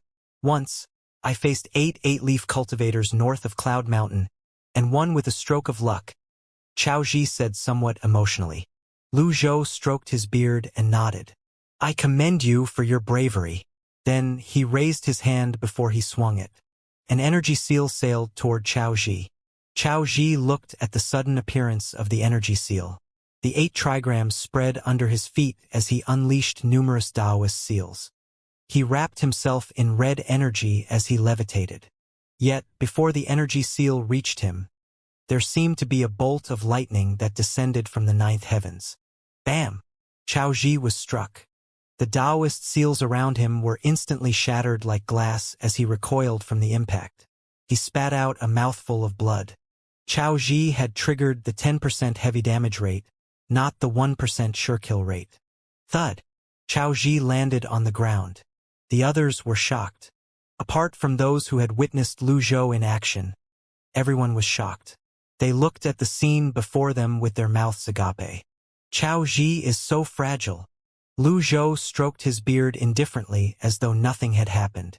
A suffocating pressure that was difficult to describe seemed to descend on the cloud platform. No one dared to make a sound. Nie Qingyun fisted his hands. He dealt heavy damage to a 9-leaf cultivator with a swing of his arm. Even I am not capable of this. Did he really initiate his birth chart? It was as silent as a graveyard. After what seemed like hours, applause rang from the sky north of the cloud platform. Nice move, Senior Lu. The Cloud Mountain disciples looked over in unison. The Flying Star houses Yizhen? Yizhen was finally here. Lu Zhou remained indifferent. He did not even spare the heavily injured Chao Ji. Perhaps, he was so used to striking people that hitting such a target did not even stir up any emotion in him. There was no challenge at all, so how could he have any feeling about it? He was numbed to this. Nie Qingyun suddenly turned and said with a scowl, Yizhen, how dare you show your face here? Yizhen brought Jiang Shaoxing with him as they landed slowly. After that, he took his time tidying his robes before sitting down. Then he cupped his fists in greeting. He was all smiles as he said, I do apologize. I invited Senior Lu here via letter, but I forgot to inform you about it, Sect Master Nie. Will you forgive me? Inwardly, Nie Qingyun hurled a barrage of insults at Yizhen. He really knows how to sow dissension. Nie Qingyun glanced at Chao Ji. Then he gave an unexpected order. Chao Ji, on account of your public defiance of my order, you're sentenced to death. Death? The disciples and elders of Cloud Mountain were shocked. Indeed, Chao Ji openly went against the sect master's orders. But surely, this did not warrant a death sentence? There was a brief look of shock in Yizhen's eyes, but he recovered quickly and maintained his smile. Chao Ji pressed his chest and wiped away the blood from his mouth. He said meekly, You, save me. He tried to raise his hand, trying to point at Nie Qingyun and Yizhen. Nie Qingyun said gruffly, Take him away. Understood. 2 disciples obeyed his order. Yizhen said loudly, Why are you so angry, Sect Master Nie?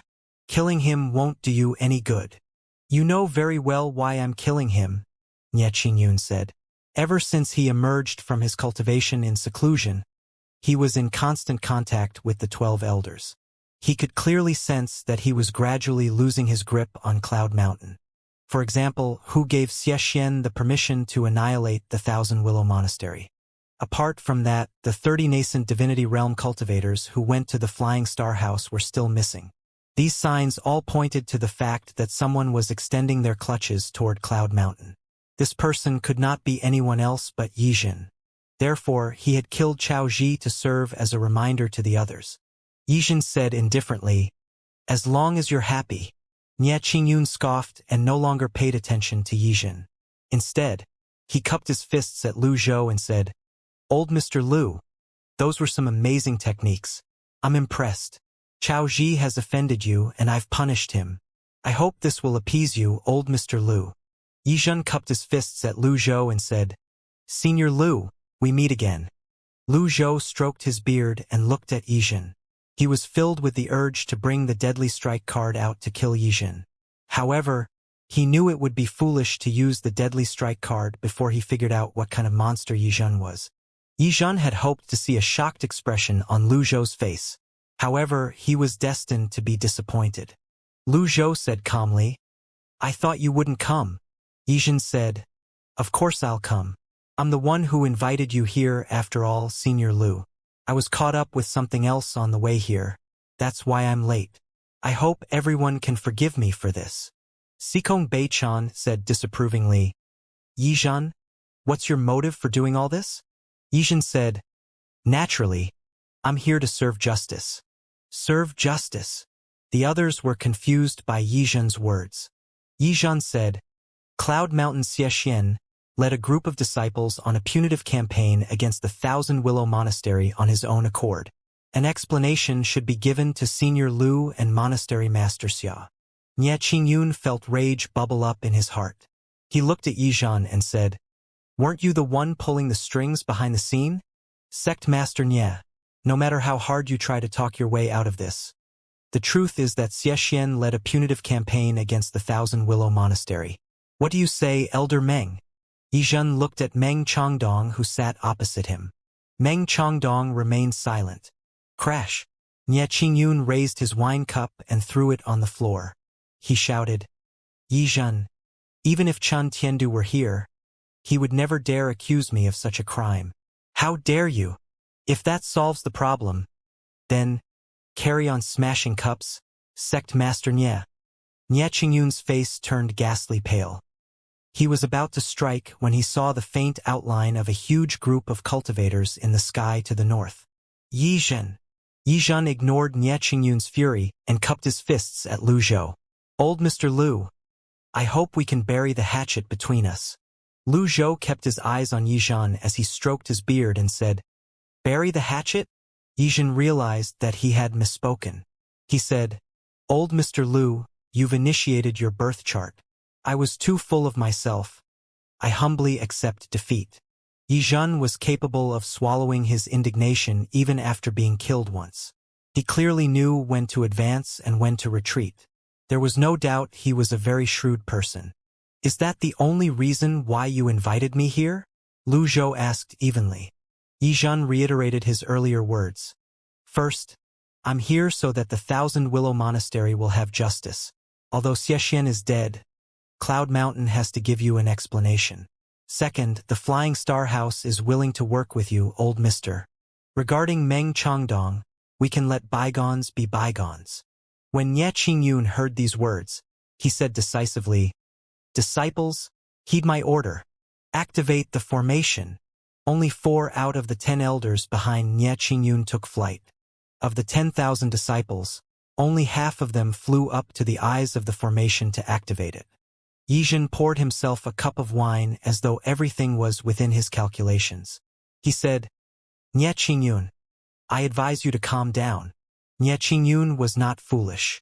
He had expected as much. More than half of the 12 sects of Cloud Mountain was under Yizhen's influence. Yizhen, do you really think I don't understand you? Nye Qingyun suddenly raised his voice. Cloud Mountain Mirror. Understood. Dozens of disciples activated the eyes of the formation on the cloud platform.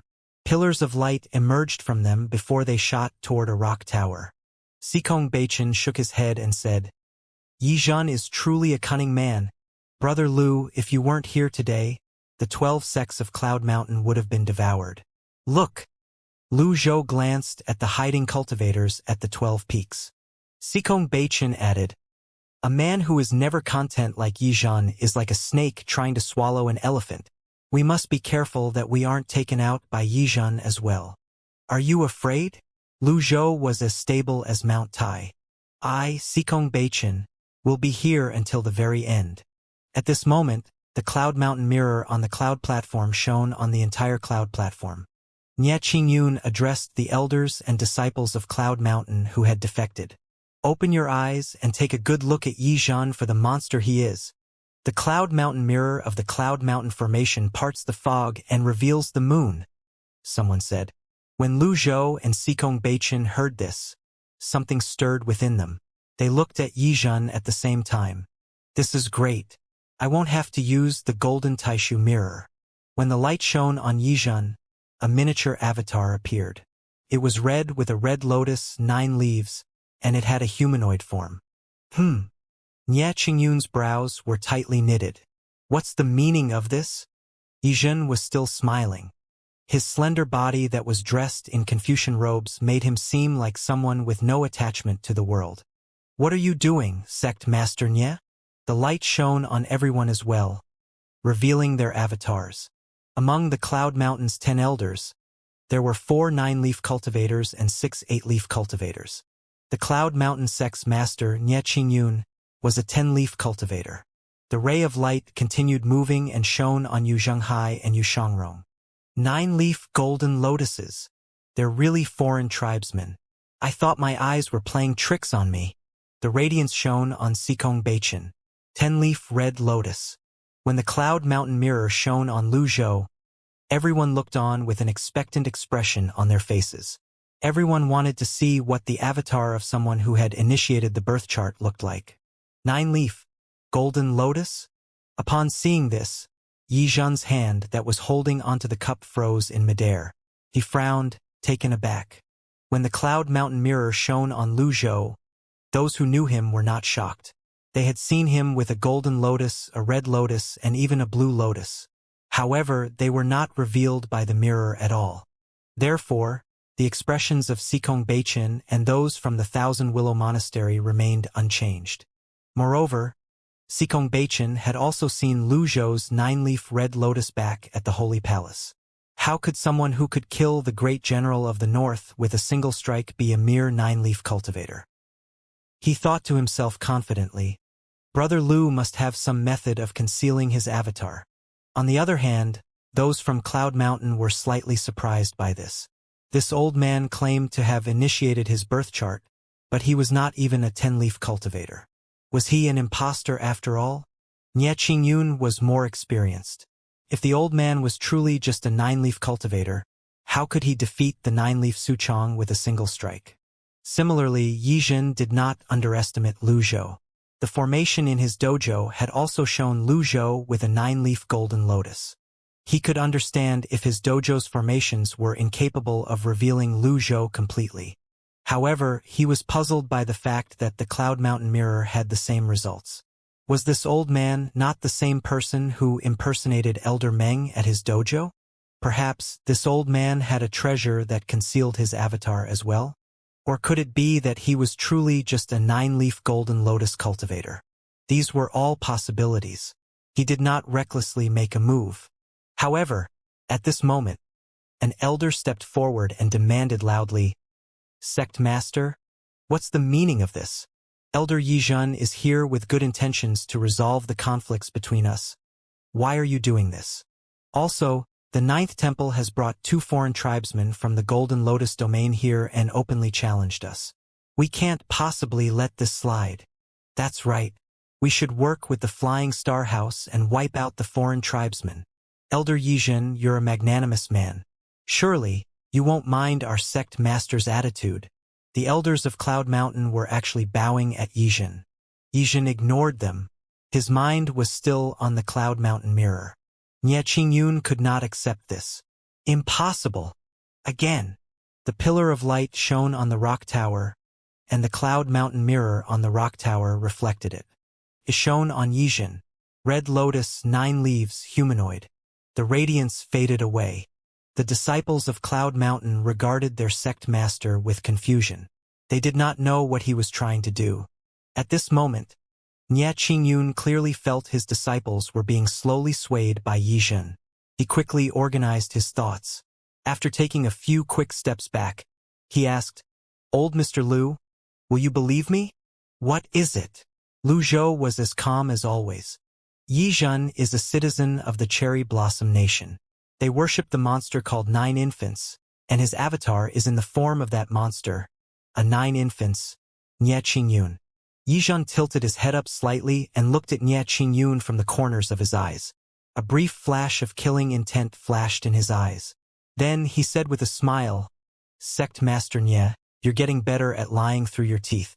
The Cloud Mountain mirror is the treasure of your 12 sects of Cloud Mountain. How are your disciples supposed to believe you? The disciples exchanged glances. I believe you. Lu Zhou's expression remained calm as he sat in a stately manner. What good would your belief do? You're only a 9-leaf cultivator. In the presence of a 10-leaf cultivator, you have no place to speak. An 8-leaf cultivator snapped. Lu Zhou glanced at the person lightly but remained silent. At this moment, Cultivation raised his hand. He pointed 2 fingers before an energy sword materialized above his head. The energy sword was as colorful as a rainbow.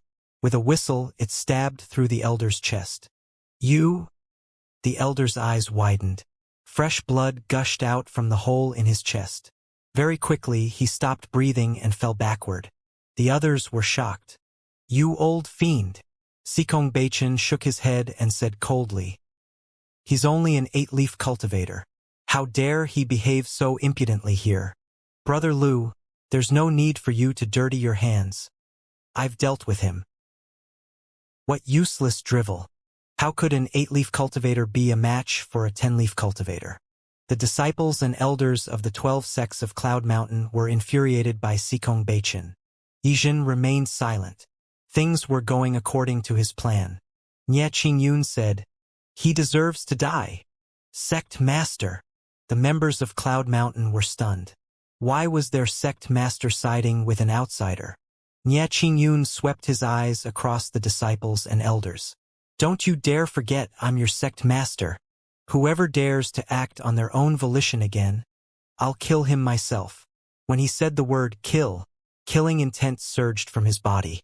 With this, the effect of his statement was amazing. The Cloud Mountain disciples no longer dared to act or speak recklessly. Moreover, they had also seen Sikong Beichin killing an 8-leaf elder. Yizhen has worshipped that monster all his life. He kills the cultivators he captured and strips them of their cultivation bases, and lives to feed the 9 infants, Nye Qingyun said. Most people wore an incredulous expression on their faces. Yizhen clapped his hands as he said with a smile, "That's a wonderful speech. I thought you'd know where to draw the line, but I didn't expect you to use Xianxia to pull the elders of Cloud Mountain to your side. After that, you killed 30 of my nascent Divinity Realm disciples. Yizhen, enough is enough." Nye Qingyun raised his hand slowly. Whiz! Nye Qingyun's 200-foot avatar towered above the Cloud platform, showing his might as the sect master of Cloud Sect. He knew he could not do this alone, so he said, "Old Fiend Sikong, it's true that we have our quarrels. If you believe me, join hands with me, and purge Yizhen from this world." No matter how Nye Qingyun looked at it, the situation seemed like one where the 9th Temple and the Flying Star House would divide Cloud Mountain between them. He could only hope the 9th Temple would not strike while he was down. Sikong Beichin said, "It all depends on Brother Lu." Nye Qingyun looked at Lu Zhou. Even at a time like this, Sikong Beichin is still so respectful to this old man. Why? At this moment, Lu Zhou slowly rose to his feet. Upon seeing this, the members of the Thousand Willow Monastery and the 9th Temple stood up as well. Lu Zhou stroked his beard calmly as he looked at Yizhen and said, "I'm curious to know if Nye Qingyun is telling the truth as well." Yizhen frowned slightly as he looked up. Lu Zhou flipped his palm. The golden Taishu mirror materialized in his hand. His primal chi surged, and the mirror thrummed in his hand. Soon enough, golden light emerged from the golden Taishu mirror and shone on Yizhen. This desolate grade weapon should do the trick. Buzz! Yizhen's avatar appeared. The Cloud Mountain elders and disciples who were standing close to Yizhen widened their eyes in horror as they instinctively retreated. What's this? The thing that appeared before the others was the 9 infants avatar with 9 thick necks and 8 heads. Everyone was frightened by this sight and retreated. So it is the 9 infants. Rumor has it that the 9 infants monster has 9 lives. Cultivators who wish to cultivate such an avatar must drink the blood of the 9 infants, absorb its essence, and worship it for life. Every raised head represents 1 life. One can increase the number of raised heads by devouring cultivators of the same rank. Since one of his heads is severed, it means that he has died once. However, since 2 of them are lowered, it means he currently has 6 lives. There was no shortage of knowledgeable people in the world. A terrified expression could be seen on Meng Changdong's face. Realization finally dawned on him why Yizhen did not kill all this while. As it turned out, Yizhen was just waiting for the right time. 6 lives. The others shivered despite the temperature. Yizhen's expression was as cold as ice. His brows were tightly knitted together. He did not foresee this in his plans. He looked at Lu Zhou, who was holding the golden Taishu mirror, and said, "You're rather untactful, aren't you?" Lu Zhou withdrew the golden Taishu mirror and said calmly, "I told you, I find you loathsome."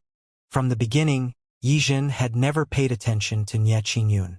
Perhaps it was more apt to say he did not think much of Nye Qingyun. He shook his head and said, "You're nothing but a fool who's blindly led by personal desires. I've overestimated you." Lu Zhou stroked his beard and said, You're too young after all. In the next second, Lu Zhou disappeared from sight. As a 10-leaf cultivator, Sikong Beichun stood before the others and said gruffly, "Stay close to me, everyone." Without another word, Yizhen sped backward. Now! With that order, the cultivators hiding in the horizon swarmed over in hordes. In the next second, Lu Zhou appeared before Yizhen. He raised his wizened palm calmly. "I'd like to see how many lives you have." His fingers shone blue. The words of abandoned wisdom hung between his fingers. The scripts were dazzling. A blue seal? Yizhen was frightened. He quickly raised his arms to defend himself. Bam! The palm seal landed heavily on Yizhen's arms. He felt as though he had been hit with a sledgehammer as he flipped backward in the air. The others exclaimed in shock. Similarly, a shocked expression could be seen on Nie Qingyun's face as well. Ah! The Cloud Mountain mirror had clearly revealed the old man to be a 9-leaf golden lotus cultivator. How could he easily defeat his enemies over and over again? At this moment, the 4 elders flew toward the cloud platform. Boom! Boom! Boom! Pandemonium descended on the place immediately. It seemed like the internal conflict on Cloud Mountain was at its peak as well. The disciples of the 12 sects of Cloud Mountain did not know who was friend or foe. All they saw was their own people fighting each other. Sikong Beichun said, "Yu Zhenghai, Yu Shangrong the back." All right. Lu Zhou's first and second disciples swiftly moved to the rear and manifested their avatars. Whiz! Whiz! 2 9-leaf avatars attempted to send the Cloud Mountain disciples flying. Yao Qingchuan, Zhao Zhenghe. The sides. Understood. The 2 first seats swiftly moved into their positions as well and manifested their avatars. Whiz! Whiz! 2 9-leaf red lotus avatars guarded the flanks. Sikong Beichun stood alone in front. He looked at Nie Qingyun and said, "Nie Qingyun, I won't strike when you're down, but you better play clean as well. If you have time, you should deal with this mess." Although Nie Qingyun had asked for Sikong Beichun's support earlier, the conflicts between their 2 sects were not created overnight. It was not something that could be resolved with just a few words. If Nie Qingyun suddenly turned on them and used the Grand Cloud Mountain formation, the situation would not be good. It was important to be on guard. Nie Qingyun cupped his fists at Sikong Beichun. "You have my thanks. I'll repay you with gratitude." For him, not striking while he was troubled was the best help there was. Meanwhile, Yizhen was thoroughly shocked when Lu Zhou sent him flying with just a palm strike.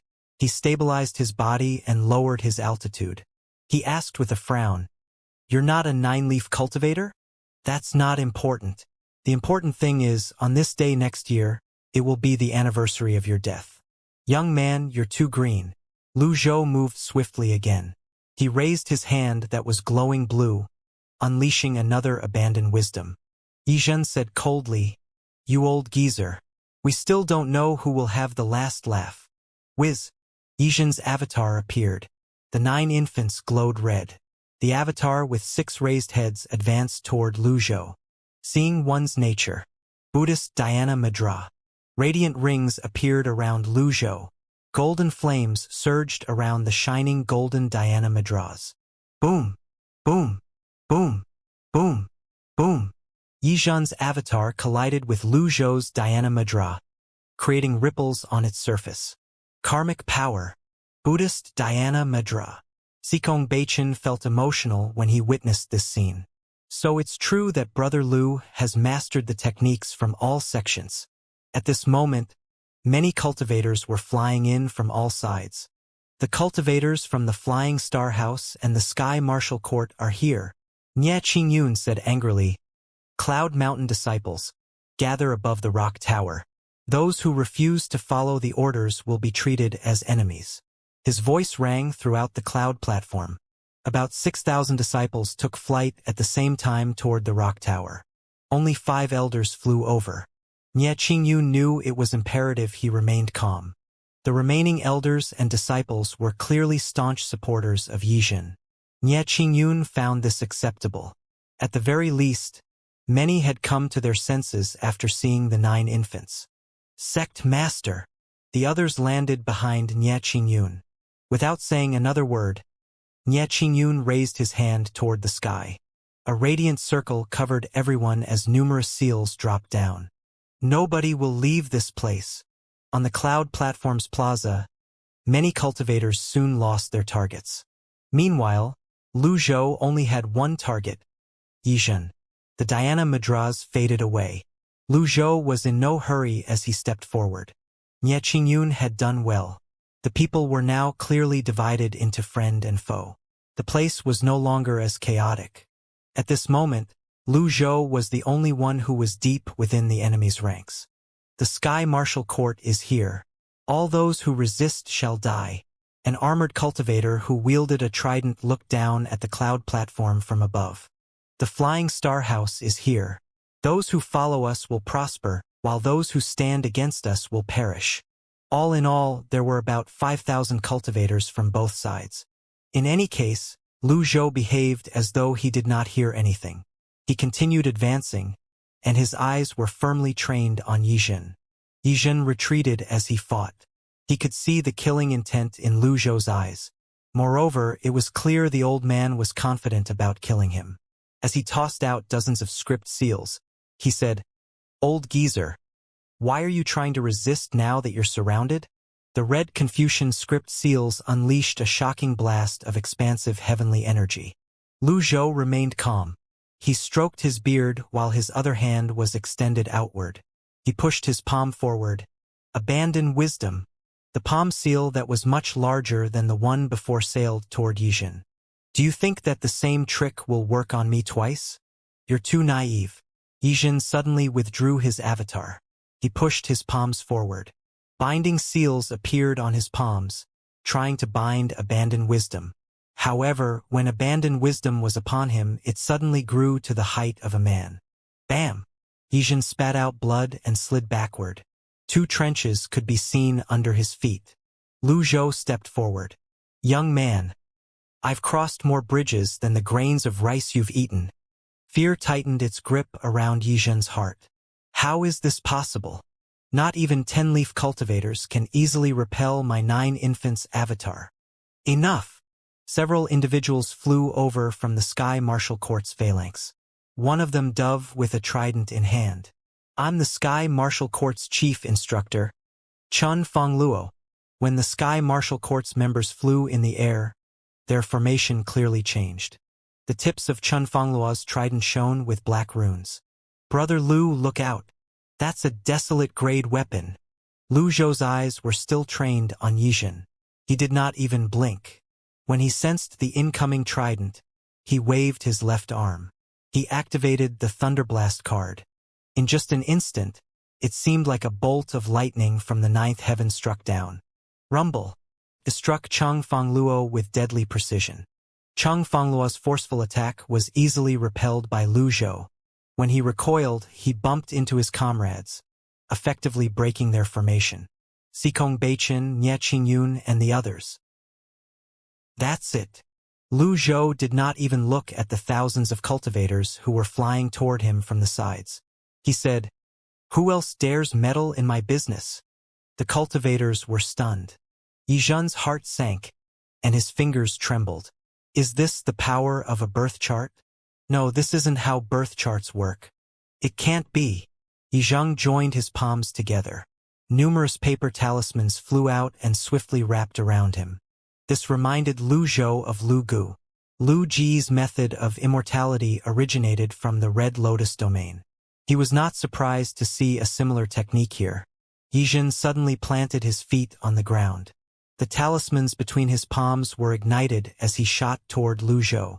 The talismans circled and coiled around him like a long dragon. "Forget it. It's time to let you see my true strength," Yizhen said gruffly. Yizhen sailed through the air. He was engulfed in flames. Under the enhancement of the talismans, his palms were like red-hot blades. The talismans mimic karmic fire.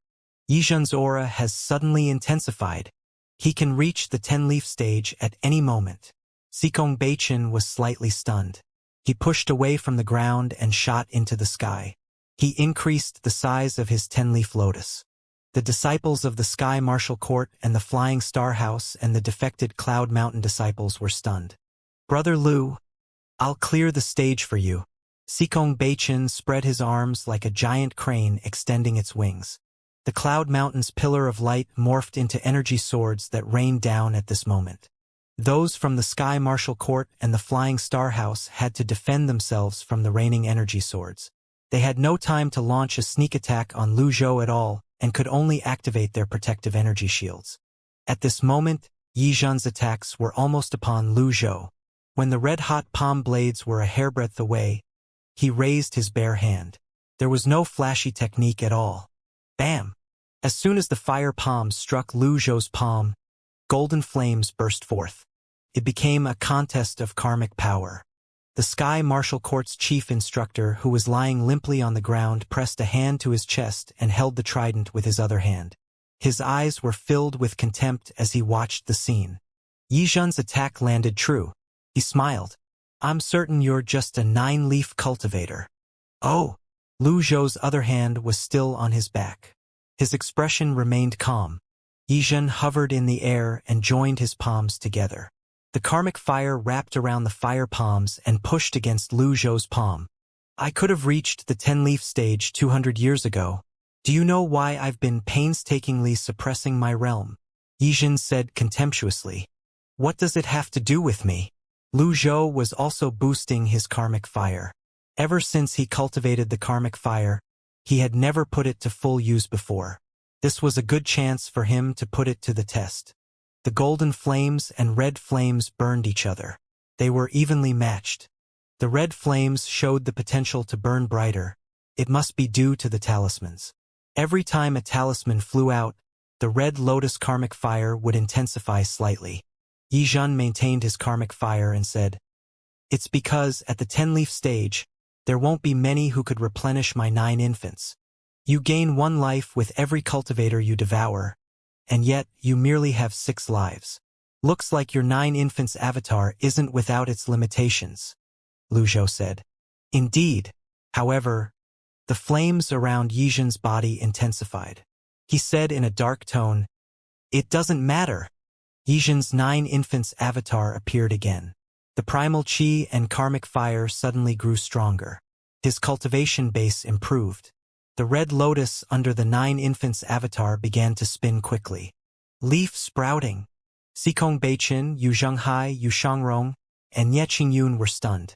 They were all outstanding cultivators, but they finally realized there was someone more powerful than themselves when they saw Yi Zhen. Yi Zhen was going to sprout his leaf in front of Lu Zhou. Who would dare do this in the Golden Lotus domain? Lu Zhou glanced at his Golden Lotus and said indifferently, "Young man, do you understand me? I don't have to. I'm certain you're only a 9-leaf cultivator based on this palm strike." The karmic fire and talismans barred Lu Zhou's way. The members of the Sky Martial Court and the Flying Star House hovered at the sides. They looked at this scene incredulously. Cultivation was extremely terrified. He knew Lu Zhou's strength well. He could kill the 10-leaf Qin Beijing with a single palm strike. However, the 9-leaf Yi Zhen was capable of standing up against Lu Zhou for so long. "Brother Lu, I'll help you." Cultivation retracted the energy swords in the sky and looked behind himself. "I'll leave this to the 4 of you." Yu Zhenghai, Yu Shangrong, Yao Qingxuan, and Zhao Zhenghe formed 4 walls. This was Cloud Mountain with numerous cultivators present. They had to be on their guards against any possible attackers. "No need." Lu Zhou projected his voice. Little Yuaner looked up and said, "Just sit back and enjoy the show. My master is just toying with him." Then, she lifted her hands and began counting her fingers. 6 lives. This means that 6 palm strikes are needed. Yi Zhen's red lotus spun more quickly than before. This leaf sprouting method was similar to the golden lotus cultivators when they were approaching the 9-leaf stage. Lu Zhou looked at it for a few moments. The red lotus's leaves enlarged and covered the ground. Yi Zhen said gruffly, "Back."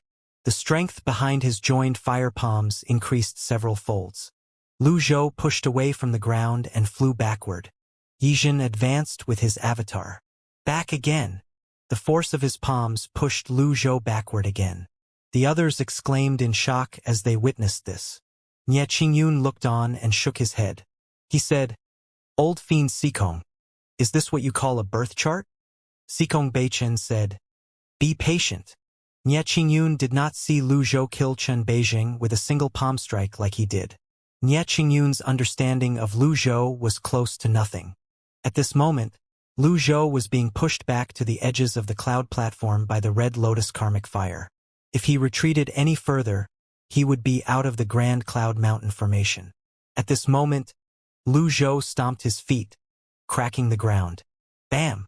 With a single palm, he pushed back against Yizhen. Yizhen increased his input of primal qi. His karmic fire rose to the height of 10 feet. Move back! Lu Zhou did not budge. He was keeping an eye on the method of leaf sprouting in the Red Lotus domain. At this moment, Yizhen felt that something was amiss. He increased the amount of energy in his palms. Buzz! Yizhen's karmic fire was beginning to suppress the golden flames. With a buzz, Yizhen's avatar grew taller by 10 feet. The 6 heads bared their bloodied fangs at Lu Zhou. The others were shocked to see this. A moving avatar was already out of the ordinary, and yet Yizhen was using the avatar to devour another living person. He suddenly had 6 other ways to attack. The Cloud Mountain disciples covered their eyes. They could not bear to witness this gory scene. Yizhen asked disdainfully, "Is that all?" Swoosh! The 6 heads were about to move in when Lu Zhou spread his fingers. A round golden shield was erected before himself. The energy seal bore the pattern of the Taiji diagram. Bam! Bam! Bam! Bam! Bam! The attacks from the 6 heads were kept at bay. "You've done all you can, while I haven't done anything yet," Lu Zhou said expressionlessly. Yizheng's heart sank. In truth, Lu Zhou felt that he could fight against Yizhen for a while if he relied solely on his 9-leaf karmic flame powers. The problem was, Yizhen was becoming more valiant as he fought. If Yizhen was allowed to sprout the leaf, it would be difficult to deal with him. He could not exactly afford more deadly strike cards. Therefore, Lu Zhou's fingers shone with blue light again. The power of past lives. Bam! Yizhen flipped in the air and recoiled. His 9 infants avatar reeled back as well. Lu Zhou shot into the air. He looked down at Yizhen as he dove. He launched another blue palm seal. Taoist 9 cuts hand seal. The scene atop the flying star house was reenacted. Yizhen was greatly shaken. What's happening? He looked at his red lotus and forced himself to stabilize. He was now at the crucial stage of the leaf sprouting process. He had to endure this. He quickly joined his palms together again, and karmic fire burst forth. At the same time, talismans flew in the air. Lu Zhou's Taoist 9 cuts hand seals sailed over. Bam! Bam! Bam! Lu Zhou destroyed the talismans with his first 3 palm strikes. The next 3 palm strikes extinguished Yizhen's karmic fire, and the final 3 palm strikes hit Yizhen. Bam! Bam! Bam! Yizhen's eyes were bloodshot. He spat out blood as he slid backward. He shouted, "What are you waiting for?" The chief instructor, Chun Fengluo, hurriedly led 3 others from the Sky Martial Court and the 4 remaining Flying Star House elders before they dove toward Lu Zhou. All of them unleashed their most powerful techniques. Desolate grade weapon? Lu Zhou glanced at the trident and the black runes on its tip. Should I use the peak trial card now? In the end, Lu Zhou dismissed that idea. He descended before he tossed out 7 Thunderblast cards. The Thunderblast cards shot out like poker cards. Shocking lightning bolts appeared again. Chun Fengluo frowned. Again. He raised his trident to deflect the lightning bolt. Boom! The lightning bolt struck Chun Fengluo. The other 6 were unlucky and were struck to the ground. 3 of them were heavily injured, while the other 3 were only superficially injured. Ding! Killed a target. Reward: 4,000 merit points. Domain extra: 1,000 merit points. Ding! Will you retrieve the desolate grade weapon, Cold Wind Trident? Retrieve. How lucky! Lu Zhou thought himself. Chief Instructor Chun. The others exclaimed in shock. Chun Fengluo's cultivation base was more profound than the others. Why was he killed while the others were only injured? Yizhen was confused. They were both nine-leaf cultivators, and yet the difference between them was huge. Yizhen did not unleash any shocking techniques. Chief Instructor Chan isn't weaker than Yizhen. But why is he killed with a single strike? Lu Zhou shook his head. He's merely unlucky. Lu Zhou landed and said calmly, "Fragile." The others shivered despite the temperature. Nobody in the Sky Martial Court dared to make a move now.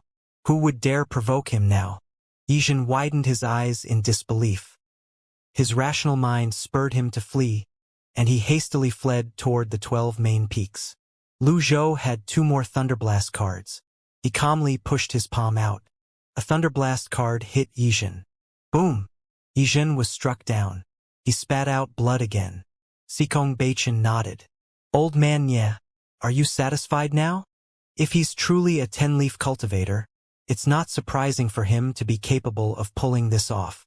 Why didn't you kill Yizhen then? How come you didn't do it? Cultivation jibed.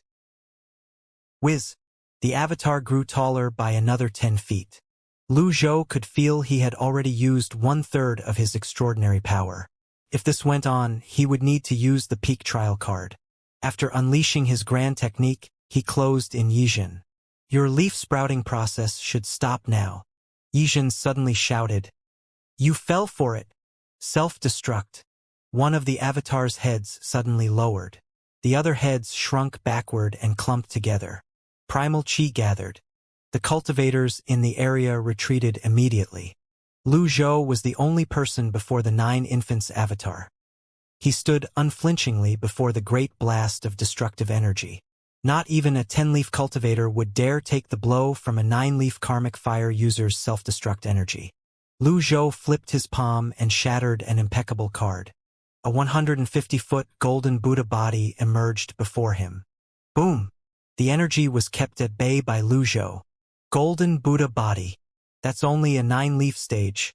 How can he still remain standing? Someone exclaimed. His eyes looked as though they were going to pop out of their sockets. Cultivation was thoroughly impressed. He said, See that?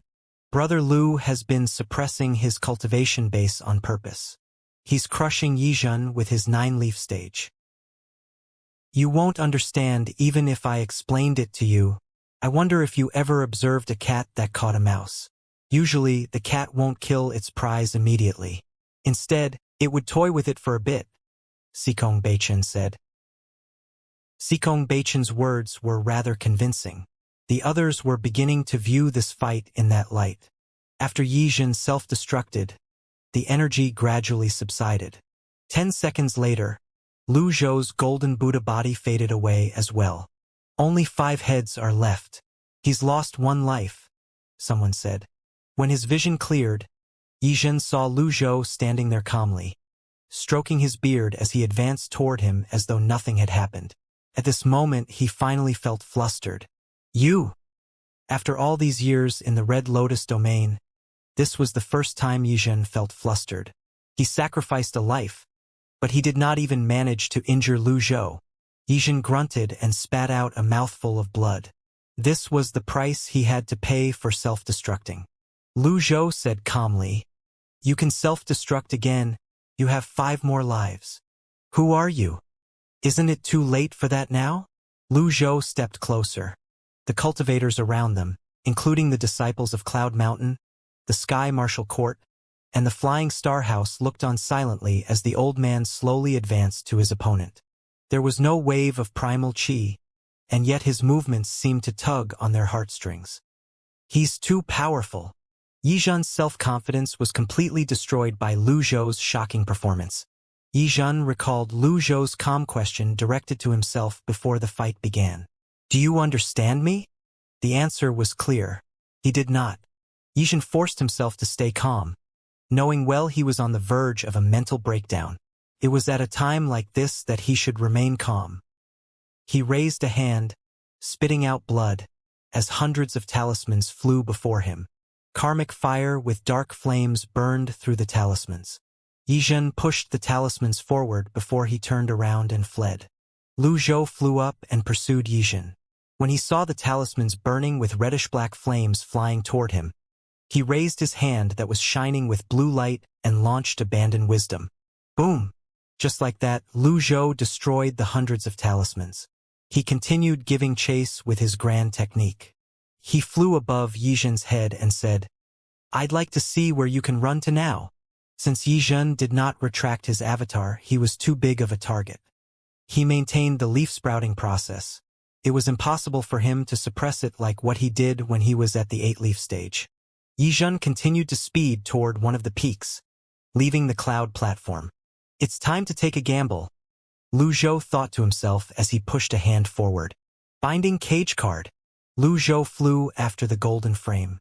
Meanwhile, Sikong Beichen frowned deeply when he saw this, perplexed. "What technique is this? I'm surprised to learn that there are things that even you don't understand."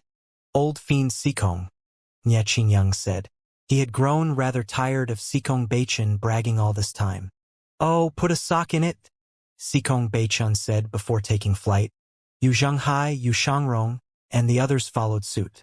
Meanwhile, several thousand disciples from the Sky Martial Court and the Flying Star House flew toward another peak. They formed groups in the air as they left the cloud platform.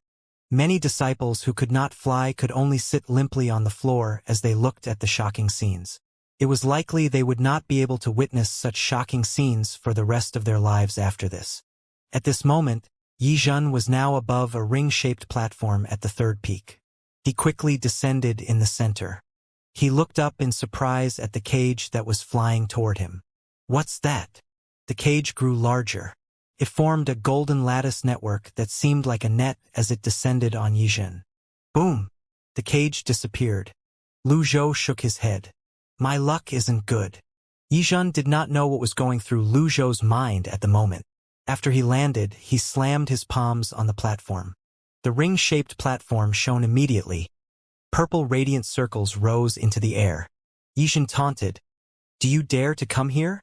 I'm going to sprout my leaf in this formation now, and there's nothing you can do about it." "Why won't I dare?" Lu Zhou flew to the ring-shaped platform. Meanwhile, the other cultivators watched from the sky. There were nearly 10,000 cultivators waiting for the outcome of this battle. It was as though they had forgotten about their enemies. "We're too late." Nie Qingyun sighed helplessly. As expected, Yizhen knows the 12 peaks like the back of his hand. "Old fiend Sikong, this friend of yours is going to run into some bad luck." "What do you mean?" "This is a witch god blood formation. Every quarter of an hour, this formation will strip you of 100 years of life. Your friend is old while Yizhen has 5 lives." Nie Qingyun said. "Why aren't you working to deactivate the formation then? So long as there's life in the formation, it'll keep running," Nie Qingyun said with a sigh. The faint purple light soon shrouded the formation like a barrier that separated it from the rest of the world. Yizhen smiled as he wiped the blood away from the edge of his lips. He looked at the calm Lu Zhou before he infused his blood essence into the formation veins. The Taoist veins in Yizhen's surroundings began to devour the vitality in the formation. Lu Zhou stepped forward and raised his hand to attack. A palm seal burning with golden karmic fire sailed toward Yizhen again. Yizhen planted his feet on the ground steadily. His Confucian robes fluttered in the wind as the Taoist veins flowed like water. Red karmic fire collided with the golden flames and canceled each other out. The formation continued to devour vitality in the formation. "I have a long life ahead of me. What about you?" Yizhen asked mockingly. Lu Zhou stroked his beard calmly as he looked at Yizhen. "Remaining life, 219,445 days. Minus 10 days. Minus 20 days. My life is longer than yours," Lu Zhou finally said, still stroking his beard. "In that case, let's see who'll last to the very end. One of us will die today." Lu Zhou's life continued to decrease. The 9 infants was, indeed, a pain to deal with. There was no doubt Yizhen was the most difficult opponent he had encountered after he transmigrated. Lu Zhou shattered a reversal card. Plus 600. The vitality in the surroundings surged into the formation toward Lu Zhou and entered his body. "What? You can replenish your life?" Yizhen's eyes widened as he instinctively took a step back. Lu Zhou saw that the value of the reversal card had been raised to 600 days and nodded in satisfaction. He repeated Yizhen's words from earlier. "You're not tactful at all." With the new supply of life, Lu Zhou's heart was as calm as a still lake as his life continued to dwindle. Yizhen's face was ashen. One of the heads on his avatar was already drooping down due to the formation's effect. "Who are you?" Yizhen's voice spread out of the formation and reached the ears of the thousands of cultivators in the sky.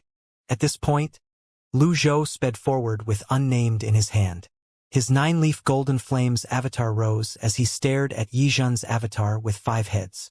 "These are all merit points. The formation would last as long as there was life in it." Yizhen's heart sank. He felt as though he had dropped a rock on his foot. The 9 infants' avatar released red energy in an attempt to fight back. The red lotus karmic fire and the golden karmic fire collided again. Bam! Bam! Bam! Lu Zhou shot upward and switched targets. He advanced toward Yizhen's avatar. Yizhen was shocked. He planted his feet on the ground. His palms burned with karmic fire as he tried to parry the attack. Lu Zhou aimed at the thick and swaying necks of the 9 infants and brought unnamed down. Although the red lotus karmic fire and palm seals stood in his way, he did not stop and followed through with his movement. The red lotus karmic fire and palm seals were cleaved into 2 as unnamed slashed across a thick neck. "No!" An excruciating pain besieged Yizhen immediately. He spat out a mouthful of blood. Ding! Killed a target. Reward: 4,500 merit points. The 10,000 cultivators were stunned. Was the battle not too one-sided? Nie Qingyun, the sect master of the Cloud Mountain, felt his eyelids twitch as he watched the battle in the formation. He had just been bragging about the witch god blood formation, but he was instantly proven wrong. Cultivation laughed. "I feel embarrassed on your behalf." In the distance, a flying star house cultivator looked down and said, "Get ready to make a move." Cultivation heard these words and said in a low voice, "You dare." This was perhaps Cultivation's greatest importance for being here. With his presence, the other cultivators did not dare to jump in recklessly. "Cultivation, is the 9th temple going to meddle in the Flying Star House's affairs now?" One of the Flying Star House disciples asked. "Do you have a death wish?" Cultivation asked in return. "You," the cultivator said resentfully. "The cultivators from the palace are on their way here as well. Let's see how long you'll be able to remain arrogant." As the cultivator spoke, Cultivation formed an energy sword with 2 fingers. As soon as the energy sword appeared, Nie Qingyun raised his hand. The air seemed to freeze in an instant. "Old fiend Sikong, this is my turf. All I ask is for you to not go on a killing spree here." "Nie Qingyun, I did you a favor just moments ago. Is this how you repay my kindness?" Cultivation asked. "I'll repay your kindness someday, but not today," Nie Qingyun replied. "Very well. If any one of you dares to make a move, don't blame me for going on a killing spree," Cultivation said. When there were many factions involved, there would always be a need to balance out their roles. Many considerations would have to be taken into account. Nie Qingyun's expression was grim. He sighed inwardly, wondering what was the right thing to do. Meanwhile, after Lu Zhou decapitated one of the 9 infants' heads with unnamed, the head fell and vanished, returning to nature. Yizhen retreated swiftly. Lu Zhou leaped as unnamed morphed into a bow. He straightened his back and his expression grew solemn as he knocked an energy arrow. A desolate grade bow. The others were shocked again. Bam! The thick energy arrow glowed blue as it shot out. 1/3 of Lu Zhou's extraordinary power was contained in it. Moreover, it was fired by a desolate grade weapon. Yizhen fled desperately. In just a blink of an eye, the energy arrow landed true, hitting another head. Ding! Killed a target. Reward: 4,500 merit points. Master after him. He's left with 3 heads. "See? I told you that my master will smash his heads." Little Yuaner cried out excitedly. cheering and leaping. Lu Zhou did not use his remaining extraordinary power. Instead, he saved his energy. He put unnamed away as he tossed a binding cage card out again. A square cage appeared again and flew toward Yijin. Lu Zhou continued in his pursuit. The atmosphere above the witch god blood formation was heavy and suffocating. Even breathing felt laborious. "Let's keep up," Xikong Beichan said calmly as he followed the two opponents. Yu Zhenghai and Yu Shangrong exchanged a glance. They tacitly flanked their junior sisters as they flew toward the golden flames. The cultivators from the Sky Martial Court and the Flying Star House looked at Nie Qingyun, who had flown out as well. With Xikong Beichan and Nie Qingyun around, the Sky Martial Court and the Flying Star House did not dare to act rashly. The Sky Martial Court had the support of Yu Chunshu, a 10-leaf cultivator who managed to master the karmic fire. Meanwhile, the Flying Star House that had a good relationship with the Sky Martial Court had a 10-leaf cultivator among their ranks as well. The 10,000 cultivators flew out closely in a huge group. It made for a rather majestic sight. "Where's he going?" "No idea. Just keep going after him." The cultivators kept moving. Apart from the 10-leaf cultivators, most of the cultivators had a hard time catching up to Lu Zhou and Yizhen. Fortunately, the 10-leaf cultivators did not leave the others behind and adjusted their speed to accommodate the others.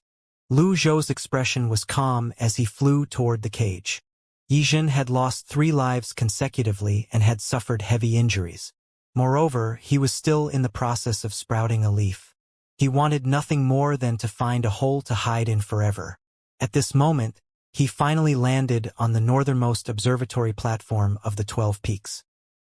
His eyes were bloodshot as he looked at the cage that was sailing toward him before he shifted them to his red lotus. Sprout! Yizhen channeled a huge amount of energy into his red lotus in a frenzy. He desperately hoped he would be able to break through to the 10-leaf stage at the critical moment. This was his only hope of turning the tides of the battle. The binding cage card shone intensely with golden light that covered the entire round observatory platform. The round observatory platform was several hundred feet wide and had 4 pillars in 4 directions. Apart from that, there were 6 huge rocks hovering in the air as though they were shackled in place by some unique Taoist veins. Boom! At this moment, the binding cage dropped on the observatory platform. Boom! The golden cage surrounded the 170-foot 9 infants avatar on the observatory platform as soon as it dropped. "What is this?" Yizhen looked up. Although he had read many books and was familiar with many cultivation paths, he could not identify the golden cage. At this moment, he finally realized just how superficial his understanding of the old man was. It seemed like the number of leaves on a lotus was no longer an accurate way to measure someone's cultivation base. The cage disappeared soon after. Lu Zhou dove and landed on the observatory tower. He stroked his beard with one hand on his back. He looked at Yizhen expressionlessly as he said, "You're quite lucky." "Lucky?" Yizhen was baffled. Lu Zhou looked at Yizhen's spinning red lotus and said, "You have nowhere to run. Don't be so sure about that." Yizhen stomped his feet. The observatory platform's Taoist veins shone. Yizhen's Confucian robes were shredded by a gust of energy and scattered in the wind. One could immediately see the Confucian runes that were inscribed on his body. Apart from that, there were also red symbols, lines, and the 9 infants. The 10,000 cultivators who had hurried over were shocked by this sight. Yizhen's performance kept renewing everyone's knowledge. They knew he had a profound cultivation base and was knowledgeable. However, they did not expect him to have an unknown side to him as well. Not only did he worship the 9 infants, but he had also inscribed the 9 infants on his body and branded it on his blood and soul. The karmic fire burned away at Yizhen's robes before pieces of the robe turned into final talismans and rune seals above the observatory platform. The 9 infants inscribed on Yizhen's body glowed faintly. Lu Zhou kept his eyes on Yizhen. At this moment, Yizhen said, "I've created many new cultivation paths over the past century. For example, the way to make my avatar appear humanoid, form different energy seals, and the way to enable my avatar to move freely and kill. This current technique is called exchange of life. I can exchange one life for an incredibly powerful attack. Yizhen struck with his palm as soon as he finished speaking. One of the 3 heads on his avatar drooped immediately. A blast of red energy began to surge and swell, accompanied by the rune seals. You want to sacrifice one of your lives? You're dreaming. Lu Zhou raised his hand again. He tossed his final Thunderblast card at Yizhen's main body. The others watched as a palm seal with lightning descended. The fragments of the Confucian robes tried to repel the lightning bolt immediately. Boom! The thunderblast passed through the rune seals in the air and hit Yizhen. Yizhen grunted in pain as he was sent flying by thunderblast, spitting out blood. He looked at Lu Zhou incredulously. Lu Zhou stepped forward. Unnamed materialized in his hand again. The black runes swirled around the blade. He unleashed his grand technique and appeared above Yizhen's 9 infants avatar. He brought his blade down mercilessly on the neck of one of the heads. The energy around Unnamed slashed through the neck like a hot knife through butter. Yizhen received another heavy blow. His expression was murderous as he glared at Lu Zhou. Blood trickled out of his orifices as the patterns on his body dimmed slightly. With a loud bang, he crashed against a huge pillar on the observatory platform. At the same time, Yizhen's spinning red lotus began to slow down. The decapitated head fell and vanished, returning to nature. Ding! Killed a target. Reward: 4,500 merit points. Yizhen fell to the ground. He flipped and landed on his knees. He supported his weight with both hands on the ground. Exchange of life was the technique he had the most confidence in, but it was still stopped by Lu Zhou. The difference between their strength was too great. With this, Yizhen lost. Again. Lu Zhou withdrew Unnamed after his attack landed with utmost precision. He had moved at lightning speed that almost no one noticed the black runes on Unnamed. Moreover, Unnamed was glowing with golden energy, and there were many red rune seals in the air that confused the others. All in all, it was incredibly difficult to notice the black runes. Lu Zhou stroked his beard as he looked at Yizhen, who was kneeling on the ground, with a blank expression. You're really not tactful at all. The 10,000 cultivators remained silent, too afraid to make a sound. Is Yizhen going to submit? The difference is too great. Yizhen can't possibly be a match for Brother Lu, Sikong Beichan said confidently. Meanwhile, the word said Sikong Beichan. The words "not tactful" grated on Yizhen's nerves and stabbed his heart. He could hardly endure this. Blood continued to trickle out of his orifices onto the stone floor. After a beat, he channeled his primal chi from his palms into the stone floor. The 4 pillars immediately formed pillars of light that sealed off the observatory platform. The 6 rocks hovering above the observatory platform shone before they merged and formed a formation. Then Yizhen suddenly rose to his feet. He looked even more terrifying with blood flowing out of his eyes. This was a stark contrast to his earlier scholarly image. Currently, Yizhen only had 2 leaves left on his avatar. Moreover, they looked weakened as well. At this moment, Nya Qingyun suddenly remembered the formation on this observatory. He led the others and retreated swiftly. It's the observatory's 5-terminal formation of the observatory platform. Move back. The others were shocked and swiftly moved back. Sikong Beichan frowned slightly. The 5-terminal formation? The 5-terminal formation is a modification of the 10-terminal formation. It's not as wide or grand as the 10-terminal formation, but it has the same effects, Nya Qingyun said. Sikong Beichan said to Yu Shangrong and Yu Zhenghai, "Look after the others. I'll go over to assist your master." "There's no need to help my master," Yu Zhenghai said. "You'll understand soon." Great Yan's 10-terminal formation was drawn by the imperial tutor, Jiang Wenshu, who was actually a Flying Star House elder. Therefore, it was not surprising there were formations in the Red Lotus domain that were similar to the 10-terminal formation in Great Yan. The 5-terminal formation was activated in just an instant.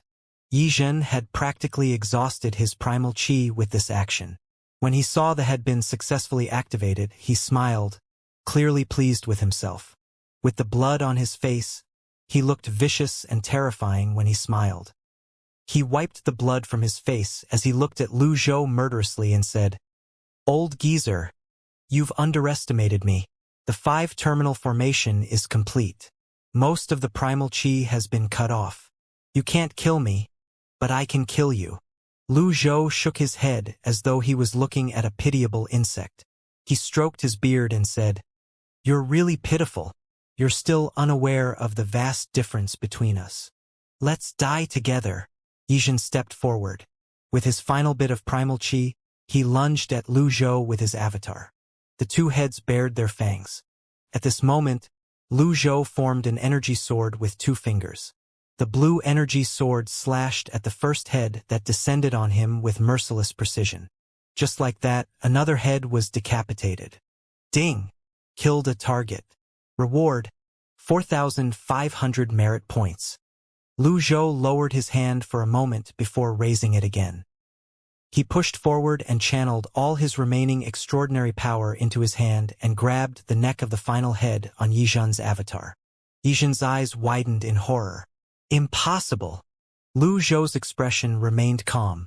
He thought the effort he had expended was rather worthwhile. After destroying this head, he would have taken 7 of Yizhen's lives. It was truly worth it. At this moment, Lu Zhou was almost out of extraordinary power and he did not have much primal chi due to the 5-terminal formation. Similarly, Yizhen did not have much energy left as well. Nevertheless, he was adamant about sprouting the 10th leaf. Since most of the primal chi had been cut off by the formation, his red lotus was spinning at an incredibly slow pace. Lu Zhou shook his head and said evenly, "If I clench my hands slightly, you'll die." "No, no, no." Yizhen panicked. At this moment, the observatory platform was silent. The disciples and elders from the Flying Star House wanted to dive down, but with Nie Qingyun and Sikong Beichun in front of them, they did not dare to make a move. At this moment, the 5-terminal formation shattered. The pillar of light disappeared, and the Taoist veins faded away. At this moment, a scarlet figure shot toward the observatory platform and shouted, "How dare you harm a Flying Star House elder? Die!" A scarlet energy sword that was dozens of feet long and 10 feet wide flew out toward Lu Zhou. "The 10-leaf Chan Tiandu. The house master is here." Yizhen was invigorated. His voice trembled as he cried out, "House master! Save me! He's out of primal chi." Chun Tiandu advanced with his 200-foot avatar and energy sword that was dozens of feet long. Lu Zhou frowned slightly. Sikong Beichun joined his palms together and shouted, "I'll deal with him." Nie Qingyun stopped Sikong Beichun immediately. "What are you thinking? Step aside," Sikong Beichun said gruffly. At the same time, Yu Shangrong and Yu Zhenghai manifested their 150-foot avatars. Nie Qingyun manifested his avatar as well. Another great battle was about to begin. The elders and disciples from the Flying Star House closed in. At this moment, without letting go of the final 9 infants' head, Lu Zhou raised his left hand and threw a deadly strike card out. Abandon wisdom. The palm seal suddenly grew as large as Buddha's palms. The 10,000 cultivators held their breaths as they watched in shock. Upon seeing this, Sikong Beichun recalled the scene in the Holy Palace. It was like déjà vu. He said somewhat emotionally, "Finally! Brother Lu is finally no longer suppressing his realm." Nie Qingyun. The palm seal easily passed through the red energy sword and continued on its trajectory. Boom! It struck Chin Tiandu's face and chest heavily, causing him to plummet 100 feet down to the foot of the mountain. A palm-shaped chasm was left in the wake of this attack. Ding! Killed a target. Reward: 5,500 merit points. Domain extra: 1,500 merit points. The heavy atmosphere seemed to freeze due to this shocking and heaven-defying palm strike. No words could describe everyone's feelings. The old man before their eyes easily killed a 10-leaf cultivator with just a single strike. How could they not be shocked speechless? The place was deathly silent. Those who had manifested their avatars silently withdrew them. They gulped, frightened and confused. Yizhen was only a 9-leaf cultivator. Although he had mastered the karmic fire and had several lives, his most deadly attribute had to be his cunning. His strength was a far cry from a 10-leaf cultivator. Meanwhile, Chun Tiandu was renowned under the heavens. Apart from Yizhen, he was the mainstay of the Flying Star House. He could even fight on even ground with Cultivation. And yet, such a peerless character died after being hit by one of Lu Zhou's palm strikes. He was completely powerless to fight back. At this moment, Lu Zhou had used up all his extraordinary power. I'm out of deadly strike cards as well. Moreover, I'm sure that the price has gone up as well. However, Lu Zhou knew that he could not save this card even if he wanted to. Yizhen was stunned. For as long as he could remember, his heart had always been as calm as a still lake. No matter how great a disturbance was, he had always remained unmoved. The more people he killed, the more he grew numb. Nobody could pressure him or threaten his life. Currently, his life was being held in another person's hand. This was the first time he had felt such helpless despair. He looked at the palm-shaped pit in a daze as he called out haltingly, "House! House Master!" The expressions of the 10,000 cultivators were indescribable. When the 5-terminal formation was broken, primal chi was restored to the 9 infants avatar. Lu Zhou's cultivation base was restored as well. However, he did not have much energy left after such a long battle. Naturally, he still had the peak trial card, but he did not think it was worth it to use the card in this situation. Lu Zhou's display of strength today served as a strong deterrent. No one dared to move recklessly. Lu Zhou's hand was still firmly gripping the last head on Yizhen's 9 infants avatar. Golden flames burst forth from between his fingers at this moment. The remaining head struggled desperately. Meanwhile, the red lotus karmic fire and golden flames canceled each other out. It did not seem easy to destroy the last head of the 9 infants. Lu Zhou gauged his extraordinary power again. Indeed, there was nothing left. He looked at Yizhen, who was breathing rapidly. Should I purchase a deadly strike card right now and end this battle? Yizhen's consciousness was fading away. His eyes were rolled up into the sockets. However, at this moment his red lotus buzzed. Yizhen's 170-foot avatar grew to 200 feet tall.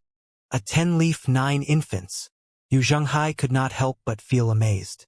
This is the first time someone has lasted this long against my master. The members of the Flying Star House saw a ray of hope amidst the darkness and despair. They really hoped Yizhen would survive but felt slightly conflicted when they thought about the 9 infants. Even if he survived, would it be right for him to continue to stay in the Flying Star House? Indescribable despair filled their hearts when they thought about their dead house master. The balance was destroyed at this moment. Cultivation was fully on guard. Yizhen's power increased several folds in just a moment. Bam! Yizhen finally managed to break free of Lu Zhou's grip. After he caught his breath, he chuckled. Currently, he resembled the vicious and horrifying 9 infants. It was difficult to even look him in the eyes. He reveled in his increasing strength and the new height of his avatar before he looked at Lu Zhou and said triumphantly, "The heavens are on my side. The heavens are on my side. So this is what it feels like to be a 10-leaf cultivator? You've used up all your strength. It's my turn now." Lu Zhou shook his head. "Everyone thinks you're smart, but you're acting extremely foolish now. Not even Chun Tiandu can withstand my palm strike. What makes you think you, with your crippled 9 infants avatar and recently attained 10-leaf stage, are able to defeat me who had just recently attained the 10-leaf stage? How are you going to defeat me?" Yizhen was taken aback. Lu Zhou's words were akin to a bucket of cold water that was splashed on his face. He recalled that shocking palm seal earlier and was reminded of Chun Tiandu's death. "Run!" Yizhen withdrew his avatar. He tapped his Dantian Sea of Qi and ignited his Sea of Qi. In just a moment, he was bathed in flames and shot toward the horizon like a meteorite. The others were stunned speechless by this. He had spoken so arrogantly just a moment ago, and now he's making such a cowardly move? Lu Zhou stroked his beard and shook his head. Then he raised his hand again. Binding cage card. This was his 3rd cage bind card. The golden cage flew out along with Lu Zhou as he pursued Yizhen in the air. The others followed suit. Lu Zhou looked at the golden cage and said, "I don't think you'll be lucky every single time." Yizhen did not even look behind himself as he continued shooting past a few peaks. If he went further, he would be leaving Cloud Mountain's range. Yizhen turned to look at the golden cage and recalled the golden cage from before. He wondered if it was the same trick. He was under the impression that the golden cage was used to track him, so he landed on the ground and waited for the golden cage to drop. At the same time, he looked at the nearby peaks, searching for the best route to escape. The cultivators followed Lu Zhou and flew above the forest. At this moment, the golden cage dropped down on a canopy of trees. Boom! Yizhen nodded, pleased with his judgment. It's time to leave. Yizhen pushed away from the ground, flying at an angle. He had thought the golden cage would fade away when, contrary to his expectations, the golden cage began to close in on him.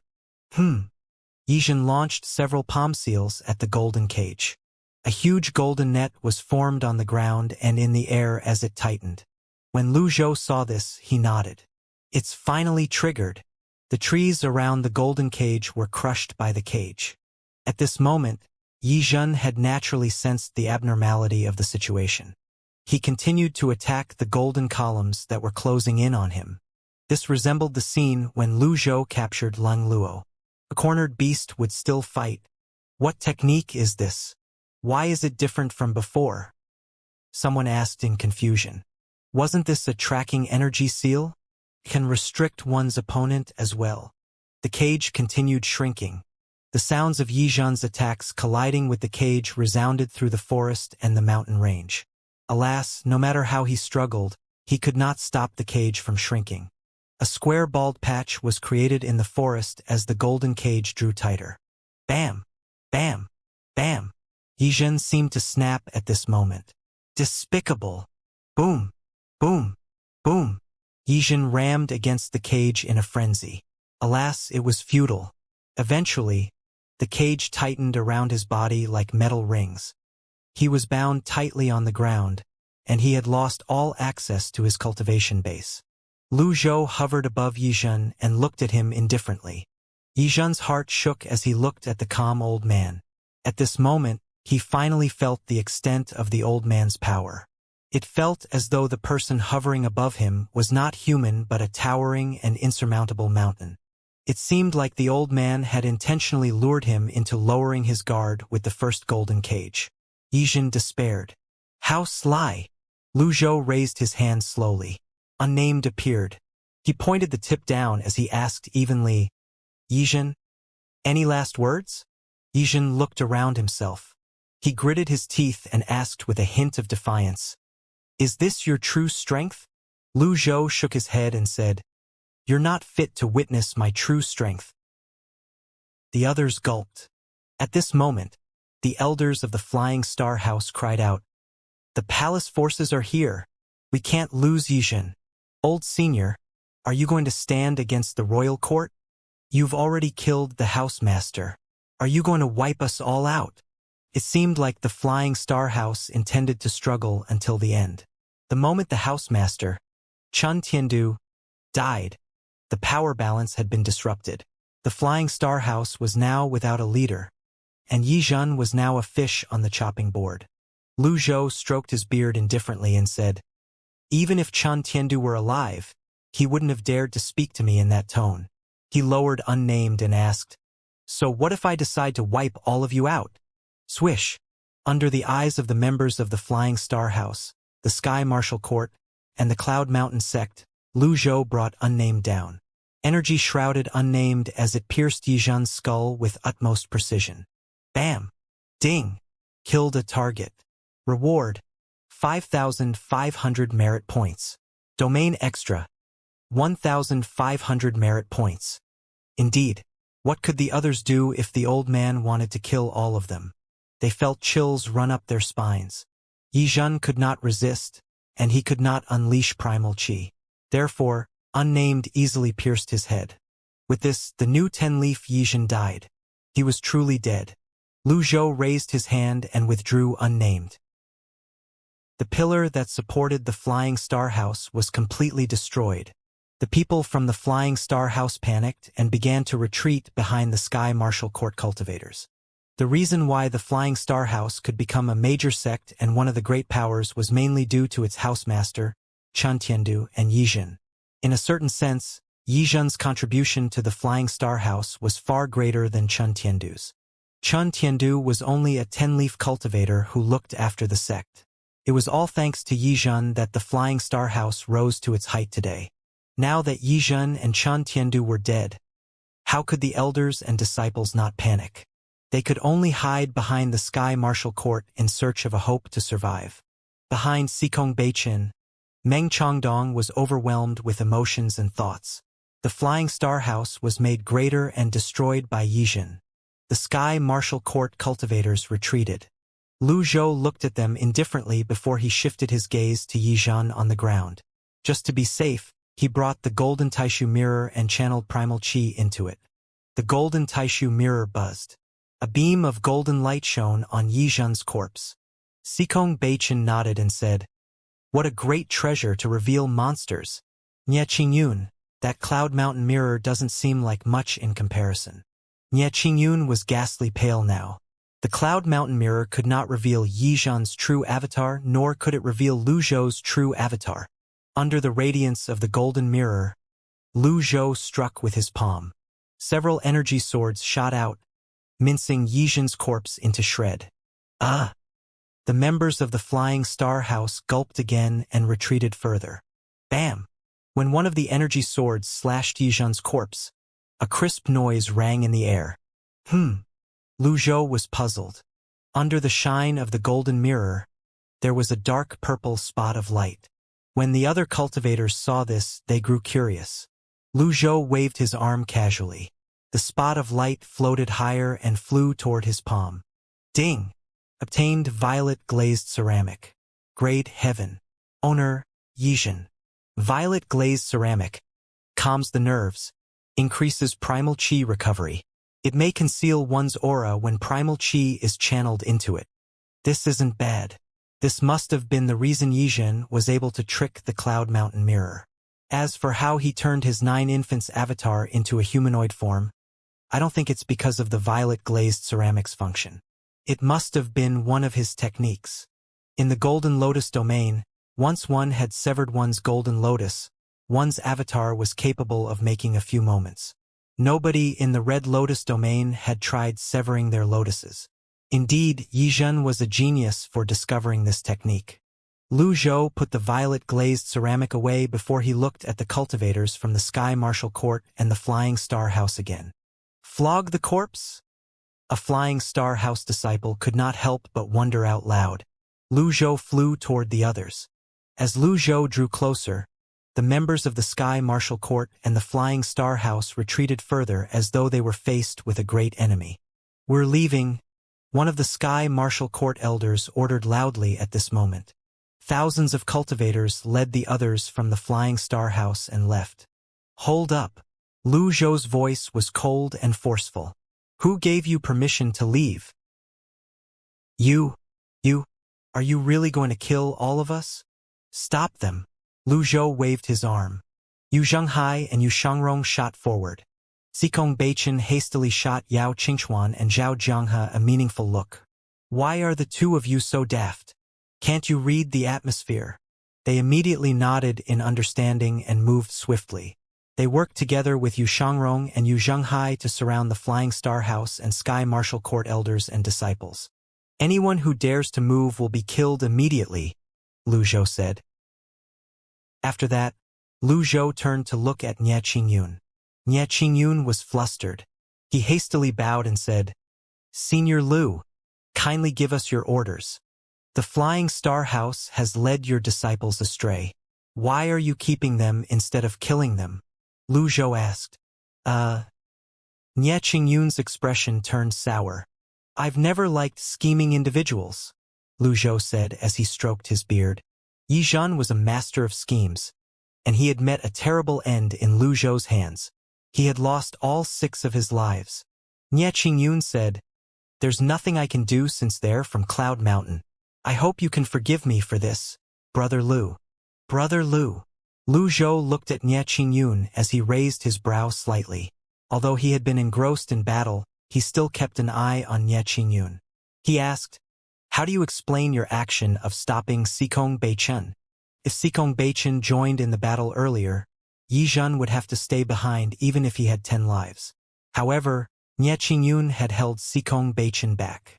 Naturally, it was also partly due to the members of the Sky Martial Court and the Flying Star House." When he heard these words, Nie Qingyun's expression changed drastically. He remembered what Lu Zhou said. He immediately flew up and bowed. "I admit that I had some serious thoughts." He paused slightly before he said in a distressed tone, "It's difficult for a sect to remain for long. I'm sure Monastery Master Xia understands this well. If a sect is weak, it will have to strike the water on the left and right and curry favor with the stronger ones. Meanwhile, the stronger ones will also align themselves with those who are stronger than themselves. However, the sky has no limits. Who's the real person at the very top? It's difficult to fathom the hearts of men, and experts are often replaced. This is a world where it's the survival of the fittest. There's no such thing as reasons. When the beasts ate the humans, it never negotiated with men, and men are more vicious than beasts. I've poured half of my life into protecting Cloud Mountain. I can't bear to see it being destroyed in Yi Zhen's hands. 3 centuries ago, Cloud Mountain fought against the 9th Temple for 7 days and 7 nights, incurring thousands of casualties. After the battle, Cloud Mountain and the 9th Temple's grudge has lasted to this day. Senior Lu, don't you think it's only reasonable that I'm wary of the old fiend, Xikong?"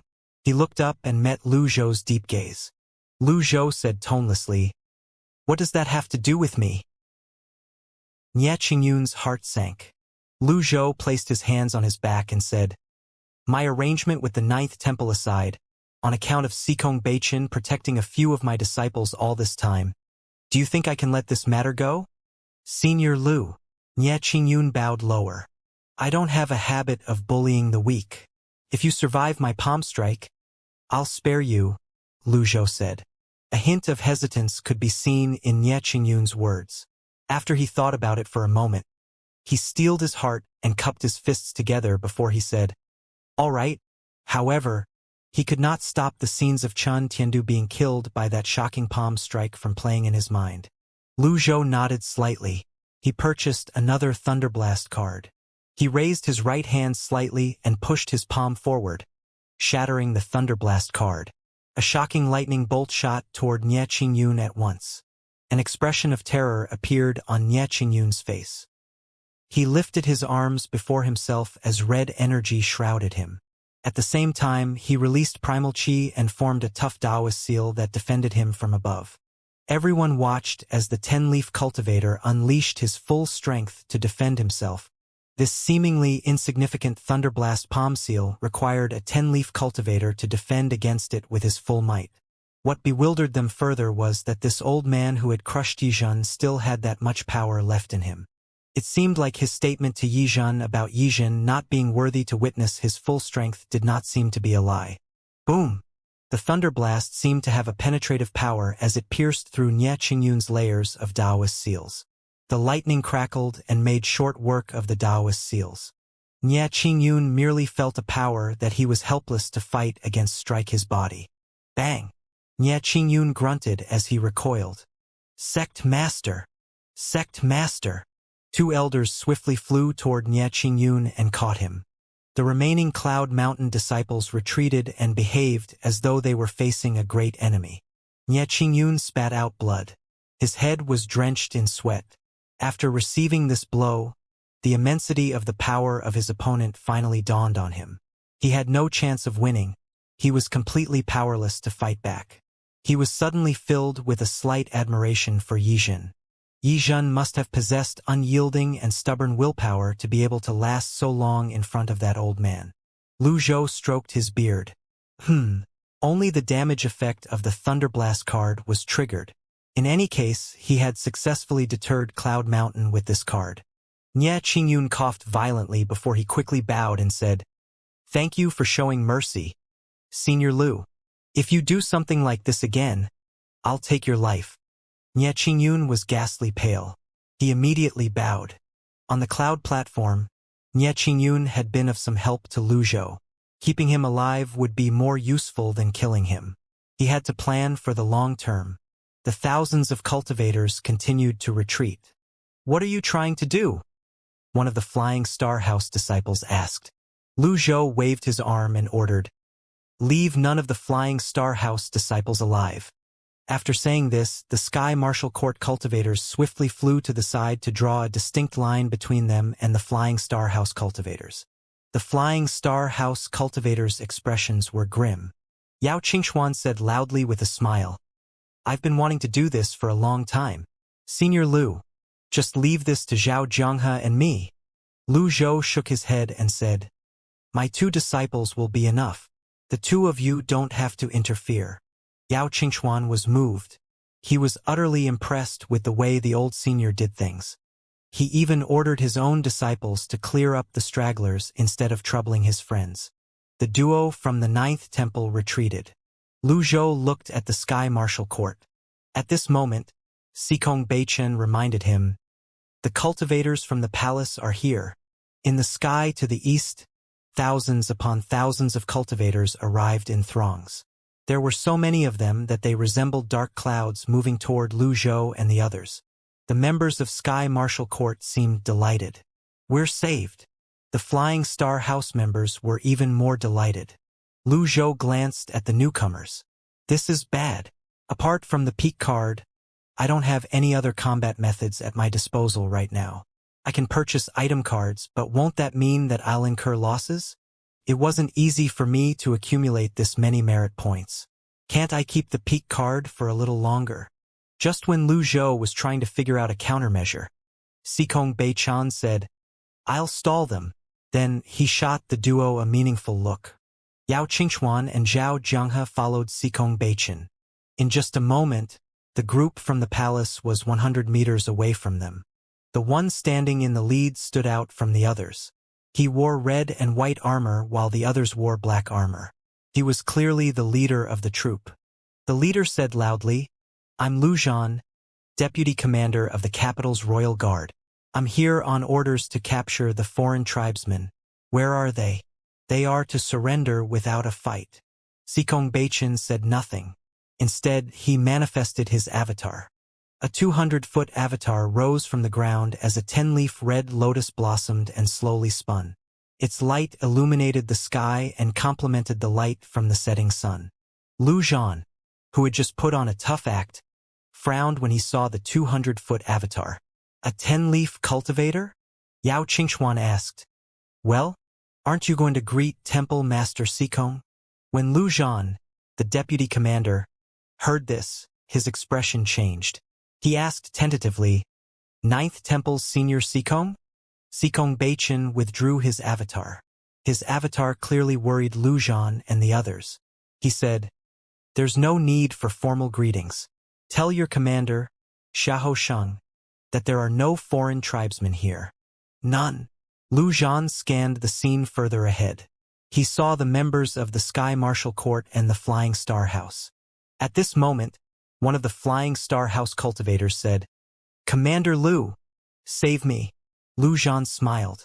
"I think that's a cry for help." "You're mistaken," Yao Qingxuan said. "All lands under the heavens belong to the king. There seem to be members of the Flying Star House over there. The Flying Star House has served the royal court well over the years.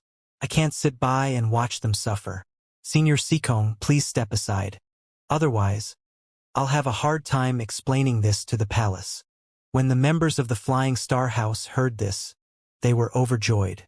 "Commander Lu, he's a foreign tribesman. All of them are.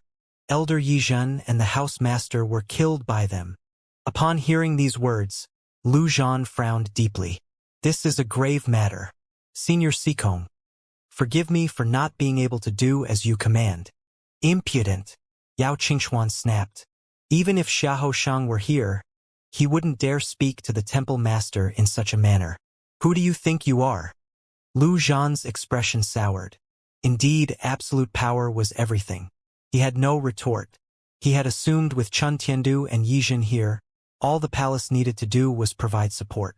The current situation was beyond his expectation. Senior Sikong, I have no intentions of offending you. This matter today has nothing to do with the Ninth Temple. I'm merely after the foreign tribesmen. If the Flying Star House and the Sky Martial Court are in trouble, it's only natural for the royal palace to ensure that justice is served. Otherwise, how are we supposed to govern the lands? Just when Sikong Beichun was about to speak, Lu Zhou's voice rang from the back. In that case, there's no need for you to govern the lands anymore. Lu Zhan's gaze shifted toward the old man with silver hair. Who are you? Commander Lu. He's the one who killed the housemaster and Elder Yi. He's also the one who killed the Sky Martial Court's chief instructor. A Flying Star House elder said. It was clear he had decided to risk it all. He would die anyway if he did not do anything. At the very least, with this, there was a slim chance of survival. On the contrary, the Sky Martial Court cultivators remained silent. Lu Zhan waved his arm and said, "A life for a life. I'm sure you're aware of this convention." Lu Zhou said, "Who gave you the courage to challenge me?" Sikong Beichun once again sensed the killing intent in Brother Lu's tone. He hastily said, "Get lost.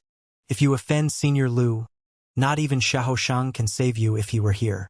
These are my Sikong Beichun words."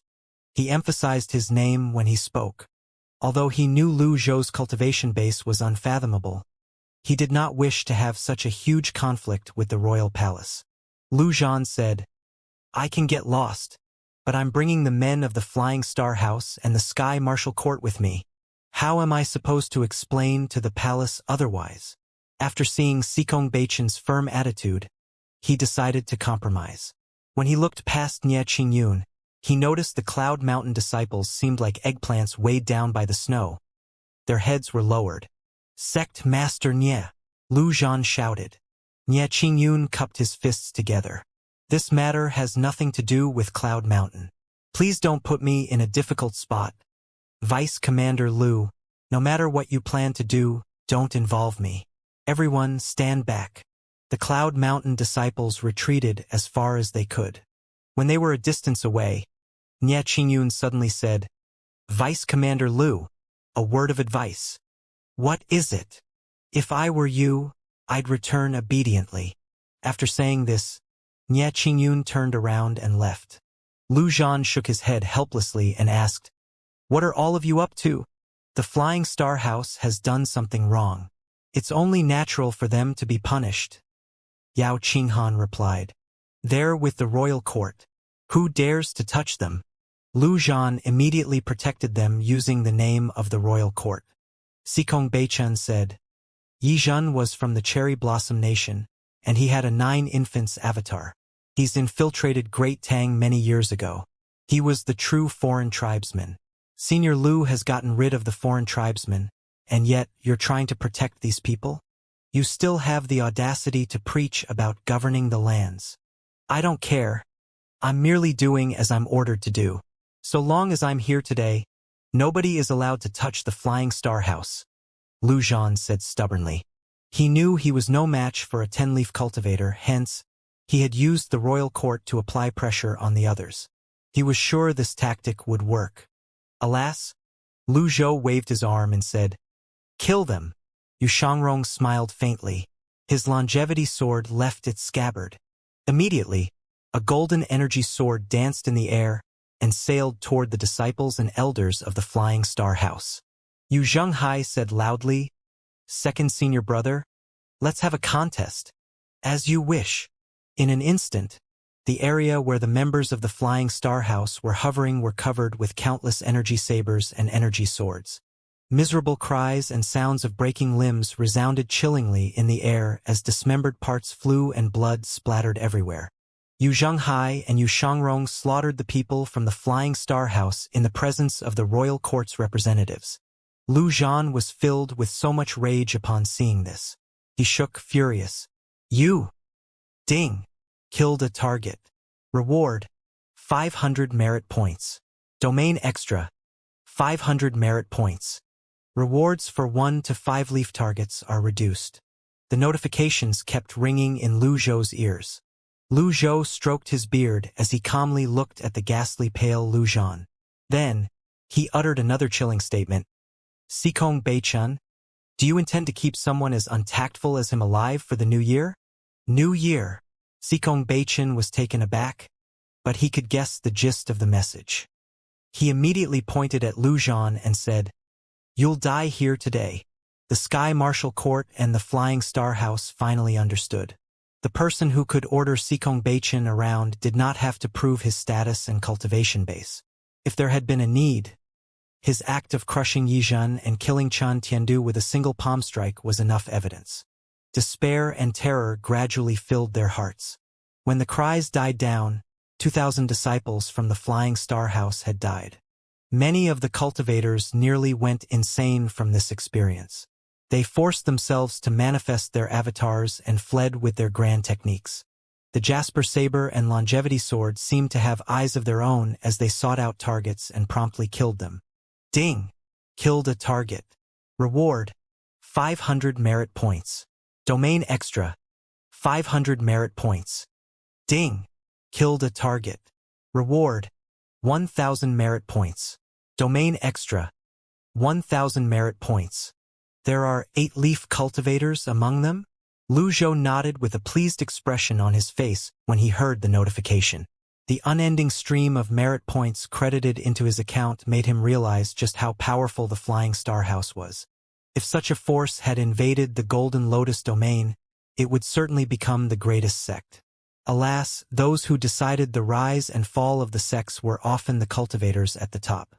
No matter how many nascent divinity cultivators they had, without 9 or 10-leaf cultivators, they were no different than a bunch of monkeys waiting to be slaughtered.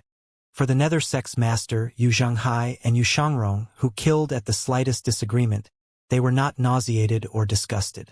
They knew one side had to die. If the Flying Star House had been victorious, their fates would be worse. Nobody could survive the onslaught of attacks by Yu Shangrong and Yu Zhanghai, who had experienced countless battles. Even the other 9-leaf cultivators were no match for the two of them.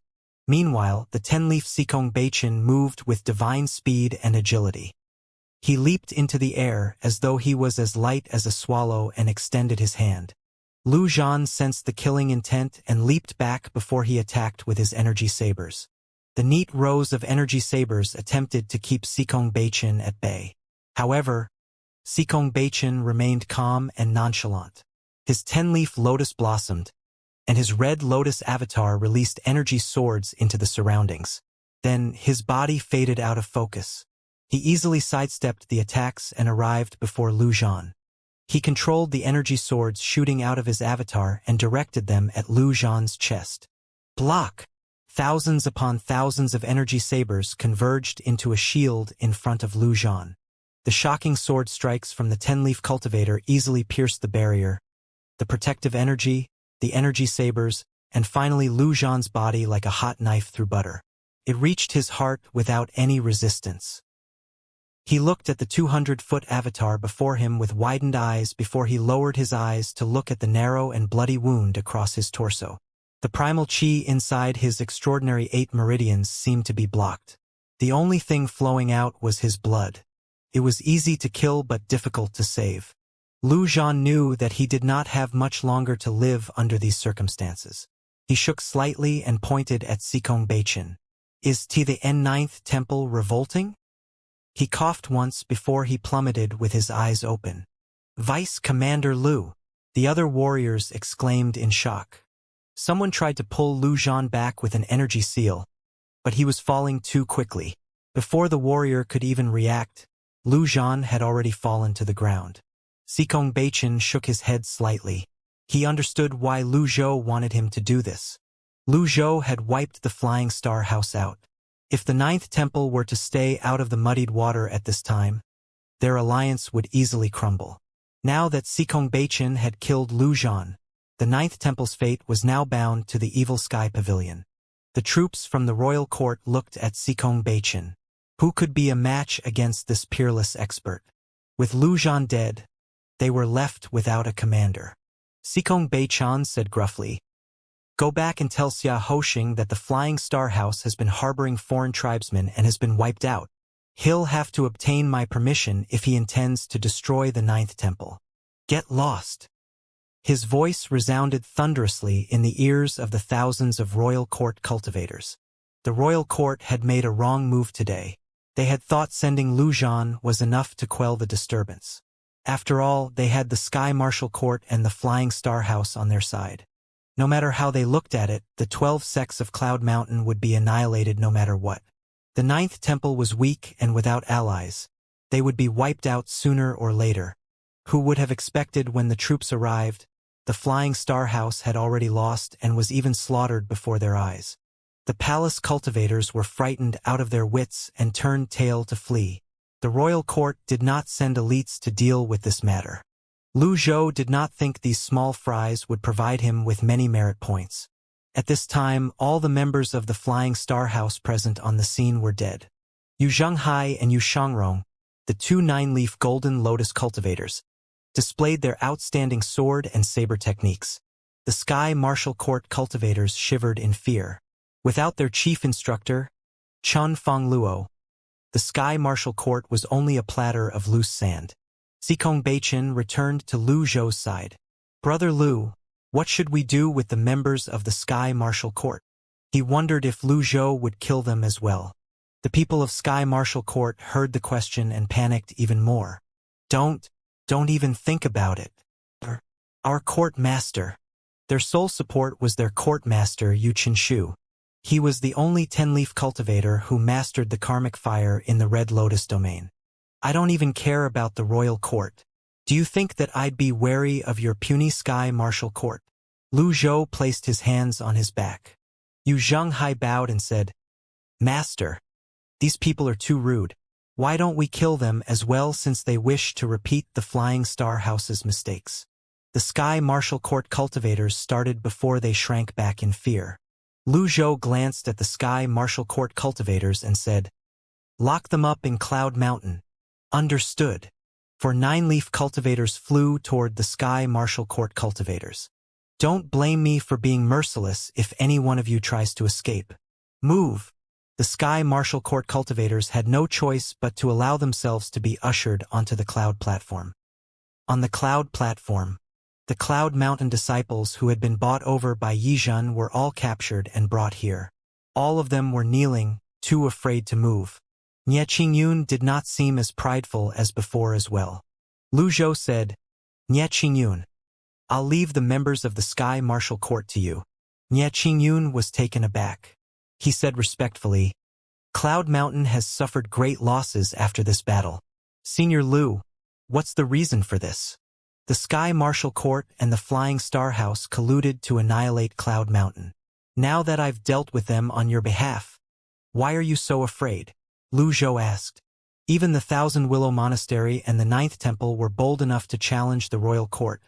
And yet, the disciples of the 12 sects of Cloud Mountain dared not. The Sky Martial Court has Yu Qinshu and the support of the royal court. Nie Qingyun trailed off when he saw Lu Zhou looking at him. Lu Zhou shook his head and said, If these people from the Sky Martial Court dare to take half a step out of Cloud Mountain, I'll go on a killing spree.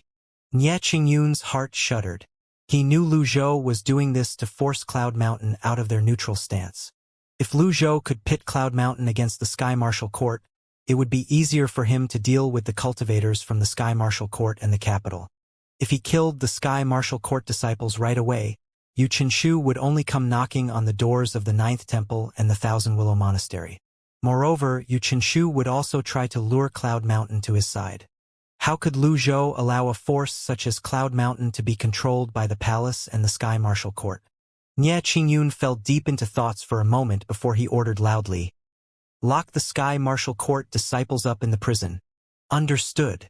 The Cloud Mountain disciples moved to seal the cultivation bases of the Sky Martial Court disciples and took them away. Xikong Beichin cupped his fists together and said, That was a brilliant move, Brother Lu. With this, Cloud Mountain would be on the opposite side of the Sky Martial Court. As the saying went, the enemy of an enemy is a friend. Lu Zhou ignored Xikong Beichin's flattery. Instead, he said, For such an important occasion, The Sky Martial Court and the Royal Court did not send any elites at all. Don't you find this strange? A contemplative expression appeared on Xianxia's face when he heard these words. Indeed, it's strange. At this moment, Meng Changdong said, I suspect that Yu Chunshu and the others are held up by other matters. Lu Zhou looked at Meng Changdong. Is there anything more important than this? From what I know, the Sky Martial Court has recently developed the Sky Chariot. It's capable of transporting up to 100 cultivators across the endless ocean. I suspect that the Sky Martial Court and the Royal Court have sent their experts to the Golden Lotus domain. The Cloud Mountain disciples cleaned the cloud platform up. It now looked as though nothing had happened. Meng Changdong's words made everyone fall silent. Yu Shangrong and Yu Zhenghai frowned when they heard this. After a moment's silence, the two of them exchanged a glance and stepped forward. Master, requesting permission to return to the Golden Lotus domain. Cultivation was already convinced that Lu Zhou was an elite from the Golden Lotus domain. He wondered in confusion. Brother Lu has initiated his birth chart, and the overall strength of the Golden Lotus domain is much greater than the Red Lotus domain. Why are both of you so worried? The four evil Sky Pavilion disciples remained silent. Could they tell Cultivation there was only one nine-leaf cultivator in the Golden Lotus domain? In general, the Golden Lotus domain was much weaker than the Red Lotus domain. Master, I want to go back as well. Little Yuaner came in between Yu Shangrong and Yu Zhenghai as she said, Eldest senior brother, second senior brother, bring me with you. I'll clobber those who dare bully my seniors to death. Lu Zhou looked at his two eldest disciples and said, It'll take too long. I don't think you'll make it in time. Cultivation said, Brother Lu, since we have these many hostages from the Sky Martial Court, we can negotiate with them. Indeed, that was a sound suggestion. The Sky Martial Court has always been conceited. I'm worried they won't bother with us. Yao Qingchuan was frequently in contact with members of the Sky Martial Court, so he knew how prideful they were. The same could be said of the Flying Star House. Meng Changdong cupped his fists and said, Hall Master Yao has a point. I don't think it's the best moment for a negotiation unless we have another two major sects on our side. This matter aside, do you have any way of obtaining information from the Golden Lotus domain? Lu Zhou asked. Meng Changdong paced back and forth as he pondered. Finally, he said, I do, but it will be costly. Let's hear it. We'll need 1,000 rare paper talismans. At the same time, the people on the other side will have to set up the same talisman formation as well. I know how to draw the Sky Martial Court's talisman formation, but we don't have any talismans, Meng Changdong said. Lu Zhou and Cultivation turned to look at Nie Qingyun in unison, frightening and startling Nie Qingyun. He had been considering Cloud Mountain's future, so he was in a daze and was not paying attention to the conversation in his surroundings. When he felt the unnatural gazes on him, he realized what situation he was in and hastily said, I'll provide the talismans. The wise adapt to the times. Nie Qingyun, in consideration of Brother Lu, I'll put our quarrels behind us for now, Cultivation said. In consideration of Senior Lu, I won't quarrel with you as well, Nie Qingyun said before he ordered his men to collect all the talismans in the 12 sects. Talismans are divided into low, middle, high, and best quality as well. For an observation at such a range, using 1,000 best quality talismans is too costly. The requirements are high as well. We'll also need the same formation on the other side. Hence, even if I set up the formation here, we might not be able to see anything, Meng Changdong said. Upon hearing these words, Nie Qingyun felt a pang of pain in his heart. However, this was not the moment to be frugal. Lu Zhou asked, Can we send a message? Unless we have a contact among the Sky Martial Courts group, and someone in the Golden Lotus domain has laid out the same formation as well, it's impossible to send a message with the power of the talismans, Meng Changdong replied. Lu Zhou nodded. It would be ideal if he could contact Si Wuya. Alas, it seemed like it would be difficult. An hour later, the talismans were finally brought over and handed to Meng Changdong. Meng Changdong drew a circle on the ground and began carving the formation veins. He stuck the talismans onto the formation and added more detailed inscriptions. He kept drawing for an hour on the ground. His head was drenched with sweat and he was panting heavily from the effort. Finally, he stood in the center of the formation and said, "It's done." Sikong Beichan saw how tired Meng Changdong was and asked, "Do you need help? Do you know how, Senior Sikong?" Naturally, Meng Changdong cursed at Sikong Beichan inwardly. You could have said this an hour ago. If they had worked together on this formation, things would have been done more quickly and easily. However, considering the difference in their statuses, Meng Changdong could only smile stiffly and said, "Thanks. I've already made all the preparations." Shortly after, Meng Changdong joined his palms together and channeled his primal qi. The inscriptions on the ground shone. Buzz!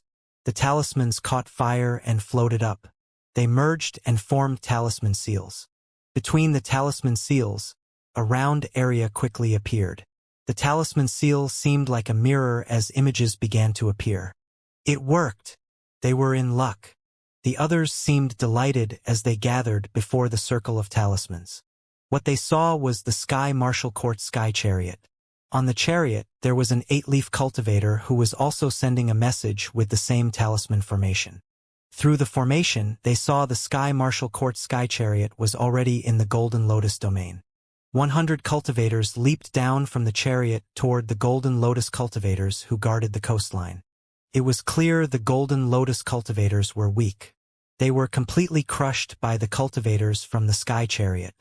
Upon seeing this, Sikong Beichin, Yao Qingxuan, and Zhao Jianghe remained silent even though they were baffled. Meanwhile, Yu Zhenghai and Yu Shangrong watched with a scowl on their faces. "Master, we can't afford to wait anymore. I request permission to storm the Sky Martial Court and force them to call off the invasion," Yu Zhenghai said.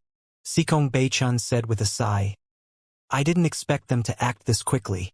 As he watched the Golden Lotus cultivators being defeated in the image, Lu Zhou said evenly, "We'll kill one of Sky Martial Court's members for every life we lost."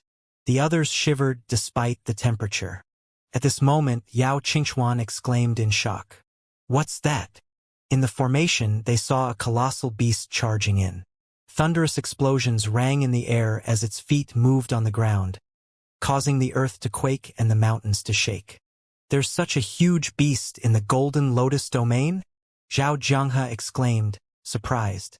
A 9-leaf red lotus expert manifested his 150-foot avatar and flew toward the huge beast.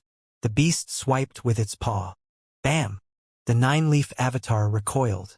A white-clad lady could be seen on the back of the beast. She flew out and attacked the Sky Martial Court Sky Chariot. "Sixth Senior Sister. It's Sixth Senior Sister," Little Yuaner cried out as she jumped in excitement.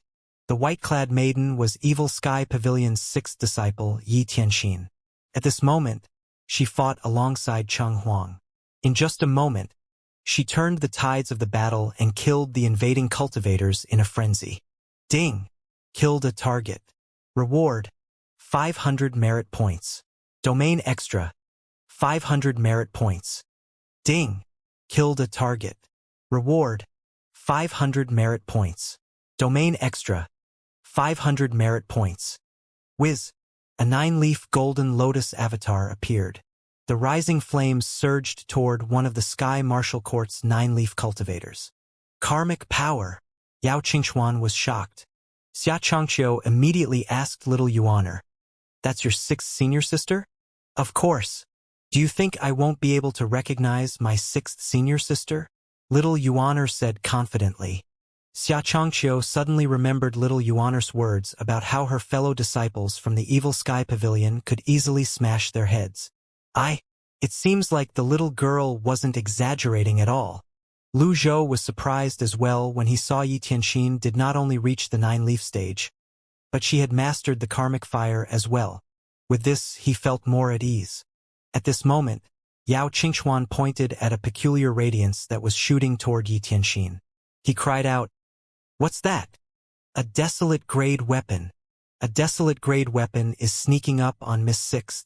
Xia Changqiu was shocked. The others looked over.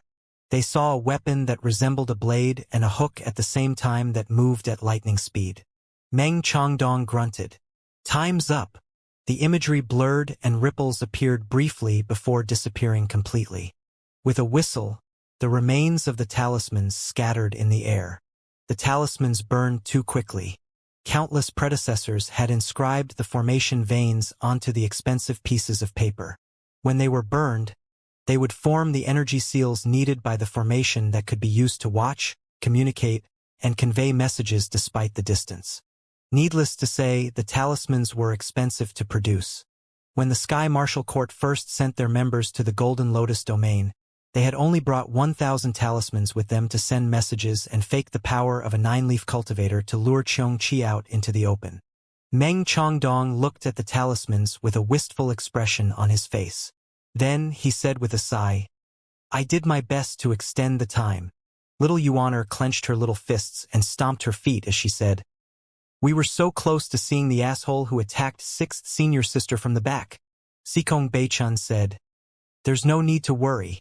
If my eyes didn't deceive me, your 6th senior sister wielded a desolate-grade weapon. Moreover, she has mastered the karmic fire and has the huge beast support. Unless it's a 10-leaf cultivator, I don't think anyone will be able to harm her." The others nodded in agreement when they heard these words. Lu Zhou remained silent. He knew this was not the time to charge to the Sky Martial Court's doorsteps. Apart from the peak card, he did not have much to defend himself with. Even the Flying Star House was wary of the Sky Martial Court, proving that the Sky Martial Court was stronger than the Flying Star House. It was like that the Sky Martial Court's Yu Qinshu was even more difficult to deal with than Yizhen. Meanwhile, in the Golden Lotus domain, when Yi Tianxin tossed her amorous hoop out, she saw a beam of light shoot past her and a glimpse of a 9-leaf avatar. The beam of light pierced through the 9-leaf red lotus avatar. "Fourth senior brother, not again," Yi Tianxin said, slightly disgruntled. She had heavily injured the Red Lotus elite with Cheng Huang's help. She was one attack away from defeating her opponent when Mingshi dealt the final blow and claimed the kill.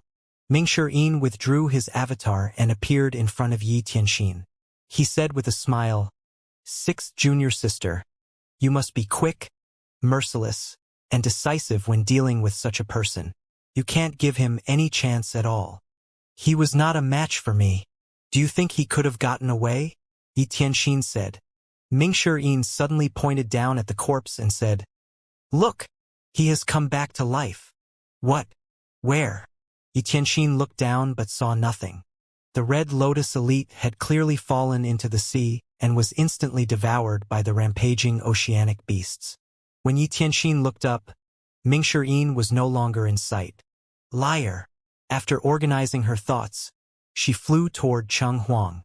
Cheng Huang seemed to understand her. They were both in sync. "Cheng Huang, bring me to the Sky Chariot," Yi Tianxin said. The Sky Chariot was much larger than ordinary mounts and flying chariots. Its speed, defenses, and power were also great. At present, it was the best transport to cross the endless ocean. Cheng Huang lifted its head to the sky and howled. The great yen cultivators in the surroundings were invigorated when they heard Cheng Huang's howl. Ever since Yi Tianxin returned with Cheng Huang, she frequently traveled between the major provincial cities. For this reason, Cheng Huang had become like a guardian beast in the hearts of great yen people. Recently, Cheng Huang alone had killed countless beasts. The larger ones would stay away when they saw it, afraid to make a move. Meanwhile, the barbarians and other tribes sought protection from Great Yen. Upon hearing Yi Tianxin's words, Cheng Huang shot into the skies toward the horizon. Yi Tianxin exclaimed in surprise, shocked by Cheng Huang's power. Since her encounter with it in Moonlight Woodland, she had never seen it really fly Cheng Huang in flight. Due to its size, Cheng Huang rarely needed to fly. After all, with just a single leap, it covered a shocking distance. Cheng Huang leaped into the air and flapped its wings, shooting toward the sky chariot that was high up in the air. Upon discovering this, Yi Tianxin smiled and patted Cheng Huang's back as she said, "Go up." "No!" An 8-leaf cultivator, who was maintaining the talisman formation on the sky chariot, cried out when he sensed the impending danger. He quickly withdrew his hands, causing the talismans to scatter and the formation to fade away. Inside Lixing Hall in the Sky Martial Court, numerous elders lined up at the sides. Their expressions were grim after they watched the scenes that had just been cut off. Mo Bian said, "Looks like the Golden Lotus domain has become much more powerful. Judging by these two alone, it seems like we'll have to send 10-leaf cultivators there to regain the advantage." Meanwhile, no ripples could be seen in Yu Qinshu's expression. Jian Tingzhong, who was standing at Mo Bian's left, said, "I don't quite agree with Elder Mo. What are your opinions, Elder Jian? We've sent many over to the Golden Lotus domain, and they've all failed. The Sky Chariot has encountered 2 9-leaf cultivators, and they have the help of that colossal beast. Apart from that, the inhabitants of the Golden Lotus domain have already invaded our lands. Not only are we incapable of capturing them, but we're losing more and more of our men every day. Clearly, the Golden Lotus domain is much more powerful than we are," Jian Tingzhong said.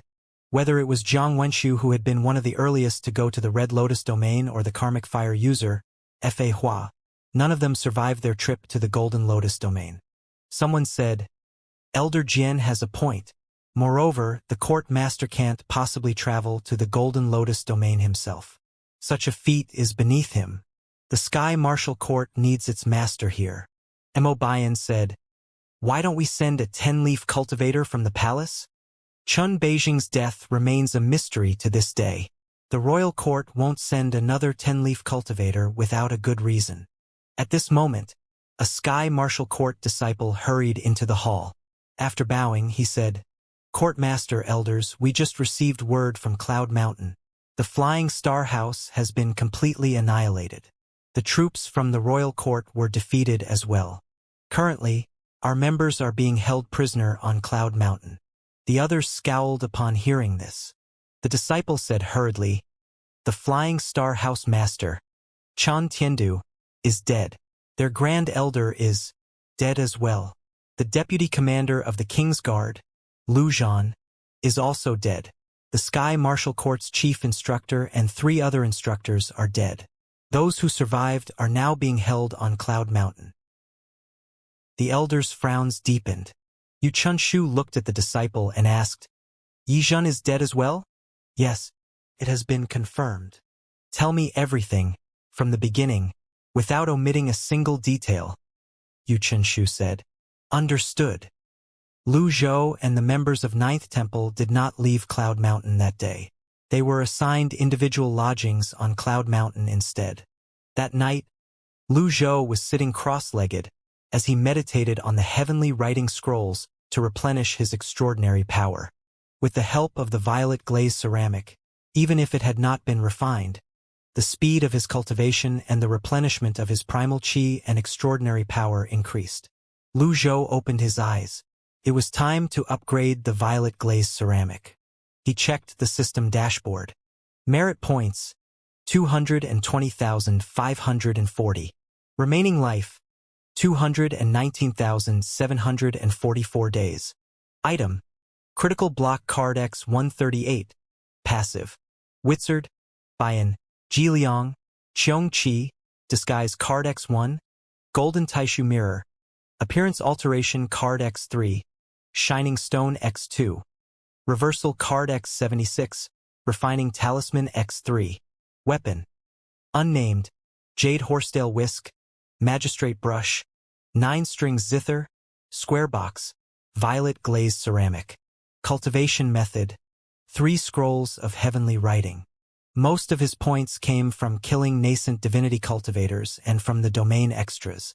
Yi Zhen had given him 10,000 merit points, but what the others lacked in cultivation base, they made up for in number. This was a great harvest. He looked at his 220,000 merit points and fell deep into his thoughts. If he killed everyone in the Sky Martial Court, Cloud Mountain, and the Palace, he would be able to earn 500,000 merit points and purchase the 1,000 Realms Whirling Avatar. Alas, he could only use the 1,000 Realms Whirling at the 10-leaf stage. Finally, Lu Zhou extended his right arm. The gem-like violet glazed ceramic appeared in his hand. Subsequently, he brought out a refining talisman to refine the violet glazed ceramic. After an hour, he was finally done refining the violet glazed ceramic.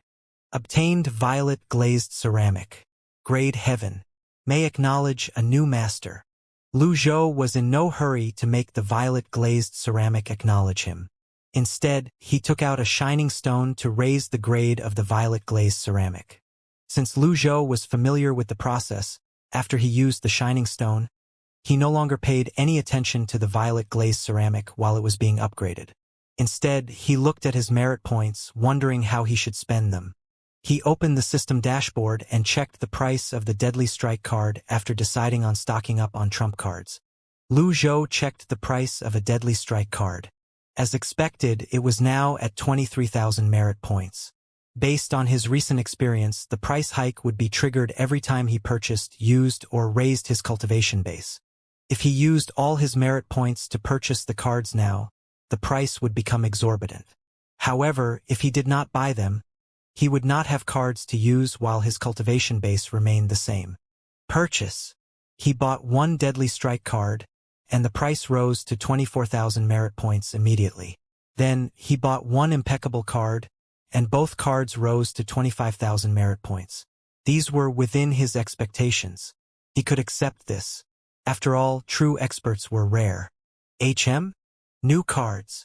Soon enough, Lu Zhou discovered two new cards listed at the bottom. Mentor. Long-lasting passive skill. Whenever you train your disciples, you'll achieve twice the effect with half the effort. Price. 30,000 merit points. Eternal Paragon. Long-lasting passive skill. When your disciple learns from you, you'll achieve twice the effect with half the effort. Price. 30,000 merit points. He was rather satisfied with the effects of the new cards. His disciple's improvement was akin to his improvement. However, the price was rather high. He would need 60,000 merit points just to buy the two new cards. 60,000 merit points were not a small number. How many people would he need to kill just to obtain 60,000 merit points? These cards were too expensive. In the end, Lu Zhou did not purchase the two cards. He decided to wait and see. His 4 disciples who were here with him did not need any particular guidance from him at the moment. They learned quickly as well. It was his disciples in the Golden Lotus domain who needed guidance. Therefore, he decided to buy the cards when he returned to the Golden Lotus domain. 10 luck points? It's time to try my luck. Early the next morning, Lu Zhou looked at his 110 luck points and shook his head. After meditating on the heavenly writing scrolls for an entire night, he regained some of his extraordinary power. However, it was still far from being replenished. He suddenly remembered that he had recently obtained an open heavenly writing scroll. However, it did not provide him with a new power. Is the open scroll a fake? Sizzle. The sound of the burning shining stone rang in the air at this moment. Lu Zhou turned to look and saw the violet glazed ceramic was glowing purple, and the flames from the shining stone were quickly dissipating. This meant the violet glazed ceramic was almost done being upgraded. He stopped meditating and slowly rose to his feet. He stroked his beard as he waited for it to be done. After 15 minutes, the flames finally went out. Lu Zhou extended his hand and brought the violet glazed ceramic into his hand with a palm seal. Just like before, it was not hot to the touch. Instead, the violet glazed ceramic emitted a faint chill that entered his body through his palm before entering his extraordinary 8 meridians and his sea of qi. With this, the primal qi in his sea of qi circulated even more quickly than before. Lu Zhou was amazed by this. Ding! Obtained the desolate grade violet glazed ceramic. Reward: 1,000 merit points. Lu Zhou formed a small energy dagger with 2 fingers and drew it across his finger. A drop of blood dripped onto the violet glazed ceramic. When he looked at the dashboard again, it showed he was now the owner of the violet glazed ceramic. Now that he was the owner, he could acutely feel the effects of the violet glazed ceramic were much better than before. The speed of the restoration of his primal qi and its circulation speed had increased by 1/3 of their original speed.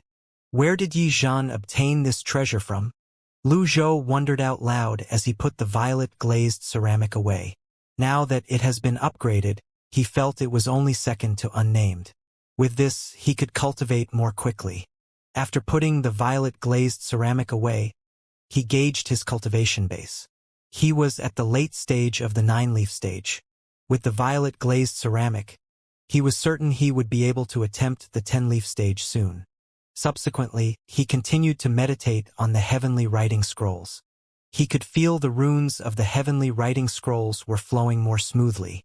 With this, the rate of him accumulating his extraordinary power increased as well.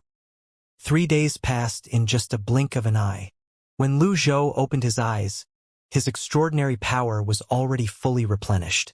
In addition to the night before, he merely spent 4 days replenishing his extraordinary power. To think that the violet glazed ceramic has such an effect. Lu Zhou was truly amazed by the violet glazed ceramic's effects. He looked out the window. The rays from the setting sun shone on the balcony. After a beat, he emerged from his room. 2 Cloud Mountain disciples standing guard in his courtyard greeted him respectfully as soon as he appeared. "Greetings, Senior Lu." Lu Zhou stroked his beard and nodded in response before he walked down the stairs. The disciple on the left bowed and said, "Senior Lu, I'll notify the sect master and temple master Sikong." "There's no need for that. It was getting late. I'm just going to take a stroll. You may leave," Lu Zhou said. "Understood." The 2 Cloud Mountain disciples left with shaky legs. Lu Zhou looked at the sky, lost in thoughts. He thought about the people from the Red Lotus domain invading the Golden Lotus domain with the Sky Chariot. Now that they had imprisoned 1,000 cultivators from the Sky Martial Court on Cloud Mountain, the Sky Martial Court certainly would not let the matter go. He decided it was better to take the initiative rather than wait for them to attack. With this thought in mind, Lu Zhou swiftly left the courtyard.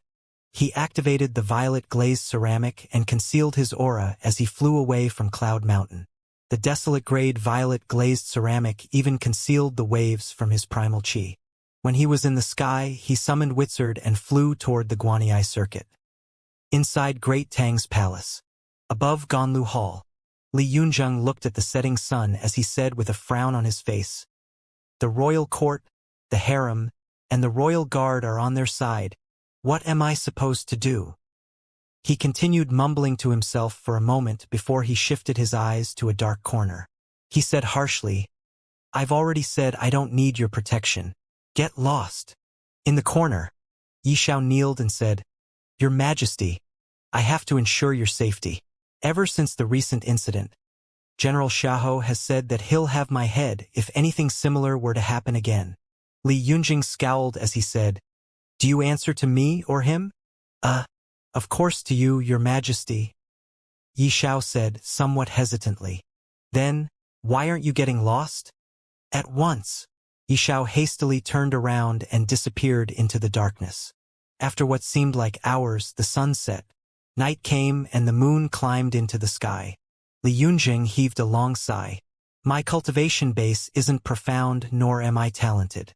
Apart from the royal blood coursing through my veins, I have nothing." At this moment, a large wizened hand patted his left shoulder. "Young man, calm down," Li Yunjing started. Then, he quickly turned around and exclaimed excitedly, "Old mister, it's you." With the violet glazed ceramic and his previous experience, Lu Zhou was rather at ease. "I'm an assassin." "I know." "Then you should be nervous, out of respect for me if nothing else," Lu Zhou said as he stroked his beard. "But, you told me to stay calm, old mister," Li Yunzheng said innocently. Lu Zhou's feelings about the young man not being as simple as he seemed grew stronger. He asked, "Are you a prince?" Li Yunzheng shook his head. "The crown prince, then?" Lu Zhou asked again. Li Yunzheng shook his head again. Lu Zhou frowned. His grip on Li Yunzheng's shoulder tightened as he gruffly said, "If you're not a prince or the crown prince, how could you linger in this place?" "Ouch! Old mister. Stop it." Li Yunzheng moved, trying to loosen Lu Zhou's grip on his shoulder. At this moment, Yun Xiao attacked from his hiding place in the dark. "Who dares to lay a hand on His Majesty?" "The Emperor?" Lu Zhou let go. "What a young emperor. I've been reckless." Lu Zhou looked at the black figure calmly. He raised his palm that was glowing blue. Under the moonlight, it was a beautiful sight to behold. When Yi Xiao was upon him, Lu Zhou easily dodged before he advanced. He easily breached Yi Xiao's protective energy like a hot knife through butter before his hand found Yi Xiao's neck. "Is this all you've got?" Yi Xiao was swift. He moved like a phantom in the night. He had always been proud of his agility and speed, but faced with the old man, he felt fragile. Before an eagle caught a chicken, the chicken would still have a chance to run away, to break free. However, Yijin did even have that chance. It felt as though he had presented his head on a silver platter to the old man in front of him. Lu Zhou's face was expressionless as he gripped Yi Xiao's neck. Soon enough, Yi Xiao's breathing grew ragged, and his face slowly turned purple. Although he was a cultivator, he would not be able to survive for long if he could breathe. Apart from that, the old man's primal qi and energy suppressed him and made him suffer in ways he had never experienced before. He felt as though there was a 1,000 catty weight pressing on his chest. "Old mister, he's my personal bodyguard. Please have mercy," Li Yunzheng hastily said. Lu Zhou turned to look at Li Yunzheng and asked, "You're the current emperor of Great Tang?" I think so." "What do you mean by you think so? It's either you are or you are not," Lu Zhou said, confused. Li Yunzheng was too ashamed to answer Lu Zhou. Indeed, he was the emperor. However, he was just like a puppet emperor who held no authority to govern the empire. He even had to accommodate the officials who never asked for his opinions during meetings. He was only an emperor in name. How could he not feel ashamed to say this? How could he not feel frustrated at having to live in this manner? In the end, Li Yunzheng replied with a sigh, I'm the current emperor." Lu Zhou said, "Strange. Yi Xiao is loyal and won't think twice about throwing his life away for me. He's one of my most trusted subordinates. I hope you'll show mercy, old mister," Li Yunqing said. "Trusted subordinate?" Lu Zhou looked at Yi Xiao, who was trembling at this moment. "Li Yunzheng, previously. Did someone retrieve the golden hairpin for you before you gave it to me?" "Why would you ask that, old mister? Apart from Yi Xiao, nobody else has touched it," Li Yunjing said. Yi Xiao trembled upon hearing these words.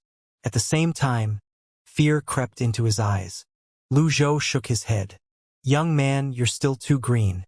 You don't understand how difficult it is to fathom the hearts of men." Lu Zhou tightened his grip around Yi Xiao's neck. Yi Xiao struggled to make some noise to alert whoever was in the surroundings. "Old mister, you mustn't harm him." Li Yunzheng was shocked. Lu Zhou ignored Li Yunjing's words as he continued to tighten his grip. "Old mister, you..." Li Yunjing cried out in exasperation. Lu Zhou loosened his grip. The corpse fell before the Ganlu Hall.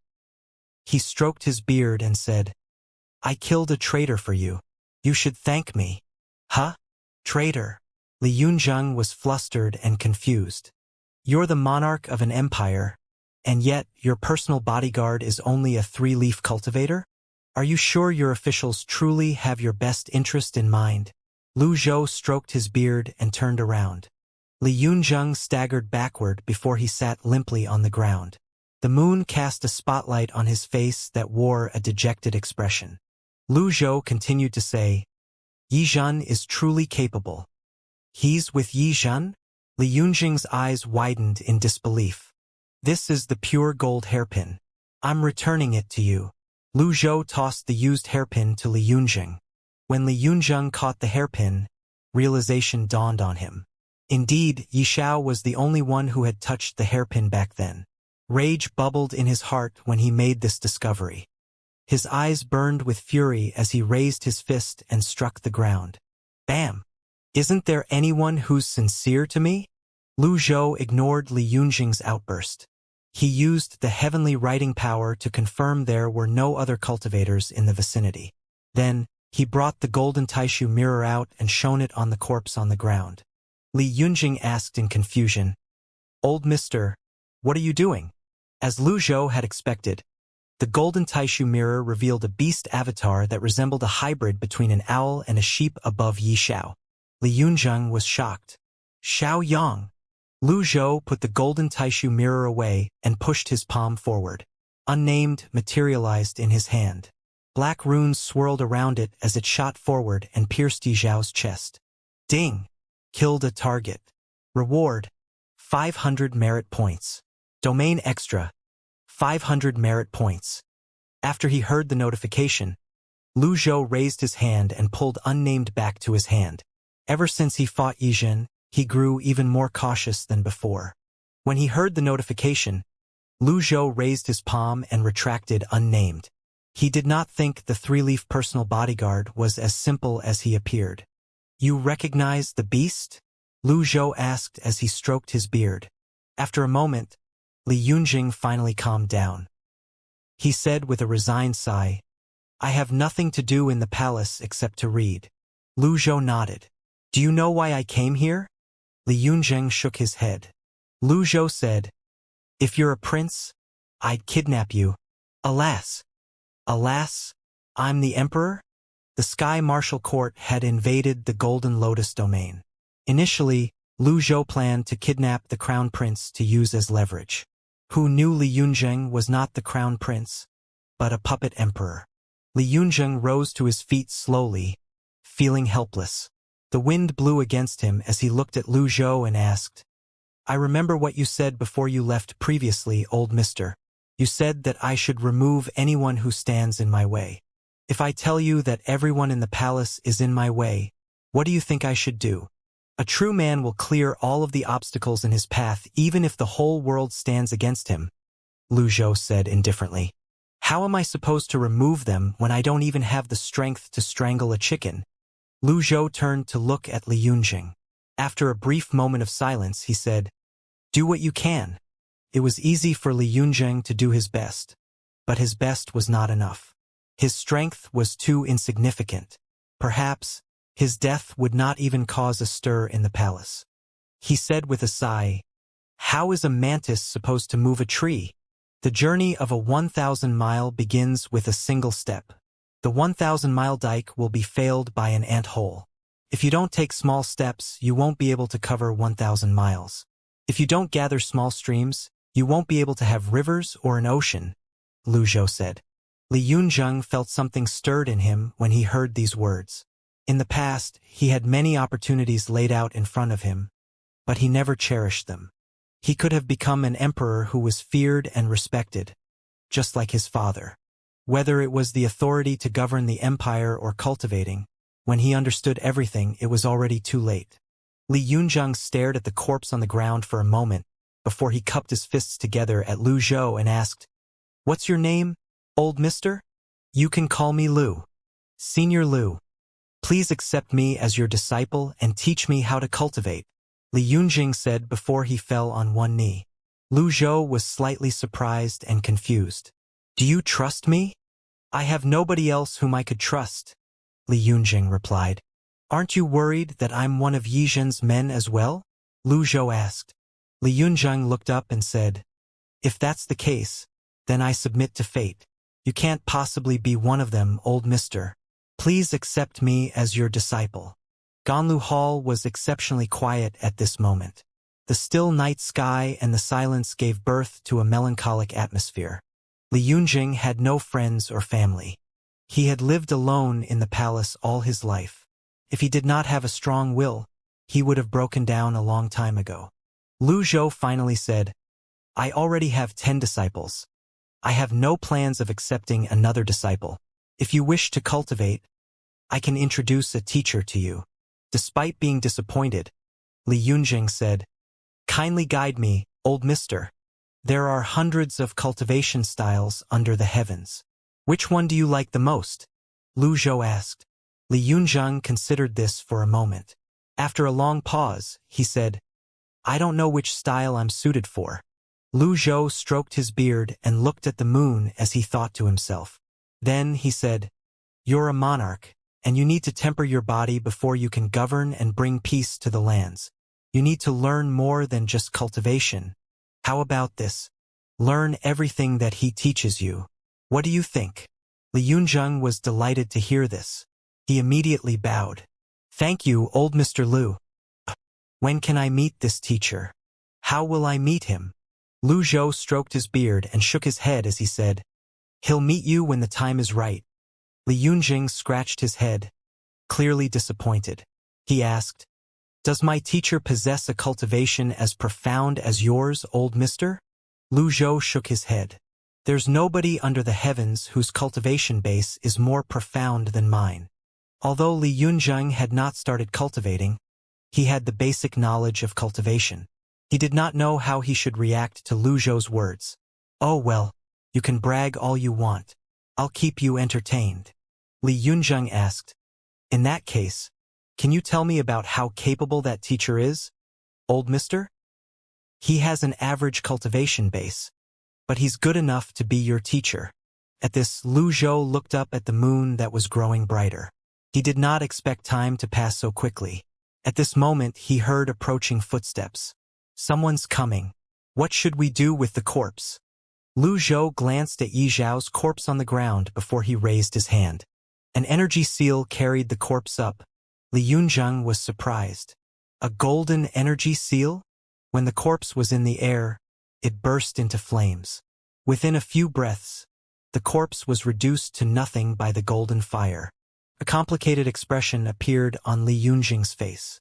He said, Your cultivation base is on par with the Sky Martial Court's Yu Chenshu, old mister. Yu Chenshu. Li Yunjing sighed. Let's not talk about him. Lu Zhou wanted to inquire further, but the footsteps were drawing closer. Therefore, he said, I have something else to attend to. Take care. Old mister. Before Li Yunjing could finish his words, Lu Zhou disappeared into the night. Meanwhile, it was calm and peaceful on Cloud Mountain.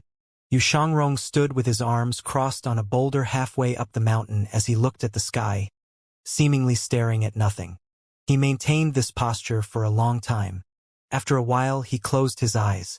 The longevity sword he carried on his back would vibrate occasionally. Suddenly, an energy sword materialized before him before it quickly disappeared again. Yu Shangrong opened his eyes. He shook his head and sighed before he muttered under his breath. So close to the Son of Heaven's sword. I should ask Master for guidance on this difficult sword path. As soon as he finished speaking, he saw a black figure shooting past the forest below. Yu Shangrong smiled. Rats. He pushed away lightly from the rock and shot toward the figure at lightning speed. The terrain of Cloud Mountain was extremely complicated. It was easy for cultivators to get lost in the. However, this did not pose any difficulty to someone like Yu Shangrong. Yu Shangrong unleashed his 9-leaf cultivator's speed and arrived at the base of the mountain in no time at all. The black figure came to a stop as well, as though he had deliberately waited for Yu Shangrong. Yu Shangrong hovered in the air and looked down at the black figure. He said tonelessly, You're really suspicious. If you're wise, you'd adapt to the circumstances and surrender. The black figure did not turn around. He spoke with his back facing Yu Shangrong. I have no wish to fight you. I'm merely here to convey a message. Tell your master that we'll meet again in the future. I'll also remember the grudge of the Flying Star House. Yu Shangrong said, The Flying Star House? It's only a matter of time before karma bites back. Farewell. The black figure faded out of focus and fled into the distance. Yu Shangrong smiled faintly and said, Since you came, why are you in such a hurry to leave? What do you say to having a cup of tea with me on the mountain? He unleashed his grand technique 3 times consecutively and gave chase. The black figure was taken aback and quickly increased his speed. The two of them shot past several mountain peaks. Yu Shangrong was still following closely behind the figure with a calm expression on his face. Too slow. You. The black figure came to a halt. He regarded Yu Shangrong with a surprised expression. You can keep up with me? Under the cover of night, the moon shone on Yu Shangrong's chiseled face, making him look dignified. He said, This is how the Sword Devil has always acted. Make your choice, sir. Will you live or die? Sword Devil. It's nothing but a superficial title given by the masses.